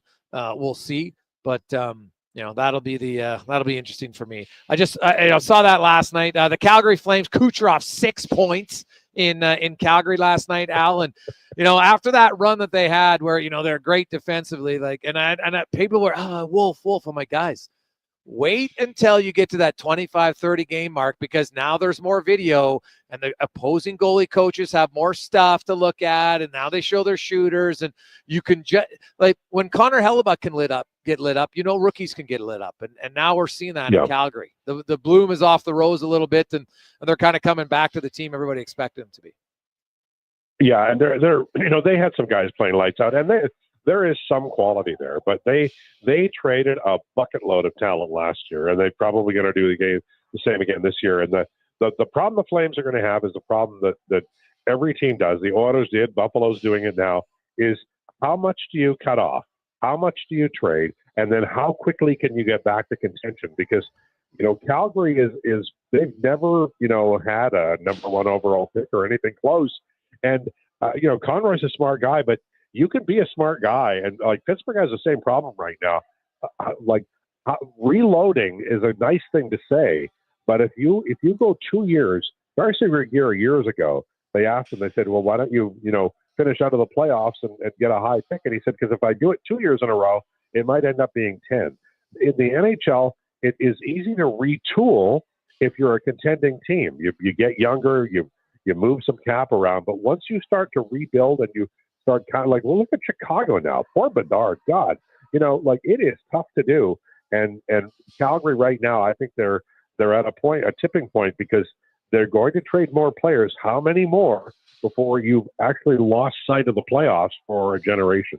Well, you look at the team, and the Washington Capitals might be the poster child of how to retool on the fly without any extended period of drought. Now, maybe they got a little lucky because Backstrom's injury, right? He probably wasn't the same player, although maybe it would have been, but that freed up some space, right? They go out there, and they're the only team that gives Dylan Strome a chance, right? I don't know if, frankly speaking, Frank had him on his pod, and that was the only team that came calling for him. They gave him that deal, and now look at him, right? And then when they sign him to 5 years the next year, that looks like an absolute steal now of a contract for a guy. And they Oshie's got older, and so they replace him. They got some really good draft picks that weren't super high picks, but they made them count, right? And in Lapierre and McMichael more so than anything. And, then look at Sandin, who they got from Toronto, right? Look at what he's doing. They've made some Chikrin, they've made some really good moves. They went out and got Charlie Lindgren for not very much. And I give them tons of credit, because you can do it, but you got to you got to get a little lucky in some evaluation. But man, your pro scouts, if you your amateur scouts are good if you're rebuilding. To me, it's all on your pro scouts if you want to retool. Yeah, and they ask for a lot of their defense, and they can skate. And I think the Oilers, one of the keys that people don't talk about is the Oilers. Man, they can skate. Kulak and Nurse, when they're on the ice, holy man, can they skate. And that is a huge advantage. Caps have a lot of guys who can skate well, too. It's important because you got to beat the guy back. And, look, you can have – Bouchard is not an absolute – like, he doesn't fly. But Ekholm can skate really well. And I think you could have, like, at the top four, you can have one guy who's not a burner. But increasingly, I think foot speed and size are really important. And we're seeing that now where I read that in Vancouver, not that he's top four, but Desharnais is on the outs. It's hard to be in the NHL and not be a supreme skater. And I think Washington has done a really good job, especially on defense, of making that happen. And you're right. I mean, they look like a real contender here. I tell you right now, there's a lot of Washington defensemen I would like to see in Boston, because Boston's got some problem with foot speed. Yeah, like you look at Vincent Desharnais, and it's a great example of you're in a situation where they've developed you. They know exactly who you are as a person and as a player. And you know what? I think he got some bad advice from an agent. And, because turned down, actually, the Oilers had offered a longer-term deal, right? Yeah. In the twos, right? Similar money, but longer term. And so now you go to Vancouver, and you know what? Sometimes you're not as comfortable, right? Because driving to the rink's different, all those sorts of things. And there's a little bit more pressure. You want to perform. And now that, oh, geez, this team's not doing it. And you know what? Like, that's just hard for him. And I think it's a good example, like elite player, sure. But, man, sometimes just the comfort level is a good thing. When an organization knows who you are, that's not a bad thing, right? And don't overvalue yourself. Don't undervalue yourself, but don't overvalue yourself. Yeah, and to bring it back to Ethan Bear and Vincent Desharnais, when you're in a really good situation, but you're not like established, you haven't played 4 seasons in the NHL, that's maybe not the time to go. Desharnais, because of his age, he reached free agency maybe a little earlier than he should have. But with Bear for sure, and I think Desharnais, if you hang around for 3 or 4 years, you get a lay of the land, and then you're able to adjust, and a new coach comes in, and you're able to figure that out too. I just think Desharnais, he hasn't been in the league for 300 games, and so the coach gets frustrated with him, and he's like, well, he's only played 130 games, and there's you said it, there's not the knowledge of, and maybe the loyalty too. I mean, Desharnais was a success story for this organization, and who knows, maybe he'll be back here in a year. You never know. LT, give me your thoughts. The Eagles are obviously making the playoffs, but what do you make of Saquon Barkley's season? And is this a special year, or are you still leery of the Lions come playoff time? Well, that's it, right? Like, it is a special year, but it's a special year that could end in Detroit. Like Barkley is, I love Wilbur Montgomery. I love Shady McCoy. There are a bunch of great running backs in Eagles history. Barkley is like, he's a game changer. I love the receiving core. I love the quarterback on that team. I'm surprised that they've been able to adjust as quickly on the fly for the O-line. I really like the offense, but Barkley is just like, he's fantastic. He just is fantastic. And by the fourth quarter, the opposition defense are dragging their ass because of him. I love watching this guy. The Giants are idiots. I can't believe they let him go. Al, enjoy the game tomorrow. We'll chat with you on Monday. All right. Sounds good. Be good. There you go. That's Al Mitchell, a.k.a. Low Tide, here on Sports 1440, Oilers Nation, YouTube, and Facebook. We are live at the Silent Ice Sports Center. The Winter Championships ongoing. There was over 70 teams, 1,300 athletes. It wraps up this weekend. You can watch the games at silenticetv.com. And if you come to the Silent Ice Center, not only you have great vantage point to watch the game, but great food too. If you like it, check it out, the Summit. And you can't miss it. It's right in between the ice rinks. Fantastic place to watch the game. So we'll take a break. We'll come back.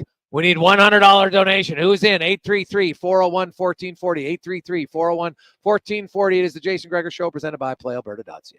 The Canada-wide clearance is on at GMC. Get a $7,500 cash credit on 2024 Sierra 1500 Crew Cab elevation models. With Sierra's 13.4-inch diagonal premium GMC infotainment system with Google built-in compatibility, available off-road package with hill descent control, plus an available 3-liter Duramax diesel engine, you can take the road less traveled and try new things, like fishing or whitewater rafting.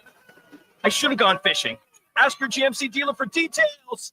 Vimy and Donnan Hockey are dedicated to skill development for all hockey players. If you are a student athlete interested in growing as both a person and a hockey player, visit vimyridge.epsb.ca or donnan.ca to register for a free shadow day. Beginner or an experienced player, these programs are designed to nurture and develop your skills in a positive and supportive environment. Vimy and Donnan help student athletes pursue their passion for hockey while achieving their academic goals. Register for a Vimy and Donnan Hockey Shadow Day today. The job isn't done until the last load is hauled, and having a semi-trailer out of commission is not an option. Whether replacing or adding to your convoy, Edmonton Trailer has a huge inventory of new and used semi-trailers, trusted by the gravel, logging, oil field, fluids, and freight industries. Find a trailer right for you online or at one of their 3 locations. For sales, service, parts, rental, and finance, when you're in it for the long haul, Edmonton Trailer. For over 65 years, Denham Ford has delivered the customer service and value that keeps Albertans moving for work and play. And that tradition continues with the final year-end 2024 clear-out. Enjoy low rates or thousands in year-end savings on every vehicle, including F-150, Bronco, and Super Duty. That's the value you've come to expect from where cars always cost less. Denham Ford on Highway 2A in Wetaskiwin or at denhamford.ca. Cars cost less in Wetaskiwin. Customers love Cross Mitsubishi for all kinds of reasons, like family-focused friend. Mostly, he loves the warranty, knowing his major repairs are covered, and he won't miss a single Christmas concert. The festive sale is on. Save up to 15% off all new vehicles. A 2024 Outlander PHEV ES is $41,648. A 2024 RV RES is $25,880. Don't forget Cross Mitsubishi's 10-year powertrain and 5-year new vehicle warranty. See Cross Mitsubishi in-store for details. 9605 34th Ave and at crossmitsubishi.ca.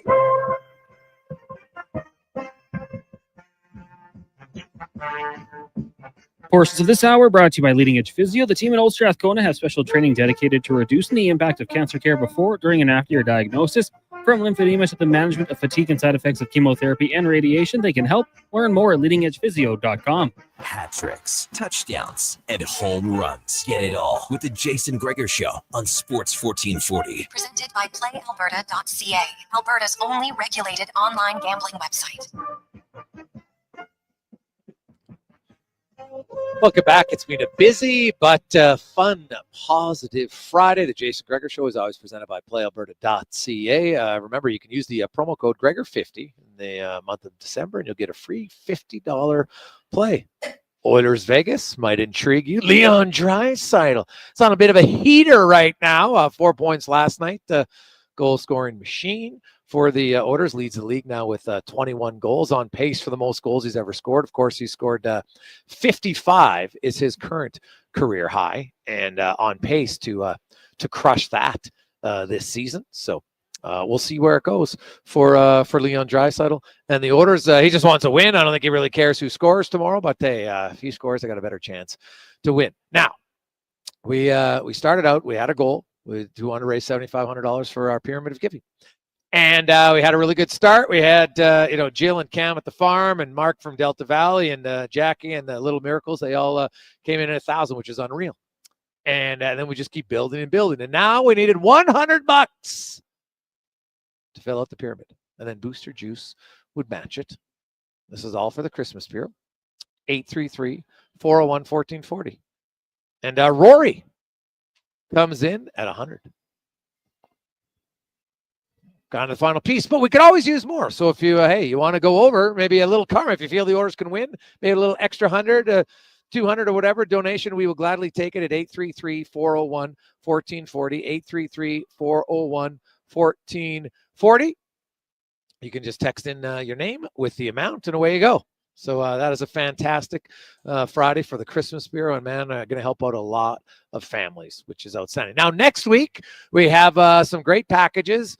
We will have an Oilers suite with food and beverage GC to go along with it for a game in January. It'll be a surprise. You'll find out on Monday which game it is.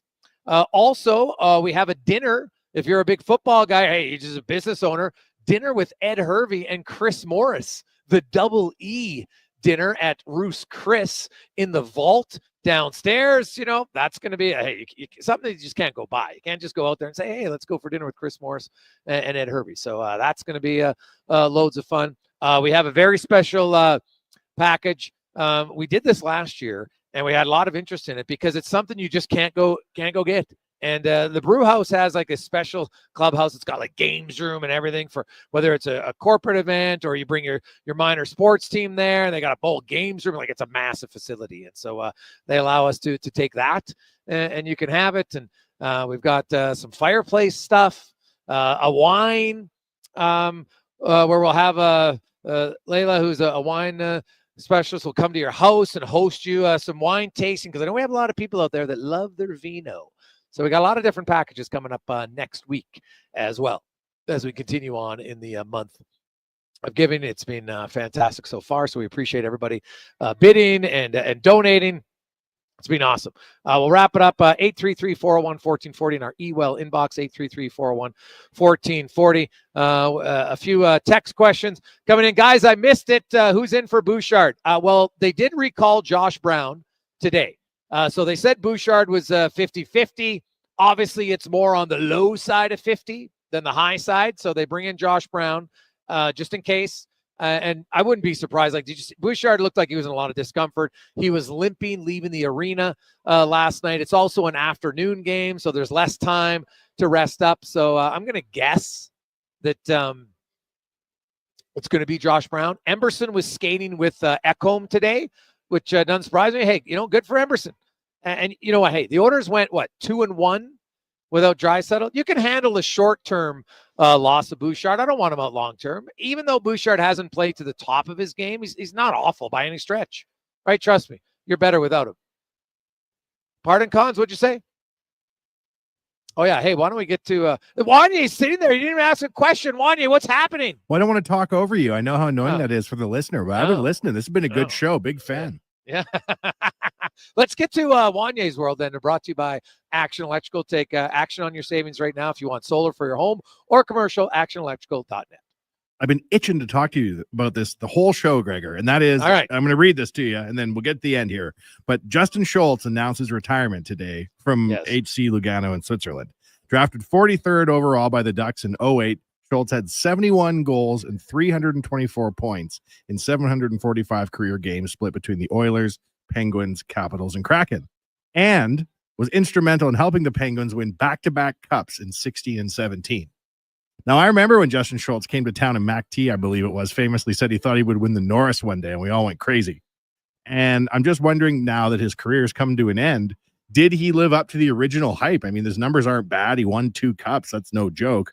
Do you think Justin Schultz lived up to the hype? Oh, well, first of all, instrumental might be a little bit, but he did play he scored some key goals for them. No play. He was a good contributor for sure. I think Justin Schultz, before he started and played one NHL game, and you see what the end is after 745 games and how he played, I think he would be considered a success story for sure for what he did in the end. Now, the Norris Trophy, that's a little bit over the top, right? Like Justin Schultz was a skill player for sure. He wasn't a great defender. Like in Pittsburgh, they fit him into a role where it was perfect. In Edmonton, there was a lot of young players. He was playing too many minutes early in his career against too many good players. He was never a guy. He wasn't a first pair defenseman. He shouldn't have been. So I don't blame Justin Schultz for not having success in a role that he wasn't built to play for. But Justin Schultz had a really solid career. Nothing to be embarrassed about if you're Justin Schultz. And I would say, you know what? I would say he lived up to, because I don't know if there was he wasn't a top pick or anything. It wasn't like he was supposed to be a franchise player. He's a 3rd round pick. He had a great career. I can't access it right now because my computer died and I didn't bring my charger. Idiot. But if Connor looks up Hockey DB, go to Justin Schultz's draft year and how many guys, I guarantee you he's probably in the top 20 of his draft class in games played for sure. I would guess. And at 745. So yeah, I think that's it's an outstanding career for him. I remember what do you think? I remember when the Penguins won, and key contributor maybe too much, but Penguins fans at the time were very pro Justin Schultz. Well, of course. And he scored some he scored 2 or 3 monumental crucial goals in that playoff run for them. Not top 20. No, but he was 21st. Oh, jeez. Okay. So that was a good guess, though. Close, though, yeah. Good guess. So what about in points? Where would he rank in points? Now, he's a D-man, so maybe not as high, of course. But, I bet you amongst D-men, he's probably top 10 for sure in points. Oh, wow. So then he's probably for sure top 10 amongst D-men. Yeah.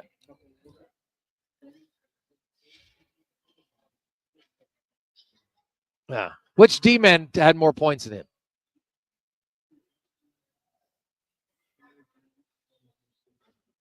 That's it. So he has top 10. Look at those guys. Obviously, the first three guys you mentioned, they're all Hall of Famers. So he didn't have a Hall of Fame career, but that's okay. It wasn't supposed to. Yeah, I think it's a good question, Wanya. It's I think he's a great example of someone that you can't just look at a player and only focus on the things you don't like. Justin Schultz did a lot of very good things that made him a successful NHL player. Right? He wasn't a great defensive defender, but he was never that guy. That was never his calling card, right? That he became, like a reliable player, no question. So good for him. Obviously, the love of the game just isn't there anymore, and it's hard if you don't have the passion, you can't play. It's just that simple. It's that simple. Well, hey, listeners, you have the passion. Thanks so much for supporting the Pyramid of Giving. It's a great Friday, helping out the Christmas Bureau. We'll be back with more great packages on Monday. Please have a great, safe weekend. Do not drink and drive. Get home safe. And, hey, come enjoy some great hockey here at the Silent Ice Center as the Winter Championship wraps up. You can check it out on TV, silenticetv.com. On behalf of Declan Cougar, Connor Halley, Wanya Gretz, and all of our guests, I'm Jason Gregor. Have yourselves a great weekend. Let's get to the Command Sports 1440 update, brought to you by eWell, your partner in power since 1975. For all your electrical gear, it's ewel.ca. This is a Sports 1440 update. The Edmonton Oilers were called defenseman Josh Brown from the Bakersfield Condors. They're off tonight, but back in action tomorrow afternoon. 2 o'clock start, taking on the Vegas Golden Knights. We'll have pregame coverage for you here on Sports 1440 with Andrew Walker and Donovan Paulson getting going at 1. Other news involving the Oilers. Former second-round pick Bo Akey has made the Canadian World Junior roster. On the ice right now, Sens and Hurricanes scoreless after 20 minutes. In the association, Cavs trail the Wizards 39-38, and the Pacers up on the Sixers 43-40. Later tonight, the LeBron-less Lakers up against the Timberwolves. Grizz host the Nets. Hornets in Chicago. You got the Nuggets take on the Clippers. Suns, Jazz, and the Trailblazers host the Spurs.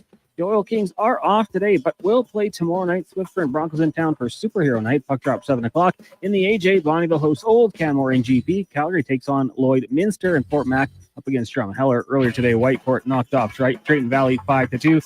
And in the BCHL, Sherwood Park will host Brooks, and the Saints are in Okotoks. Both those games will start just after 7. Coming up next, we've got Fox Sports Radio, and then tomorrow morning is the Saturday Sports Setup, 9 a.m. I'm Connor Halley. This has been a Sports 1440 update.